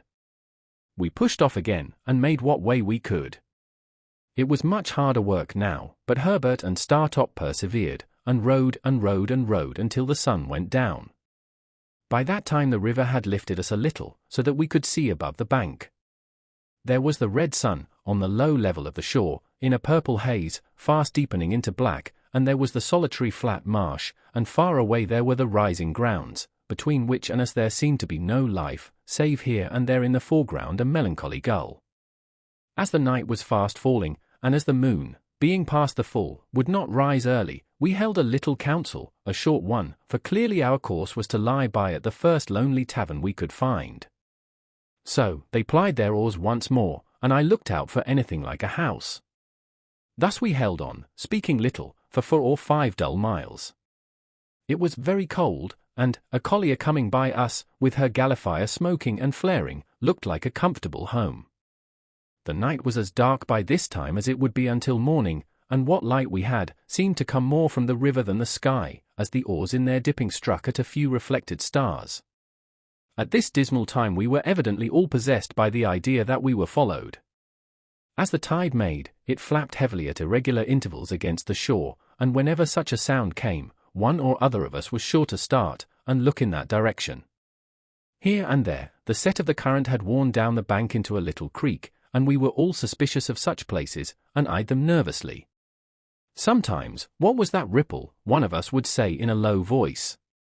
Or another, "Is that a boat yonder?" And afterwards we would fall into a dead silence, and I would sit impatiently thinking with what an unusual amount of noise the oars worked in the thowels. At length we descried a light and a roof, and presently afterwards ran alongside a little causeway made of stones that had been picked up hard by. Leaving the rest in the boat, I stepped ashore, and found the light to be in a window of a public house. It was a dirty place enough, and I dare say not unknown to smuggling adventurers, but there was a good fire in the kitchen, and there were eggs and bacon to eat, and various liquors to drink. Also, there were 2 double-bedded rooms, such as they were, the landlord said. No other company was in the house than the landlord, his wife, and a grizzled male creature, the Jack of the little causeway, who was as slimy and smeary as if he had been low-water Mark II. With this assistant, I went down to the boat again, and we all came ashore, and brought out the oars, and rudder, and boat-hook, and all else, and hauled her up for the night. We made a very good meal by the kitchen fire, and then apportioned the bedrooms. Herbert and Startop were to occupy one, I an hour charge the other. We found the air as carefully excluded from both, as if air were fatal to life, and there were more dirty clothes and bandboxes under the beds than I should have thought the family possessed. But we considered ourselves well off, notwithstanding, for a more solitary place we could not have found.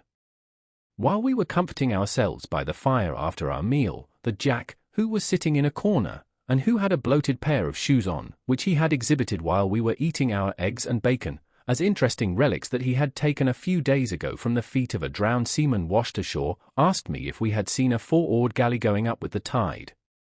When I told him no, he said she must have gone down then, and yet she took up 2 when she left there. They must hard thought better on tea for some reason or another, said the Jack, and gone down. A 4-oared galley, did you say? Said I. A4, said the Jack, and 2 sitters. Did they come ashore here? They put in with a stone 2-gallon jar for some beer. I'd heart been glad to peasen the beer myself, said the Jack, or put some rattling physic in it. Why? I know why, said the Jack. He spoke in a slushy voice, as if much mud had washed into his throat. He thinks, said the landlord, a weakly meditative man with a pale eye, who seemed to rely greatly on his Jack, he thinks they was, what they wasn't. I knows what I thinks, observed the Jack. You thinks custom of us, Jack, said the landlord. I do, said the Jack. Then you're wrong, Jack. Am I?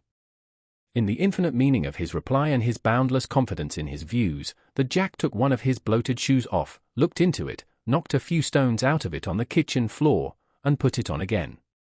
He did this with the air of a Jack who was so right that he could afford to do anything. Why, what do you make out that they done with their buttons then, Jack? Asked the landlord, vacillating weakly. Done with their buttons, returned the Jack. Chucked them overboard. Swallowed them. So did them, to come up small salad. Done with their buttons. Don't be cheeky, Jack, remonstrated the landlord, in a melancholy and pathetic way. A customs house officer knows what to do with his buttons, said the Jack, repeating the obnoxious word with the greatest contempt, when they comes betwixt him and his own light. A 4 and 2 sitters don't go hanging and hovering, up with one tide and down with another, and both with and against another, without there being custom to us at the bottom of it. Saying which he went out in disdain, and the landlord, having no one to reply upon, found it impracticable to pursue the subject. This dialogue made us all uneasy, and me very uneasy. The dismal wind was muttering round the house, the tide was flapping at the shore, and I had a feeling that we were caged and threatened. A 4-oared galley hovering about in so unusual a way as to attract this notice was an ugly circumstance that I could not get rid of. When I had induced Provis to go up to bed, I went outside with my 2 companions. Startop by this time knew the state of the case, and held another council. Whether we should remain at the house until near the steamer's time, which would be about 1 in the afternoon, or whether we should put off early in the morning, was the question we discussed. On the whole, we deemed it the better course to lie where we were, until within an hour or so of the steamer's time, and then to get out in her track, and drift easily with the tide. Having settled to do this, we returned into the house and went to bed. I lay down with the greater part of my clothes on, and slept well for a few hours. When I awoke, the wind had risen, and the sign of the house, the ship, was creaking and banging about, with noises that startled me. Rising softly, for my charge lay fast asleep, I looked out of the window. It commanded the causeway where we had hauled up our boat, and, as my eyes adapted themselves to the light of the clouded moon, I saw 2 men looking into her. They passed by under the window, looking at nothing else, and they did not go down to the landing place which I could discern to be empty, but struck across the marsh in the direction of the Nore. My first impulse was to call up Herbert, and show him the 2 men going away. But reflecting, before I got into his room, which was at the back of the house and adjoined mine, that he and Startop had had a harder day than I, and were fatigued, I forbore. Going back to my window, I could see the 2 men moving over the marsh. In that light, however, I soon lost them, and, feeling very cold, lay down to think of the matter, and fell asleep again. We were up early. As we walked to and fro, all 4 together, before breakfast, I deemed it right to recount what I had seen. Again our charge was the least anxious of the party. It was very likely that the men belonged to the custom house, he said quietly, and that they had no thought of us. I tried to persuade myself that it was so, as, indeed, it might easily be. However, I proposed that he and I should walk away together to a distant point we could see, and that the boat should take us aboard there, or as near there as might prove feasible, at about noon.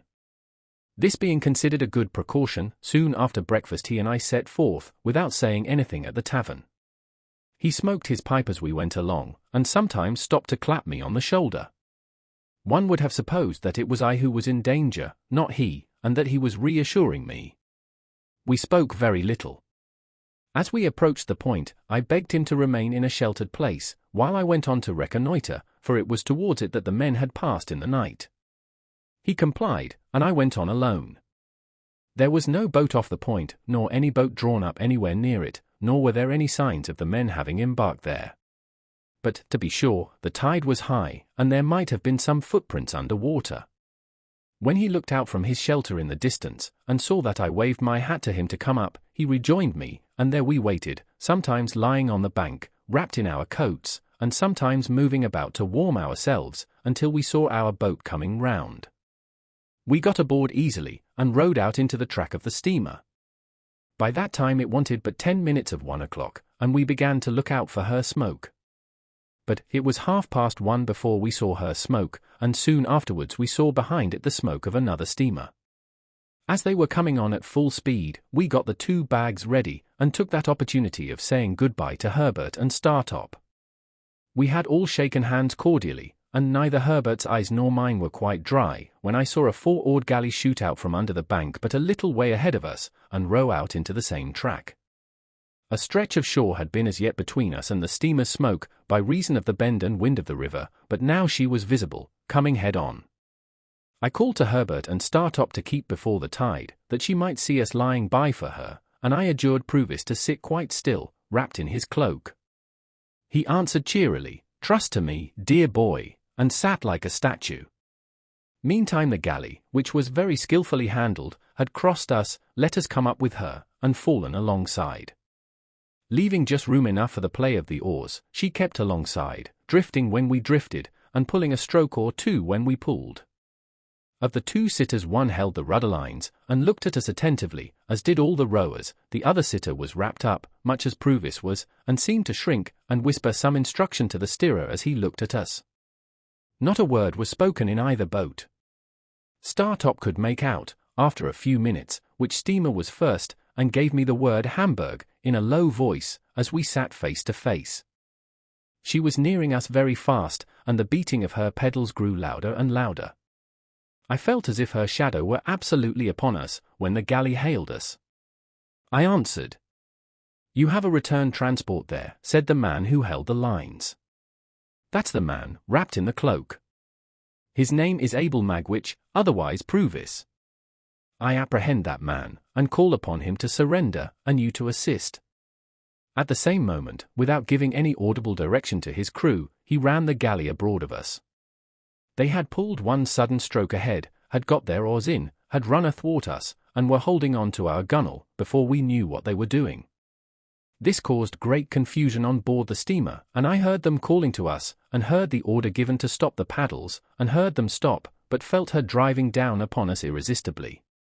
In the same moment, I saw the steersman of the galley lay his hand on his prisoner's shoulder, and saw that both boats were swinging round with the force of the tide, and saw that all hands on board the steamer were running forward quite frantically. Still, in the same moment, I saw the prisoner start up, lean across his captor, and pull the cloak from the neck of the shrinking sitter in the galley. Still in the same moment, I saw that the face disclosed was the face of the other convict of long ago. Still, in the same moment, I saw the face tilt backward with a white terror on it that I shall never forget, and heard a great cry on board the steamer, and a loud splash in the water, and felt the boat sink from under me. It was but for an instant that I seemed to struggle with 1,000 mill weirs and 1,000 flashes of light. That instant past, I was taken on board the galley. Herbert was there, and Startop was there, but our boat was gone, and the two convicts were gone. What with the cries aboard the steamer, and the furious blowing off of her steam, and her driving on, and our driving on, I could not at first distinguish sky from water or shore from shore, but the crew of the galley righted her with great speed, and, pulling certain swift strong strokes ahead, lay upon their oars, every man looking silently and eagerly at the water astern. Presently a dark object was seen in it, bearing towards us on the tide. No man spoke, but the steersman held up his hand, and all softly backed water, and kept the boat straight and true before it. As it came nearer, I saw it to be Magwitch, swimming, but not swimming freely. He was taken on board, and instantly manacled at the wrists and ankles. The galley was kept steady, and the silent, eager lookout at the water was resumed. But the Rotterdam steamer now came up, and apparently not understanding what had happened, came on at speed. By the time she had been hailed and stopped, both steamers were drifting away from us, and we were rising and falling in a troubled wake of water. The lookout was kept, long after all was still again and the two steamers were gone, but everybody knew that it was hopeless now. At length we gave it up, and pulled under the shore towards the tavern we had lately left, where we were received with no little surprise. Here I was able to get some comforts for Magwitch, Provis no longer, who had received some very severe injury in the chest, and a deep cut in the head. He told me that he believed himself to have gone under the keel of the steamer, and to have been struck on the head in rising. The injury to his chest, which rendered his breathing extremely painful, he thought he had received against the side of the galley. He added that he did not pretend to say what he might or might not have done to Compeyson, but that, in the moment of his laying his hand on his cloak to identify him, that villain had staggered up and staggered back, and they had both gone overboard together, when the sudden wrenching of him, Magwitch, out of our boat, and the endeavour of his captor to keep him in it, had capsized us. He told me in a whisper that they had gone down fiercely locked in each other's arms, and that there had been a struggle under water, and that he had disengaged himself, struck out, and swum away.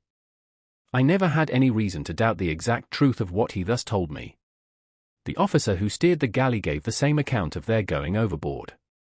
When I asked this officer's permission to change the prisoner's wet clothes by purchasing any spare garments I could get at the public house, he gave it readily, merely observing that he must take charge of everything his prisoner had about him.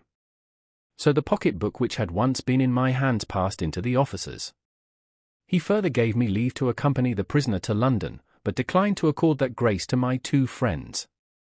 The jack at the ship was instructed where the drowned man had gone down, and undertook to search for the body in the places where it was likeliest to come ashore. His interest in its recovery seemed to me to be much heightened when he heard that it had stockings on. Probably, it took about a dozen drowned men to fit him out completely, and that may have been the reason why the different articles of his dress were in various stages of decay. We remained at the public house until the tide turned, and then Magwitch was carried down to the galley and put on board.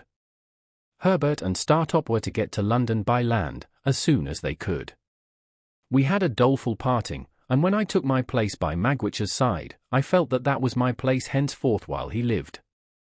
For now, my repugnance to him had all melted away, and in the hunted, wounded, shackled creature who held my hand in his, I only saw a man who had meant to be my benefactor, and who had felt affectionately, gratefully, and generously, towards me with great constancy through a series of years. I only saw in him a much better man than I had been to Joe. His breathing became more difficult and painful as the night drew on, and often he could not repress a groan. I tried to rest him on the arm I could use, in any easy position, but it was dreadful to think that I could not be sorry at heart for his being badly hurt, since it was unquestionably best that he should die. That there were, still living, people enough who were able and willing to identify him, I could not doubt. That he would be leniently treated, I could not hope. He who had been presented in the worst light at his trial, who had since broken prison and had been tried again, who had returned from transportation under a life sentence, and who had occasioned the death of the man who was the cause of his arrest. As we returned towards the setting sun we had yesterday left behind us, and as the stream of our hopes seemed all running back, I told him how grieved I was to think that he had come home for my sake. "Dear boy," he answered, "I'm quite content to take my chance. I've seen my boy, and he can be a gentleman without me." No. I had thought about that, while we had been there side by side. No. Apart from any inclinations of my own, I understood Wemmick's hint now. I foresaw that, being convicted, his possessions would be forfeited to the Crown. "Look'ee here, dear boy," said he, "it's best as a gentleman should not be known to belong to me now. Only come to see me as if you come by chance along a Wemmick. Sit where I can see you when I am swore to, for the last many times, and I don't ask no more. I will never stir from your side," said I, "when I am suffered to be near you. Please God, I will be as true to you as you have been to me." I felt his hand tremble as it held mine, and he turned his face away as he lay in the bottom of the boat, and I heard that old sound in his throat, softened now, like all the rest of him. It was a good thing that he had touched this point, for it put into my mind what I might not otherwise have thought of until too late, that he need never know how his hopes of enriching me had perished. Chapter 55. He was taken to the police court next day, and would have been immediately committed for trial, but that it was necessary to send down for an old officer of the prison ship from which he had once escaped, to speak to his identity. Nobody doubted it, but Compeyson, who had meant to depose to it, was tumbling on the tides, dead, and it happened that there was not at that time any prison officer in London who could give the required evidence. I had gone direct to Mr. Jaggers at his private house, on my arrival overnight, to retain his assistance, and Mr. Jaggers on the prisoner's behalf would admit nothing. It was the sole resource, for he told me that the case must be over in 5 minutes when the witness was there, and that no power on earth could prevent its going against us. I imparted to Mr. Jaggers my design of keeping him in ignorance of the fate of his wealth. Mr. Jaggers was querulous and angry with me for having let it slip through my fingers, and said we must memorialize by and by, and try at all events for some of it. But he did not conceal from me that, although there might be many cases in which the forfeiture would not be exacted, there were no circumstances in this case to make it one of them. I understood that very well. I was not related to the outlaw, or connected with him by any recognizable tie. He had put his hand to no writing or settlement in my favor before his apprehension, and to do so now would be idle. I had no claim, and I finally resolved, and ever afterwards abided by the resolution, that my heart should never be sickened with the hopeless task of attempting to establish one. There appeared to be reason for supposing that the drowned informer had hoped for a reward out of this forfeiture, and had obtained some accurate knowledge of Magwitch's affairs. When his body was found, many miles from the scene of his death, and so horribly disfigured that he was only recognizable by the contents of his pockets, notes were still legible, folded in a case he carried. Among these were the name of a banking house in New South Wales, where a sum of money was, and the designation of certain lands of considerable value. Both these heads of information were in a list that Magwitch, while in prison, gave to Mr. Jaggers, of the possessions he supposed I should inherit. His ignorance, poor fellow, at last served him. He never mistrusted but that my inheritance was quite safe, with Mr. Jaggers's aid. After 3 days' delay, during which the Crown prosecution stood over for the production of the witness from the prison ship, the witness came, and completed the easy case. He was committed to take his trial at the next sessions, which would come on in a month. It was at this dark time of my life that Herbert returned home one evening, a good deal cast down, and said, "My dear Handel, I fear I shall soon have to leave you." His partner having prepared me for that, I was less surprised than he thought. "We shall lose a fine opportunity if I put off going to Cairo, and I am very much afraid I must go, Handel, when you most need me." "Herbert, I shall always need you, because I shall always love you, but my need is no greater now than at another time. You will be so lonely." "I have not leisure to think of that," said I. "You know that I am always with him to the full extent of the time allowed, and that I should be with him all day long, if I could. And when I come away from him, you know that my thoughts are with him." The dreadful condition to which he was brought was so appalling to both of us that we could not refer to it in plainer words. "My dear fellow," said Herbert, "let the near prospect of our separation, for it is very near, be my justification for troubling you about yourself. Have you thought of your future?" "No, for I have been afraid to think of any future." "But yours cannot be dismissed, indeed, my dear Handel, it must not be dismissed.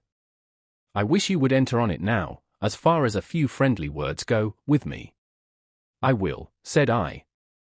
"In this branch house of ours, Handel, we must have a—" I saw that his delicacy was avoiding the right word, so I said, "a clerk." "A clerk! And I hope it is not at all unlikely that he may expand, as a clerk of your acquaintance has expanded, into a partner. Now, Handel, in short, my dear boy, will you come to me?"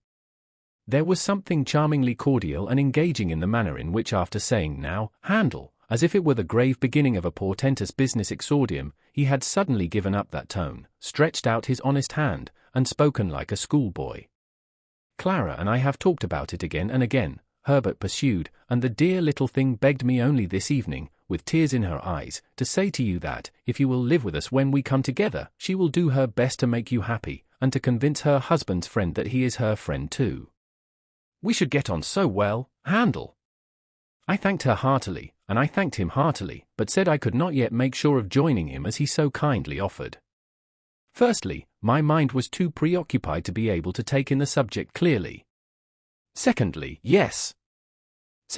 there was a vague something lingering in my thoughts that will come out very near the end of this slight narrative. But if you thought, Herbert, that you could, without doing any injury to your business, leave the question open for a little while. "For any while," cried Herbert. 6 months, a year." "Not so long as that," said I. 2 or 3 months at most." Herbert was highly delighted when we shook hands on this arrangement, and said he could now take courage to tell me that he believed he must go away at the end of the week. "And Clara," said I. "The dear little thing," returned Herbert, "holds dutifully to her father as long as he lasts, but he won't last long. Mrs. Wimple confides to me that he is certainly going." "Not to say an unfeeling thing," said I, "he cannot do better than go." "I am afraid that must be admitted," said Herbert, "and then I shall come back for the dear little thing, and the dear little thing, and I will walk quietly into the nearest church. Remember, the blessed darling comes of no family, my dear Handel, and never looked into the Red Book, and hasn't a notion about her grandpapa. What a fortune for the son of my mother!" On the Saturday in that same week, I took my leave of Herbert, full of bright hope, but sad and sorry to leave me, as he sat on one of the Seaport mail coaches. I went into a coffee-house to write a little note to Clara, telling her he had gone off, sending his love to her over and over again, and then went to my lonely home, if it deserved the name, for it was now no home to me, and I had no home anywhere. On the stairs I encountered Wemmick, who was coming down, after an unsuccessful application of his knuckles to my door. I had not seen him alone since the disastrous issue of the attempted flight, and he had come, in his private and personal capacity, to say a few words of explanation in reference to that failure. The late Compeyson, said Wemmick, had by little and little got at the bottom of half of the regular business now transacted, and it was from the talk of some of his people in trouble, some of his people being always in trouble, that I heard what I did.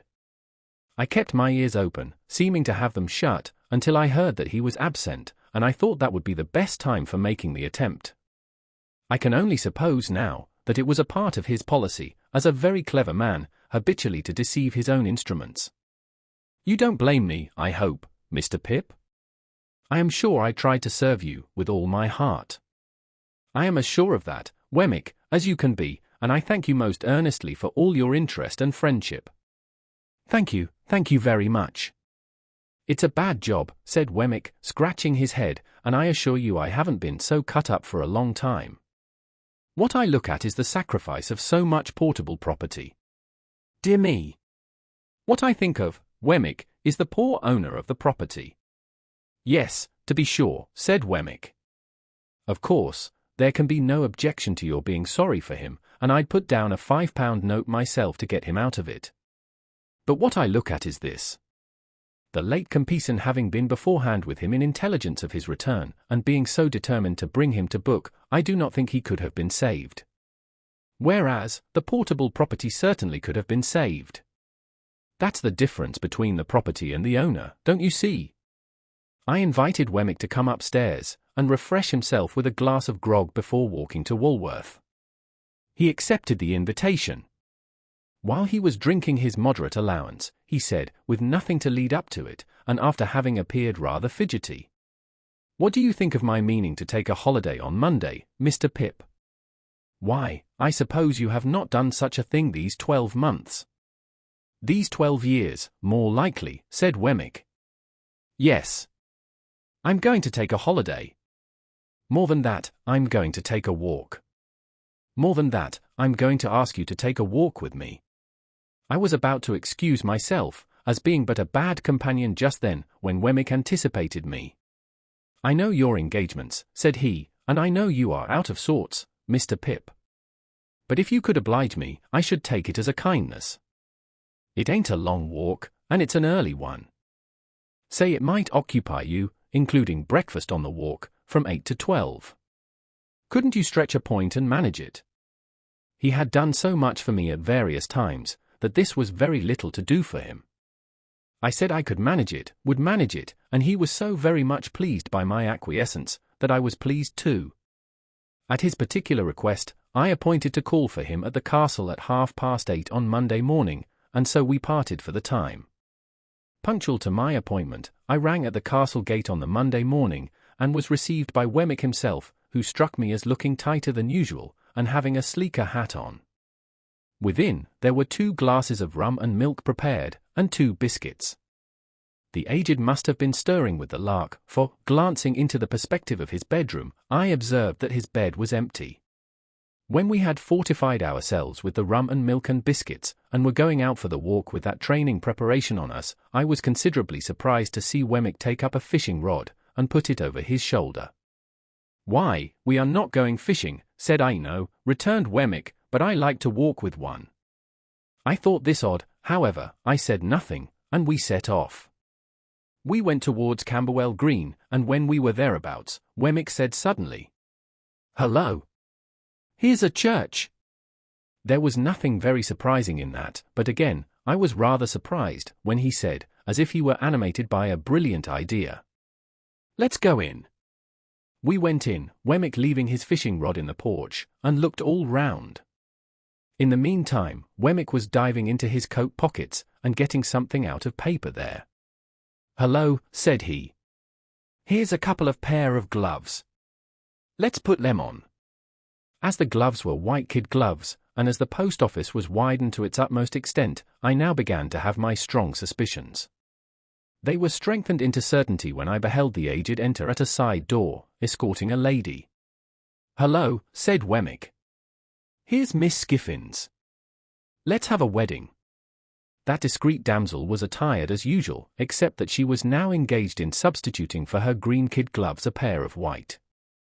The aged was likewise occupied in preparing a similar sacrifice for the altar of Hymen. The old gentleman, however, experienced so much difficulty in getting his gloves on, that Wemmick found it necessary to put him with his back against a pillar, and then to get behind the pillar himself and pull away at them, while I for my part held the old gentleman round the waist, that he might present an equal and safe resistance. By dint of this ingenious scheme, his gloves were got on to perfection. The clerk and clergyman then appearing, we were ranged in order at those fatal rails. True to his notion of seeming to do it all without preparation, I heard Wemmick say to himself, as he took something out of his waistcoat pocket before the service began, "Hullo! Here's a ring."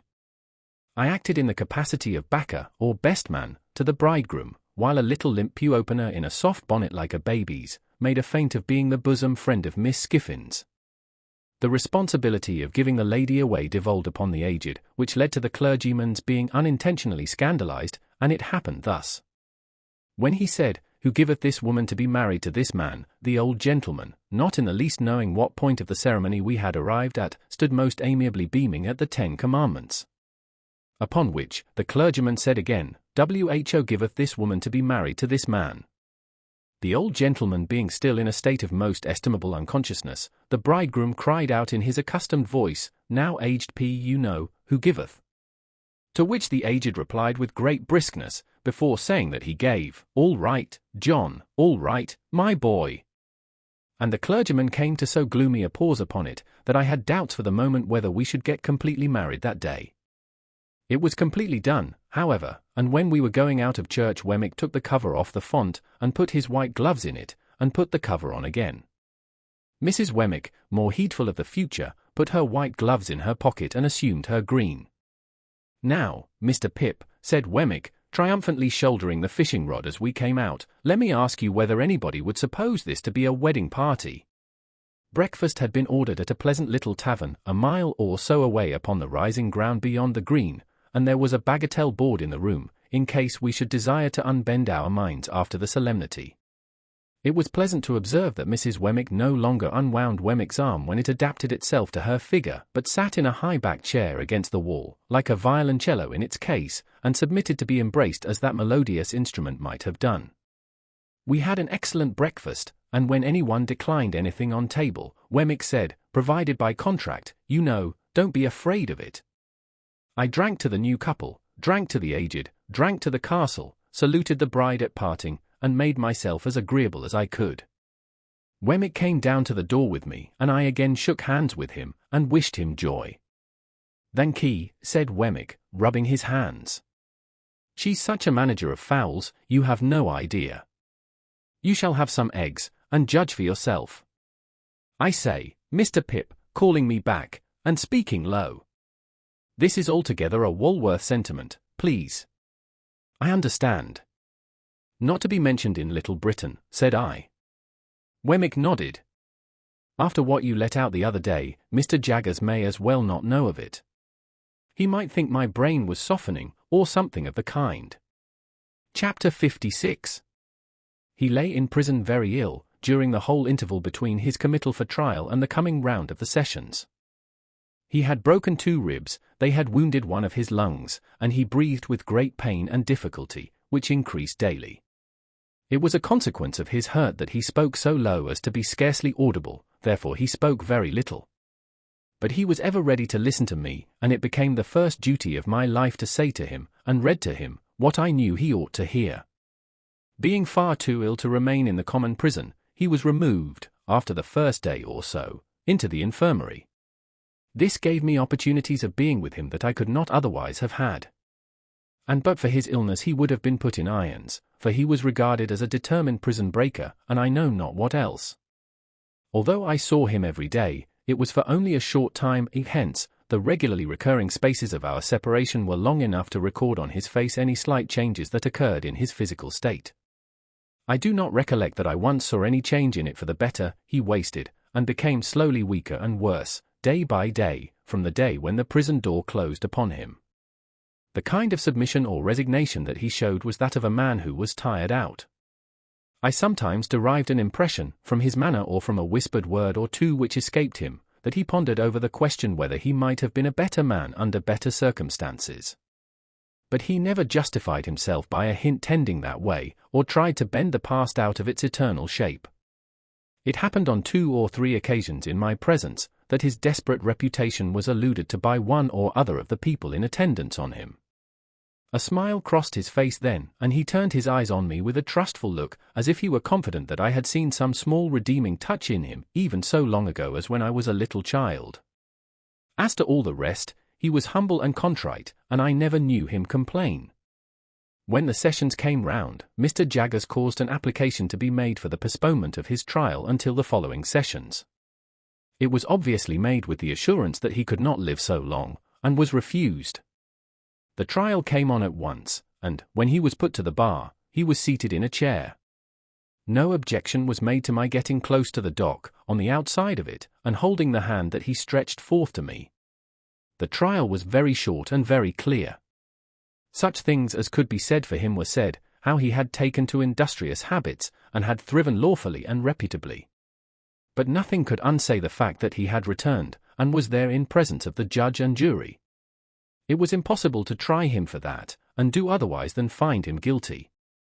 At that time, it was the custom, as I learnt from my terrible experience of that sessions, to devote a concluding day to the passing of sentences, and to make a finishing effect with the sentence of death. But for the indelible picture that my remembrance now holds before me, I could scarcely believe, even as I write these words, that I saw 32 men and women put before the judge to receive that sentence together. Foremost among the 32 was he, seated, that he might get breath enough to keep life in him. The whole scene starts out again in the vivid colours of the moment, down to the drops of April rain on the windows of the court, glittering in the rays of April sun. Penned in the dock, as I again stood outside it at the corner with his hand in mine, were the 32 men and women, some defiant, some stricken with terror, some sobbing and weeping, some covering their faces, some staring gloomily about. There had been shrieks from among the women convicts, but they had been stilled, and a hush had succeeded. The sheriffs with their great chains and nosegays, other civic gewgaws and monsters, criers, ushers, a great gallery full of people, a large theatrical audience, looked on, as the 32 and the judge were solemnly confronted. Then the judge addressed them. Among the wretched creatures before him whom he must single out for special address was one who almost from his infancy had been an offender against the laws, who, after repeated imprisonments and punishments, had been at length sentenced to exile for a term of years, and who, under circumstances of great violence and daring, had made his escape and been re-sentenced to exile for life. That miserable man would seem for a time to have become convinced of his errors, when far removed from the scenes of his old offences, and to have lived a peaceable and honest life. But in a fatal moment, yielding to those propensities and passions, the indulgence of which had so long rendered him a scourge to society, he had quitted his haven of rest and repentance, and had come back to the country where he was prescribed. Being here presently denounced, he had for a time succeeded in evading the officers of justice, but being at length seized while in the act of flight, he had resisted them, and had, he best knew whether by express design, or in the blindness of his hardihood, caused the death of his denouncer, to whom his whole career was known. The appointed punishment for his return to the land that had cast him out, being death, and his case being this aggravated case, he must prepare himself to die. The sun was striking in at the great windows of the court, through the glittering drops of rain upon the glass, and it made a broad shaft of light between the 32 and the judge, linking both together, and perhaps reminding some among the audience how both were passing on, with absolute equality, to the greater judgment that knoweth all things, and cannot err. Rising for a moment, a distinct speck of face in this way of light, the prisoner said, "My lord, I have received my sentence of death from the Almighty, but I bow to yours," and sat down again. There was some hushing, and the judge went on with what he had to say to the rest. Then they were all formally doomed, and some of them were supported out, and some of them sauntered out with a haggard look of bravery, and a few nodded to the gallery, and 2 or 3 shook hands, and others went out chewing the fragments of herb they had taken from the sweet herbs lying about. He went last of all, because of having to be helped from his chair, and to go very slowly, and he held my hand while all the others were removed, and while the audience got up, putting their dresses right, as they might at church or elsewhere, and pointed down at this criminal or at that, and most of all at him and me.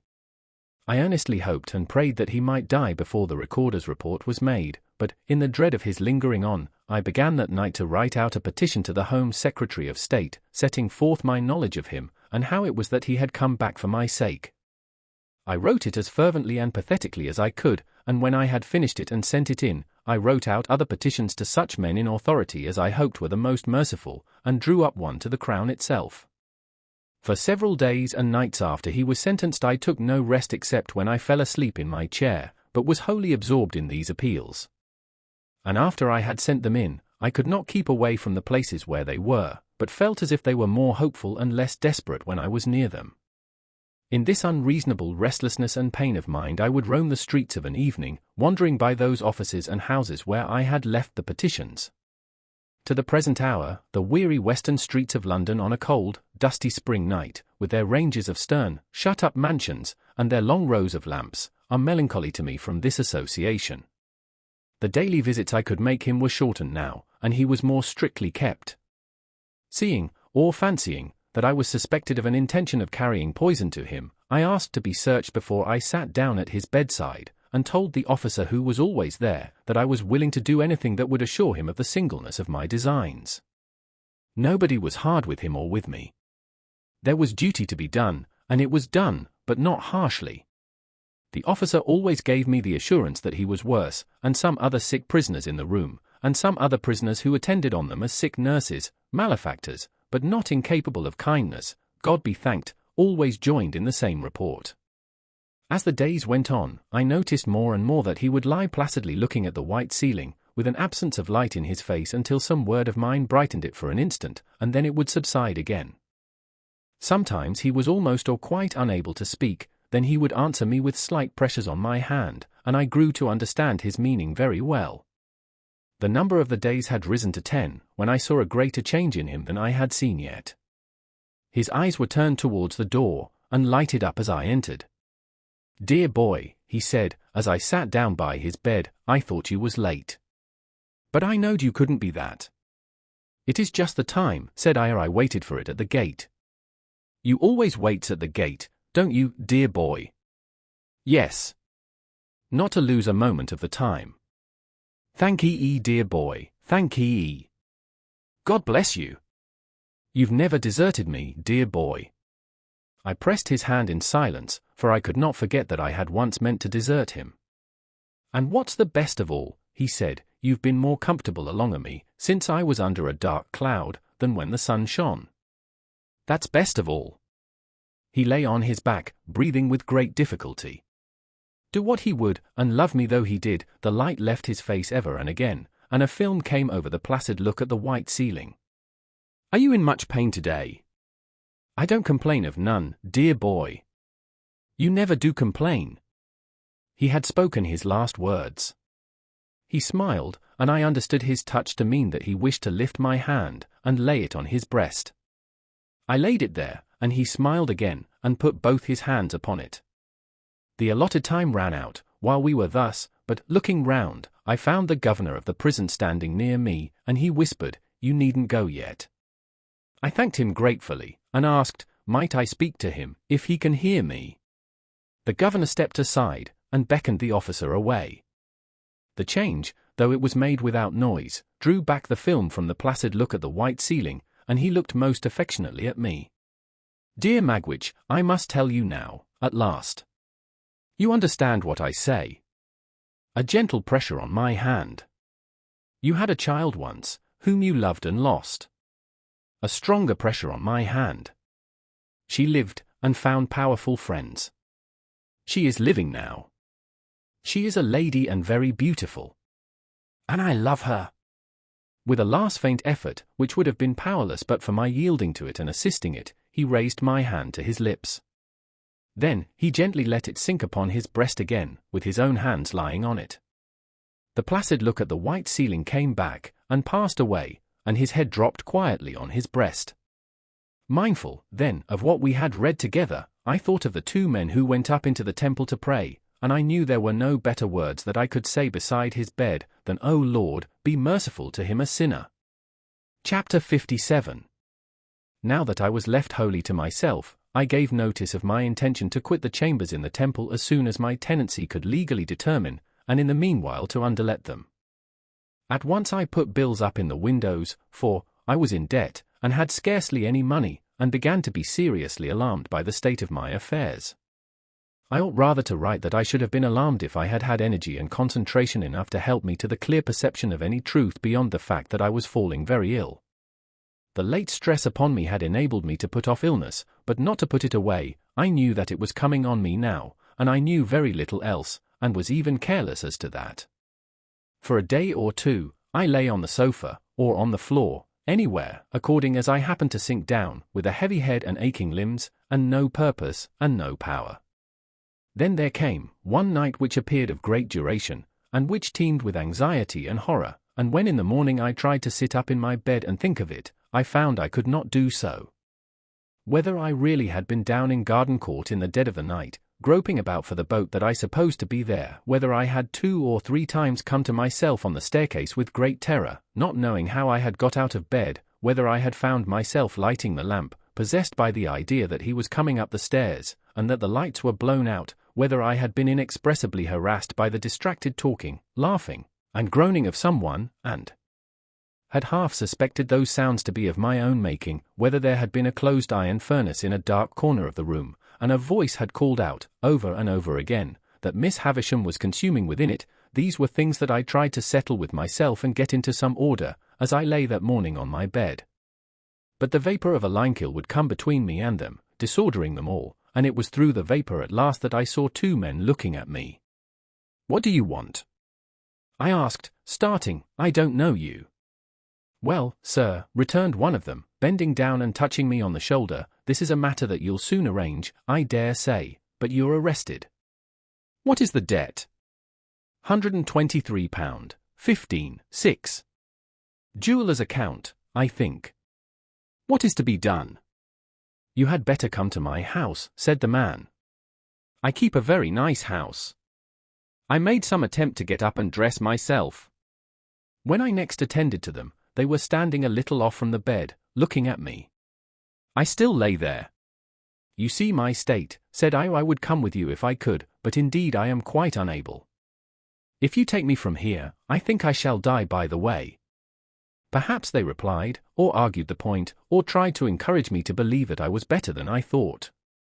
Forasmuch as they hang in my memory by only this one slender thread, I don't know what they did, except that they forbore to remove me. That I had a fever and was avoided, that I suffered greatly, that I often lost my reason, that the time seemed interminable, that I confounded impossible existences with my own identity, that I was a brick in the house wall, and yet entreating to be released from the giddy place where the builders had set me, that I was a steel beam of a vast engine, clashing and whirling over a gulf, and yet that I implored in my own person to have the engine stopped, and my part in it hammered off, that I passed through these phases of disease, I know of my own remembrance, and did in some sort know at the time. That I sometimes struggled with real people, in the belief that they were murderers, and that I would all at once comprehend that they meant to do me good, and would then sink exhausted in their arms, and suffer them to lay me down, I also knew at the time. But, above all, I knew that there was a constant tendency in all these people, who, when I was very ill, would present all kinds of extraordinary transformations of the human face, and would be much dilated in size. Above all, I say, I knew that there was an extraordinary tendency in all these people, sooner or later, to settle down into the likeness of Joe. After I had turned the worst point of my illness, I began to notice that while all its other features changed, this one consistent feature did not change. Whoever came about me still settled down into Joe. I opened my eyes in the night, and I saw, in the great chair at the bedside, Joe. I opened my eyes in the day, and, sitting on the window seat, smoking his pipe in the shaded open window, still I saw Joe. I asked for cooling drink, and the dear hand that gave it me was Joe's. I sank back on my pillow after drinking, and the face that looked so hopefully and tenderly upon me was the face of Joe. At last, one day, I took courage, and said, "Is it Joe?" And the dear old home voice answered, "Which it air, old chapter." "Oh, Joe, you break my heart. Look angry at me, Joe. Strike me, Joe. Tell me of my ingratitude. Don't be so good to me." For Joe had actually laid his head down on the pillow at my side, and put his arm round my neck, in his joy that I knew him. "Which dear old Pip, old chap," said Joe, "you and me was ever friends. And when you're well enough to go out for a ride, what larks!" After which, Joe withdrew to the window, and stood with his back towards me, wiping his eyes. And as my extreme weakness prevented me from getting up and going to him, I lay there, penitently whispering, "Oh, God bless him. Oh, God bless this gentle Christian man." Joe's eyes were red when I next found him beside me, but I was holding his hand, and we both felt happy. "How long, dear Joe?" "Which you mean to say, Pip, how long have your illness lasted, dear old chap?" "Yes, Joe. It's the end of May, Pip. Tomorrow is the 1st of June. And have you been here all that time, dear Joe?" "Pretty nigh, old chapter. For, as I says to Biddy when the news of your being ill were brought by letter, which it were brought by the post, and being formerly single he is now married though underpaid for a deal of walking and shoe leather, but wealth were not a object on his part, and marriage were the great wish of his heart. It is so delightful to hear you, Joe. But I interrupt you in what you said to Biddy." "Which it were," said Joe, "that how you might be amongst strangers, and that how you and me having been ever friends, a visit at such a moment might not prove unacceptable. And Biddy, her word were, go to him, without loss of time." "That," said Joe, summing up with his judicial air, "were the word of Biddy. Go to him, Biddy say, without loss of time. In short, I shouldn't greatly deceive you," Joe added, after a little grave reflection, "if I represented to you that the word of that young woman were, without a minute's loss of time." There Joe cut himself short, and informed me that I was to be talked to in great moderation, and that I was to take a little nourishment at stated frequent times, whether I felt inclined for it or not, and that I was to submit myself to all his orders. So I kissed his hand, and lay quiet, while he proceeded to indite a note to Biddy, with my love in it. Evidently Biddy had taught Joe to write. As I lay in bed looking at him, it made me, in my weak state, cry again with pleasure to see the pride with which he set about his letter. My bedstead, divested of its curtains, had been removed, with me upon it, into the sitting-room, as the airiest and largest, and the carpet had been taken away, and the room kept always fresh and wholesome night and day. At my own writing-table, pushed into a corner and cumbered with little bottles, Joe now sat down to his great work, first choosing a pen from the pen-tray as if it were a chest of large tools, and tucking up his sleeves as if he were going to wield a crowbar or sledge-hammer.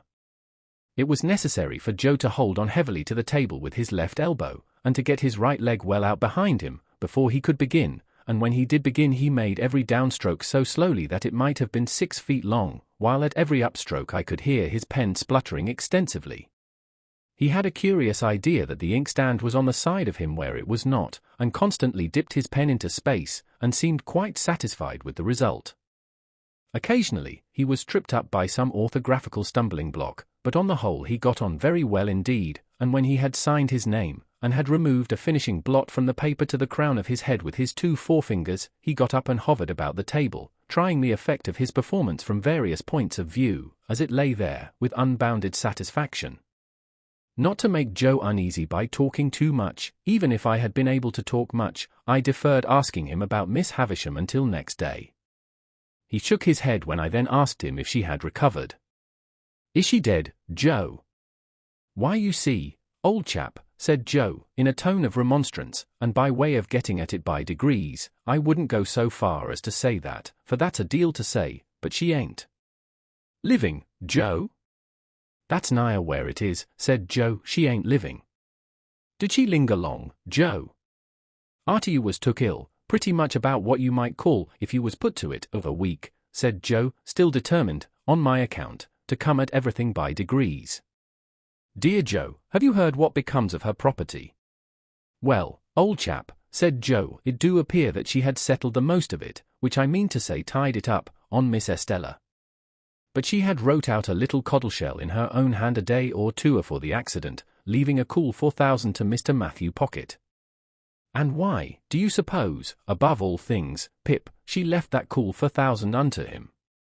Because of Pip's account of him, the said Matthew. I am told by Biddy, that ere the writing, said Joe, repeating the legal turn as if it did him infinite good, account of him the said Matthew. And a cool 4,000, Pip. I never discovered from whom Joe derived the conventional temperature of the £4,000, but it appeared to make the sum of money more to him, and he had a manifest relish in insisting on its being cool. This account gave me great joy, as it perfected the only good thing I had done. I asked Joe whether he had heard if any of the other relations had any legacies. Miss Sarah, said Joe, she have £25 per annum for to buy pills, on account of being bilious. Miss Georgiana, she have £20 down. Mrs., what's the name of them wild beasts with humps, old chap? Camels, said I, wondering why he could possibly want to know. Joe nodded. Mrs. Camels, by which I presently understood he meant Camilla, she have £5 for to buy rushlights to put her in spirits when she wake up in the night. The accuracy of these recitals was sufficiently obvious to me, to give me great confidence in Joe's information. And now, said Joe, you ain't that strong yet, old chap, that you can take in more nor one additional shovelful today. Old Orlick he's been a bust in open a dwelling house. Whose, said I. Not, I grant you, but what his manners is given to blusterous, said Joe, apologetically, still, a Englishman's house is his castle, and castles must not be busted except when done in war time. And what's humour the failings on his part, he were a corn and seedsman in his heart. Is it Pumblechook's house that has been broken into, then?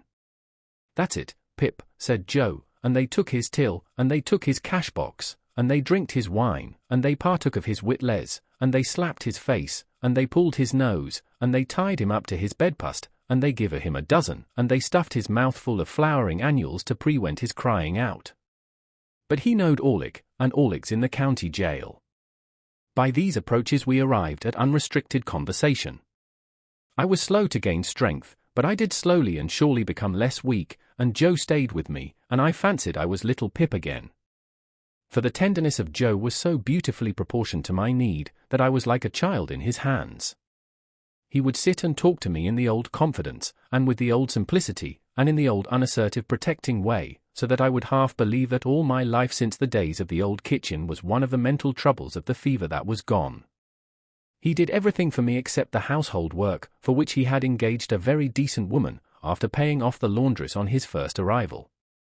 Which I do assure you, Pip, he would often say, in explanation of that liberty, I found her a-tapping the spare bed, like a cask of beer, and drawing off the feathers in a bucket, for sale. Which she would have tapped your next, and drawed it off with you a-laying on it, and was then a-carrying away the coals gradually in the soup tureen and vegetable dishes, and the wine and spirits in your Wellington boots. We looked forward to the day when I should go out for a ride, as we had once looked forward to the day of my apprenticeship. And when the day came, and an open carriage was got into the lane, Joe wrapped me up, took me in his arms, carried me down to it, and put me in, as if I were still the small helpless creature to whom he had so abundantly given of the wealth of his great nature. And Joe got in beside me, and we drove away together into the country, where the rich summer growth was already on the trees and on the grass, and sweet summer scents filled all the air. The day happened to be Sunday, and when I looked on the loveliness around me, and thought how it had grown and changed, and how the little wild flowers had been forming, and the voices of the birds had been strengthening, by day and by night, under the sun and under the stars, while poor I lay burning and tossing on my bed, the mere remembrance of having burned and tossed there came like a check upon my peace. But when I heard the Sunday bells, and looked around a little more upon the outspread beauty, I felt that I was not nearly thankful enough, that I was too weak yet to be even that, and I laid my head on Joe's shoulder, as I had laid it long ago when he had taken me to the fair or where not, and it was too much for my young senses. More composure came to me after a while, and we talked as we used to talk, lying on the grass at the old battery. There was no change whatever in Joe. Exactly what he had been in my eyes then, he was in my eyes still, just as simply faithful, and as simply right. When we got back again, and he lifted me out, and carried me, so easily, across the court and up the stairs, I thought of that eventful Christmas day when he had carried me over the marshes. We had not yet made any allusion to my change of fortune, nor did I know how much of my late history he was acquainted with. I was so doubtful of myself now, and put so much trust in him, that I could not satisfy myself whether I ought to refer to it when he did not. "Have you heard, Joe?" I asked him that evening, upon further consideration, as he smoked his pipe at the window, who my patron was. I heerd, returned Joe, as it were not Miss Havisham, old chapter. Did you hear who it was, Joe? Well, I heerd as it were a person what sent the person what give you the banknotes at the Jolly Bargeman, Pip. So it was. Astonishing, said Joe, in the placidest way. Did you hear that he was dead, Joe? I presently asked, with increasing diffidence. Which? Him as sent the banknotes, Pip. Yes. I think, said Joe, after meditating a long time, and looking rather evasively at the window seat, as I did hear tell that how he was something or another in a general way in that direction. Did you hear anything of his circumstances, Joe? Not particular, Pip. If you would like to hear, Joe, I was beginning, when Joe got up and came to my sofa. Looky here, old chap, said Joe, bending over me. Ever the best of friends, ain't us, Pip? I was ashamed to answer him. Very good, then, said Joe, as if I had answered, that's all right, that's agreed upon. Then why go into subjects, old chap, which as betwixt two sec must be forever unnecessary? There's subjects enough as betwixt two sec, without unnecessary ones. Lord! To think of your poor sister and her rampages. And don't you remember Tickler? I do indeed, Joe. Looky here, old chap, said Joe. I done what I could to keep you and Tickler in sunders, but my power were not always fully equal to my inclinations.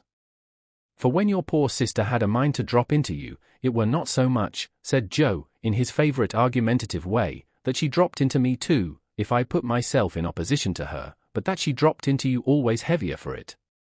I noticed that. It ain't a grab at a man's whisker, not yet a shake or two of a man, to which your sister was quite welcome, that you'd put a man off from getting a little child out of punishment. But when that little child is dropped into heavier for that grab of whisker or shaking, then that man nate rally up and says to himself, where is the good as you are doing?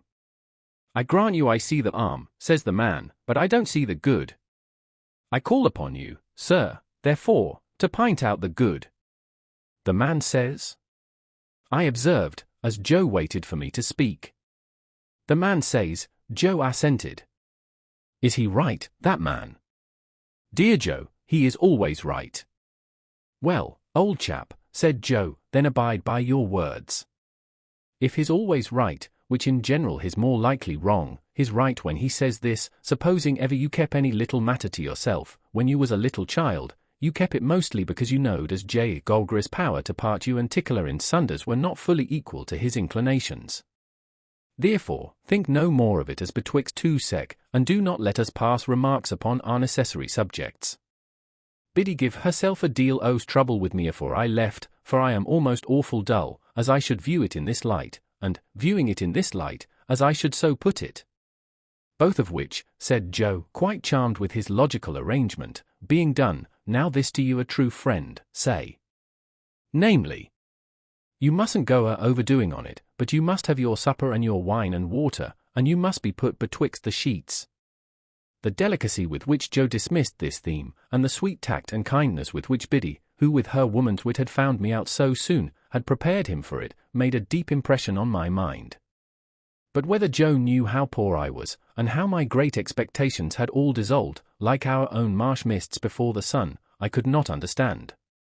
Another thing in Joe that I could not understand when it first began to develop itself, but which I soon arrived at a sorrowful comprehension of, was this: as I became stronger and better, Joe became a little less easy with me.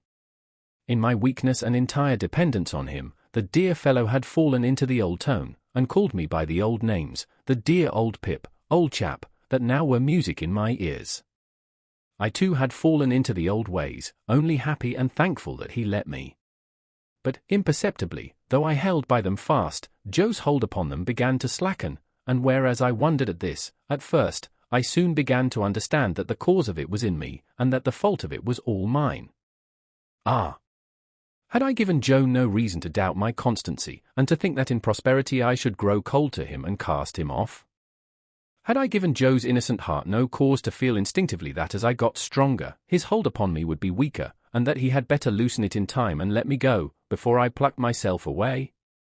It was on the third or fourth occasion of my going out walking in the Temple Gardens leaning on Joe's arm, that I saw this change in him very plainly. We had been sitting in the bright warm sunlight, looking at the river, and I chanced to say as we got up, "See, Joe, I can walk quite strongly. Now, you shall see me walk back by myself." "Which do not overdo it, Pip," said Joe, "but I shall be happy to see you able, sir." The last word grated on me, but how could I remonstrate? I walked no further than the gate of the gardens, and then pretended to be weaker than I was, and asked Joe for his arm. Joe gave it me, but was thoughtful. I, for my part, was thoughtful too, for how best to check this growing change in Joe was a great perplexity to my remorseful thoughts. That I was ashamed to tell him exactly how I was placed, and what I had come down to, I do not seek to conceal, but I hope my reluctance was not quite an unworthy one. He would want to help me out of his little savings, I knew, and I knew that he ought not to help me, and that I must not suffer him to do it. It was a thoughtful evening with both of us. But before we went to bed, I had resolved that I would wait over tomorrow being Sunday, and would begin my new course with the new week. On Monday morning I would speak to Joe about this change, I would lay aside this last vestige of reserve, I would tell him what I had in my thoughts, that secondly, not yet arrived at, and why I had not decided to go out to Herbert, and then the change would be conquered forever. As I cleared, Joe cleared, and it seemed as though he had sympathetically arrived at a resolution too. We had a quiet day on the Sunday, and we rode out into the country, and then walked in the fields. "I feel thankful that I have been ill, Joe," I said. "Dear old Pip, old chap, you're a'most come round, sir. It has been a memorable time for me, Joe." "Likewise for myself, sir," Joe returned. "We have had a time together, Joe, that I can never forget. There were days once, I know, that I did for a while forget, but I never shall forget these." "Pip," said Joe, appearing a little hurried and troubled, "there has been larks." "And, dear sir, what have been betwixt us, have been." At night, when I had gone to bed, Joe came into my room, as he had done all through my recovery. He asked me if I felt sure that I was as well as in the morning. "Yes, dear Joe, quite." "And are always a-getting stronger, old chap?" "Yes, dear Joe, steadily." Joe patted the coverlet on my shoulder with his great good hand, and said, in what I thought a husky voice, "Good night." When I got up in the morning, refreshed and stronger yet, I was full of my resolution to tell Joe all, without delay. I would tell him before breakfast. I would dress at once and go to his room and surprise him, for it was the first day I had been up early. I went to his room, and he was not there. Not only was he not there, but his box was gone. I hurried then to the breakfast table, and on it found a letter. These were its brief contents. "Not wishful to intrude, I have departed for you are well again, dear Pip, and will do better without. Joe. P.S. Ever the best of friends."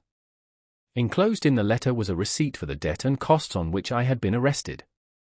Down to that moment, I had vainly supposed that my creditor had withdrawn, or suspended proceedings until I should be quite recovered. I had never dreamed of Joe's having paid the money, but Joe had paid it, and the receipt was in his name. What remained for me now, but to follow him to the dear old forge, and there to have out my disclosure to him, and my penitent remonstrance with him, and there to relieve my mind and heart of that reserved secondly, which had begun as a vague something lingering in my thoughts, and had formed into a settled purpose. The purpose was, that I would go to Biddy, that I would show her how humbled and repentant I came back, that I would tell her how I had lost all I once hoped for, that I would remind her of our old confidences in my first unhappy time. Then I would say to her, "Biddy, I think you once liked me very well, when my errant heart, even while it strayed away from you, was quieter and better with you than it ever has been since. If you can like me only half as well once more, if you can take me with all my faults and disappointments on my head, if you can receive me like a forgiven child, and indeed I am as sorry, Biddy, and have as much need of a hushing voice and a soothing hand, I hope I am a little worthier of you that I was, not much, but a little. And, Biddy, it shall rest with you to say whether I shall work at the forge with Joe, or whether I shall try for any different occupation down in this country, or whether we shall go away to a distant place where an opportunity awaits me which I set aside, when it was offered, until I knew your answer. And now, dear Biddy, if you can tell me that you will go through the world with me, you will surely make it a better world for me, and me a better man for it, and I will try hard to make it a better world for you. Such was my purpose. After 3 days more of recovery, I went down to the old place to put it in execution. And how I sped in it is all I have left to tell. Chapter 58. The tidings of my high fortunes having had a heavy fall had got down to my native place and its neighborhood before I got there. I found the Blue Boar in possession of the intelligence, and I found that it made a great change in the Boar's demeanor. Whereas the Boar had cultivated my good opinion with warm assiduity when I was coming into property, the Boar was exceedingly cool on the subject now that I was going out of property. It was evening when I arrived, much fatigued by the journey I had so often made so easily. The Boar could not put me into my usual bedroom, which was engaged, probably by some one who had expectations, and could only assign me a very indifferent chamber among the pigeons and post-chaises up the yard. But I had as sound a sleep in that lodging as in the most superior accommodation the Boar could have given me, and the quality of my dreams was about the same as in the best bedroom. Early in the morning, while my breakfast was getting ready, I strolled round by Saty's house. There were printed bills on the gate and on bits of carpet hanging out of the windows, announcing a sale by auction of the household furniture and effects, next week. The house itself was to be sold as old building materials, and pulled down. Lot 1 was marked in whitewashed knock-knee letters on the brew house, Lot 2 on that part of the main building which had been so long shut up. Other lots were marked off on other parts of the structure, and the ivy had been torn down to make room for the inscriptions, and much of it trailed low in the dust and was withered already.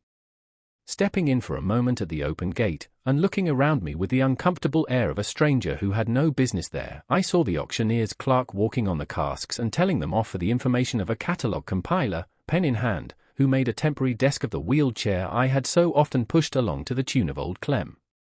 When I got back to my breakfast in the Boar's coffee room, I found Mr. Pumblechook conversing with the landlord. Mr. Pumblechook, not improved in appearance by his late nocturnal adventure, was waiting for me, and addressed me in the following terms. "Young man, I am sorry to see you brought low. But what else could be expected? What else could be expected?" As he extended his hand with a magnificently forgiving air, and as I was broken by illness and unfit to quarrel, I took it. "William," said Mr. Pumblechook to the waiter, "put a muffin on table." "And has it come to this? Has it come to this?" I frowningly sat down to my breakfast. Mr. Pumblechook stood over me and poured out my tea, before I could touch the teapot, with the air of a benefactor who was resolved to be true to the last. "William," said Mr. Pumblechook, mournfully, "put the salt on. In happier times," addressing me, "I think you took sugar? And did you take milk?" "You did. Sugar and milk. William, bring a watercress." "Thank you," said I, shortly, "but I don't eat watercresses." "You don't eat them," returned Mr. Pumblechook, sighing and nodding his head several times, as if he might have expected that, and as if abstinence from watercresses were consistent with my downfall. "True. The simple fruits of the earth." "No. You needn't bring any, William." I went on with my breakfast, and Mr. Pumblechook continued to stand over me, staring fishily and breathing noisily, as he always did. "Little more than skin and bone," mused Mr. Pumblechook, aloud. "And yet when he went from here, I may say with my blessing, and I spread afore him my humble store, like the bee, he was as plump as a peach." This reminded me of the wonderful difference between the servile manner in which he had offered his hand in my new prosperity, saying, "May I," and the ostentatious clemency with which he had just now exhibited the same fat 5 fingers. "Ha," he went on, handing me the bread and butter. "And are you going to Joseph?" "In heaven's name," said I, firing in spite of myself, "what does it matter to you where I am going? Leave that teapot alone." It was the worst course I could have taken, because it gave Pumblechook the opportunity he wanted.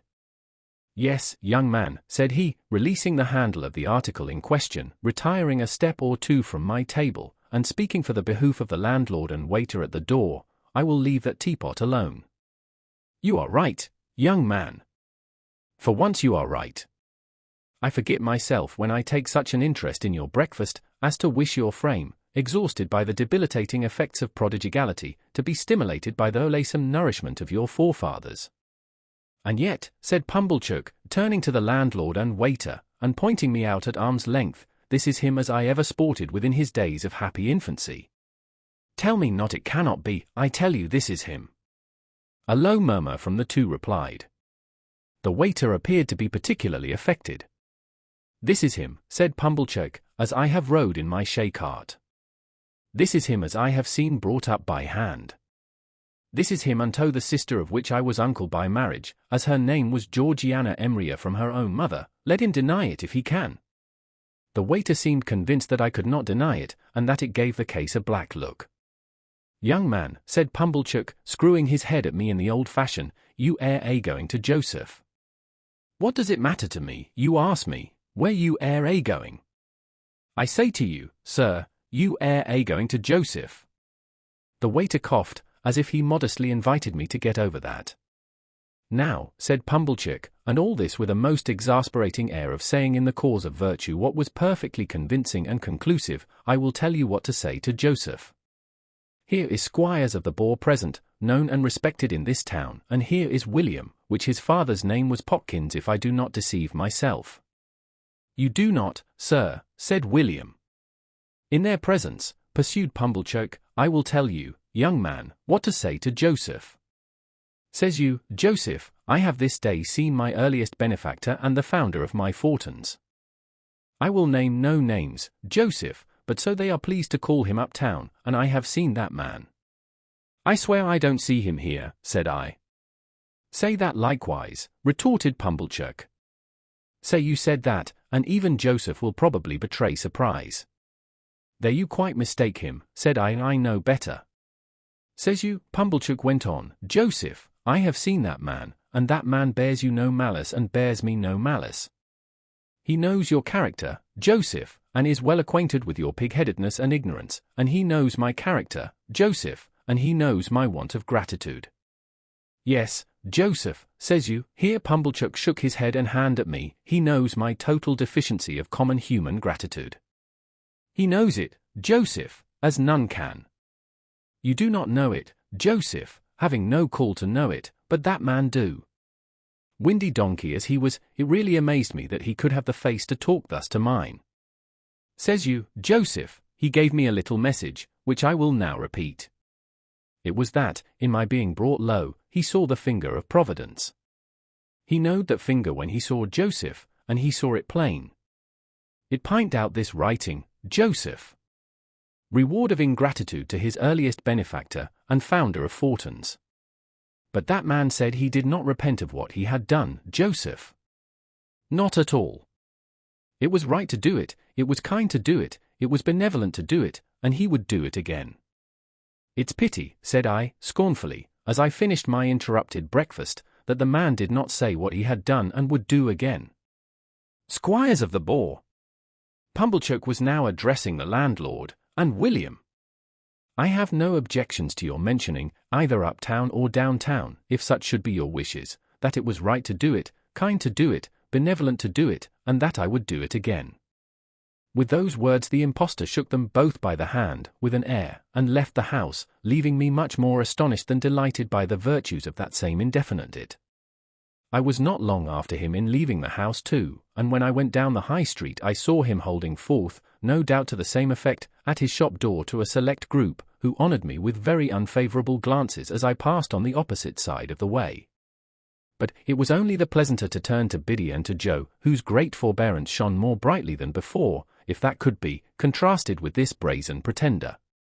I went towards them slowly, for my limbs were weak, but with a sense of increasing relief as I drew nearer to them, and a sense of leaving arrogance and untruthfulness further and further behind.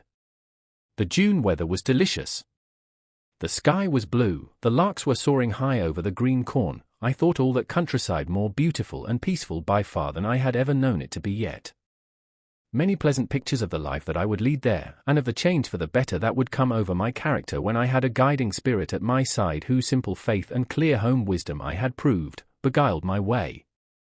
They awakened a tender emotion in me, for my heart was softened by my return, and such a change had come to pass, that I felt like one who was toiling home barefoot from distant travel, and whose wanderings had lasted many years.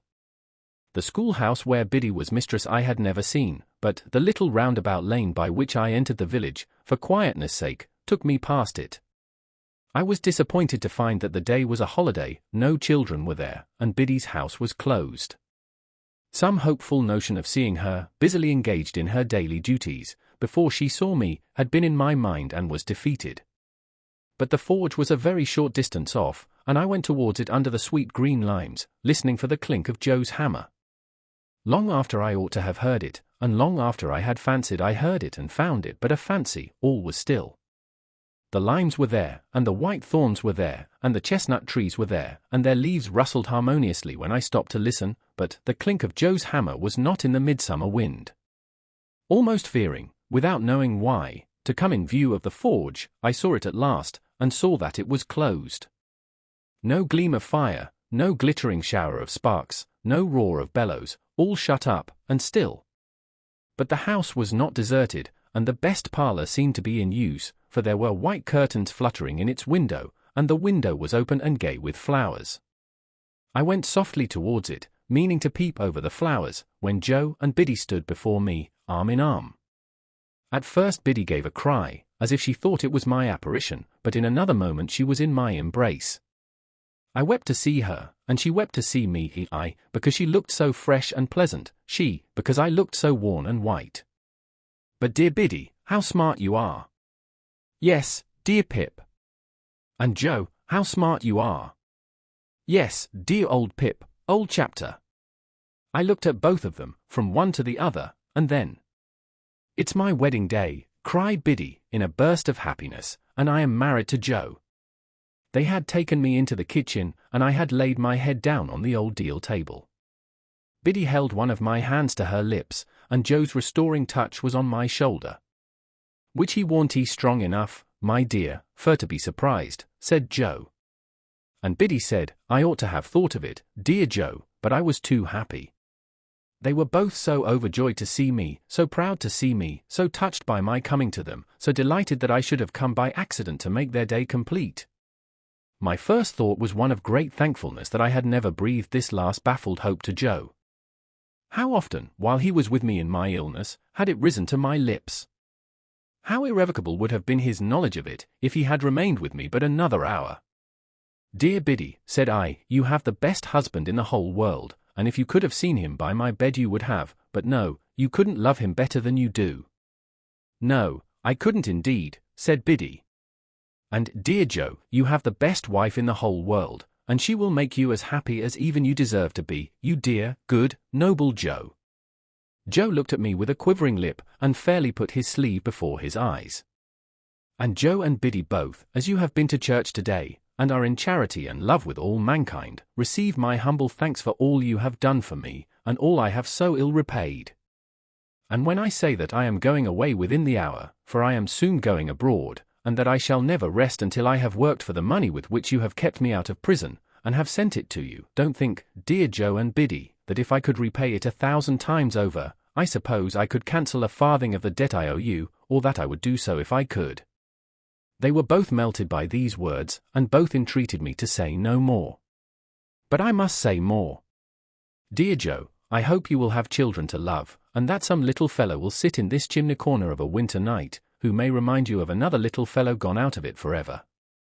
Don't tell him, Joe, that I was thankless, don't tell him, Biddy, that I was ungenerous and unjust, only tell him that I honored you both, because you were both so good and true, and that, as your child, I said it would be natural to him to grow up a much better man than I did." "I ain't going," said Joe, from behind his sleeve, "to tell him nothing to that nature, Pip. Nor Biddy ain't. Nor yet no one ain't. And now, though I know you have already done it in your own kind hearts, pray tell me, both, that you forgive me. Pray let me hear you say the words, that I may carry the sound of them away with me, and then I shall be able to believe that you can trust me, and think better of me, in the time to come." "Oh dear old Pip, old chap," said Joe. "God knows as I forgive you, if I have anything to forgive." "Amen." And God knows I do, echoed Biddy. Now let me go up and look at my old little room, and rest there a few minutes by myself. And then, when I have eaten and drunk with you, go with me as far as the finger post, dear Joe and Biddy, before we say good-bye. I sold all I had, and put aside as much as I could, for a composition with my creditors, who gave me ample time to pay them in full, and I went out and joined Herbert. Within a month, I had quitted England, and within 2 months I was clerk to Clarriker and Company, and within 4 months I assumed my first undivided responsibility.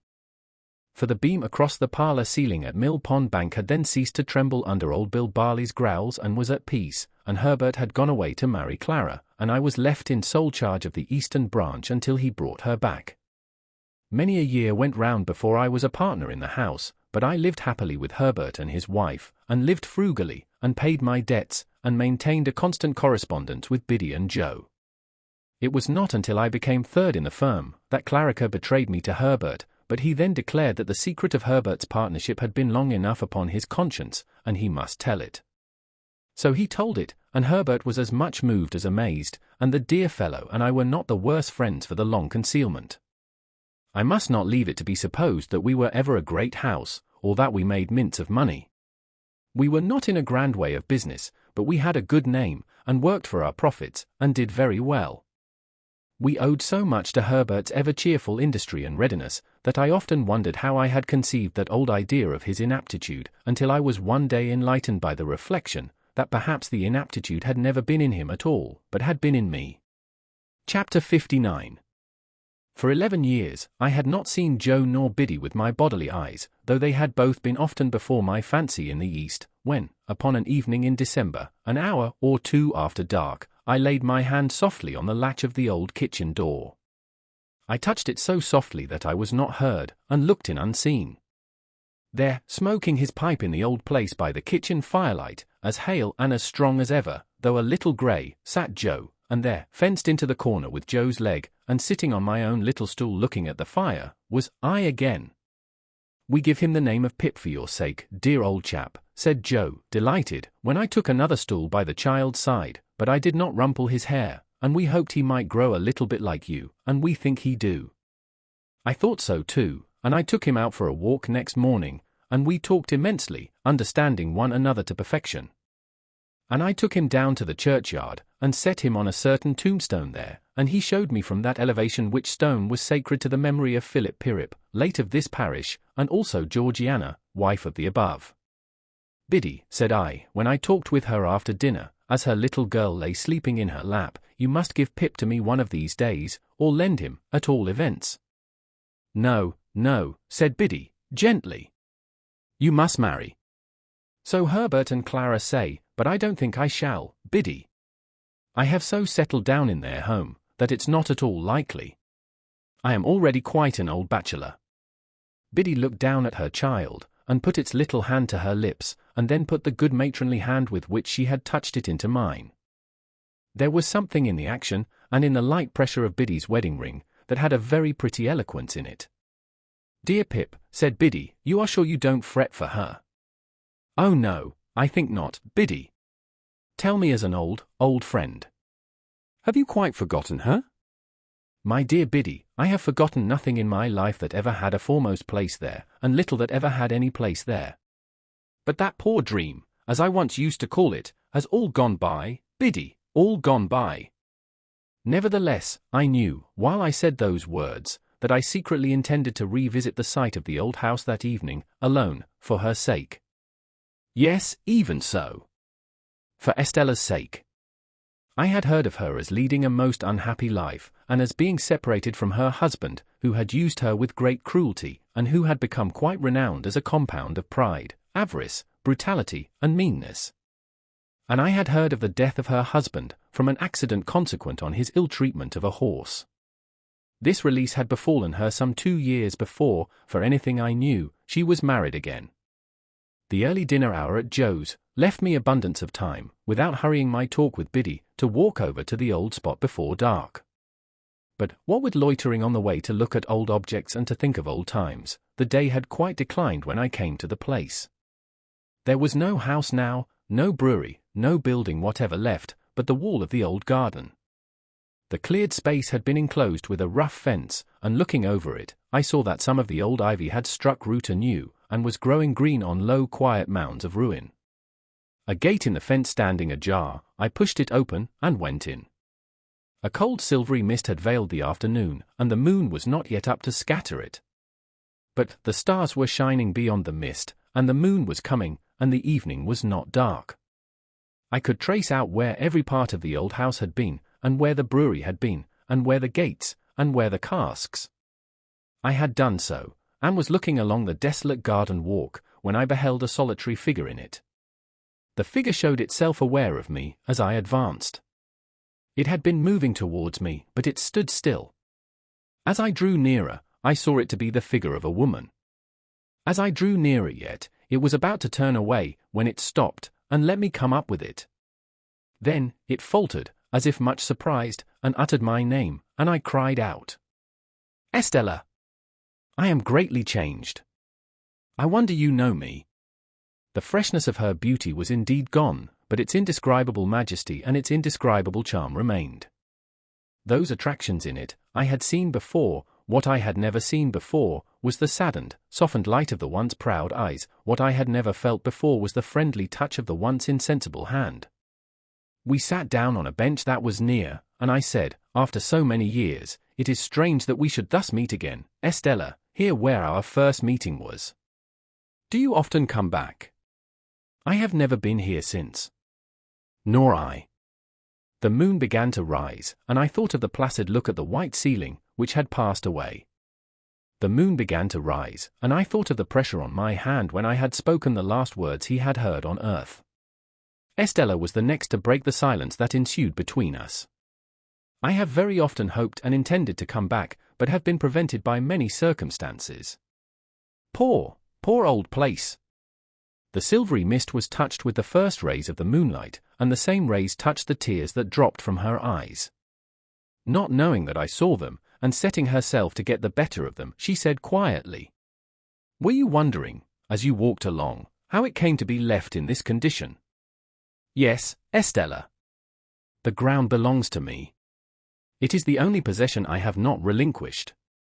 Everything else has gone from me little by little, but I have kept this. It was the subject of the only determined resistance I made in all the wretched years. Is it to be built on? At last, it is. I came here to take leave of it before its change." "And you," she said, in a voice of touching interest to a wanderer, "you live abroad still?" "Still. And do well, I am sure. I work pretty hard for a sufficient living, and therefore, yes, I do well." "I have often thought of you," said Estella. "Have you?" "Of late, very often. There was a long hard time when I kept far from me the remembrance of what I had thrown away when I was quite ignorant of its worth. But since my duty has not been incompatible with the admission of that remembrance, I have given it a place in my heart." "You have always held your place in my heart," I answered.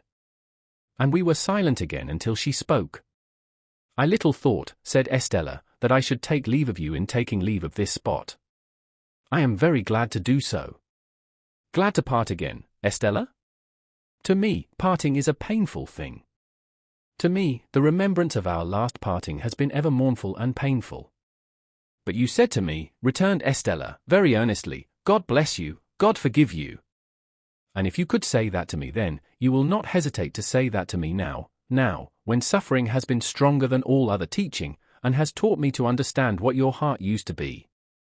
I have been bent and broken, but, I hope, into a better shape.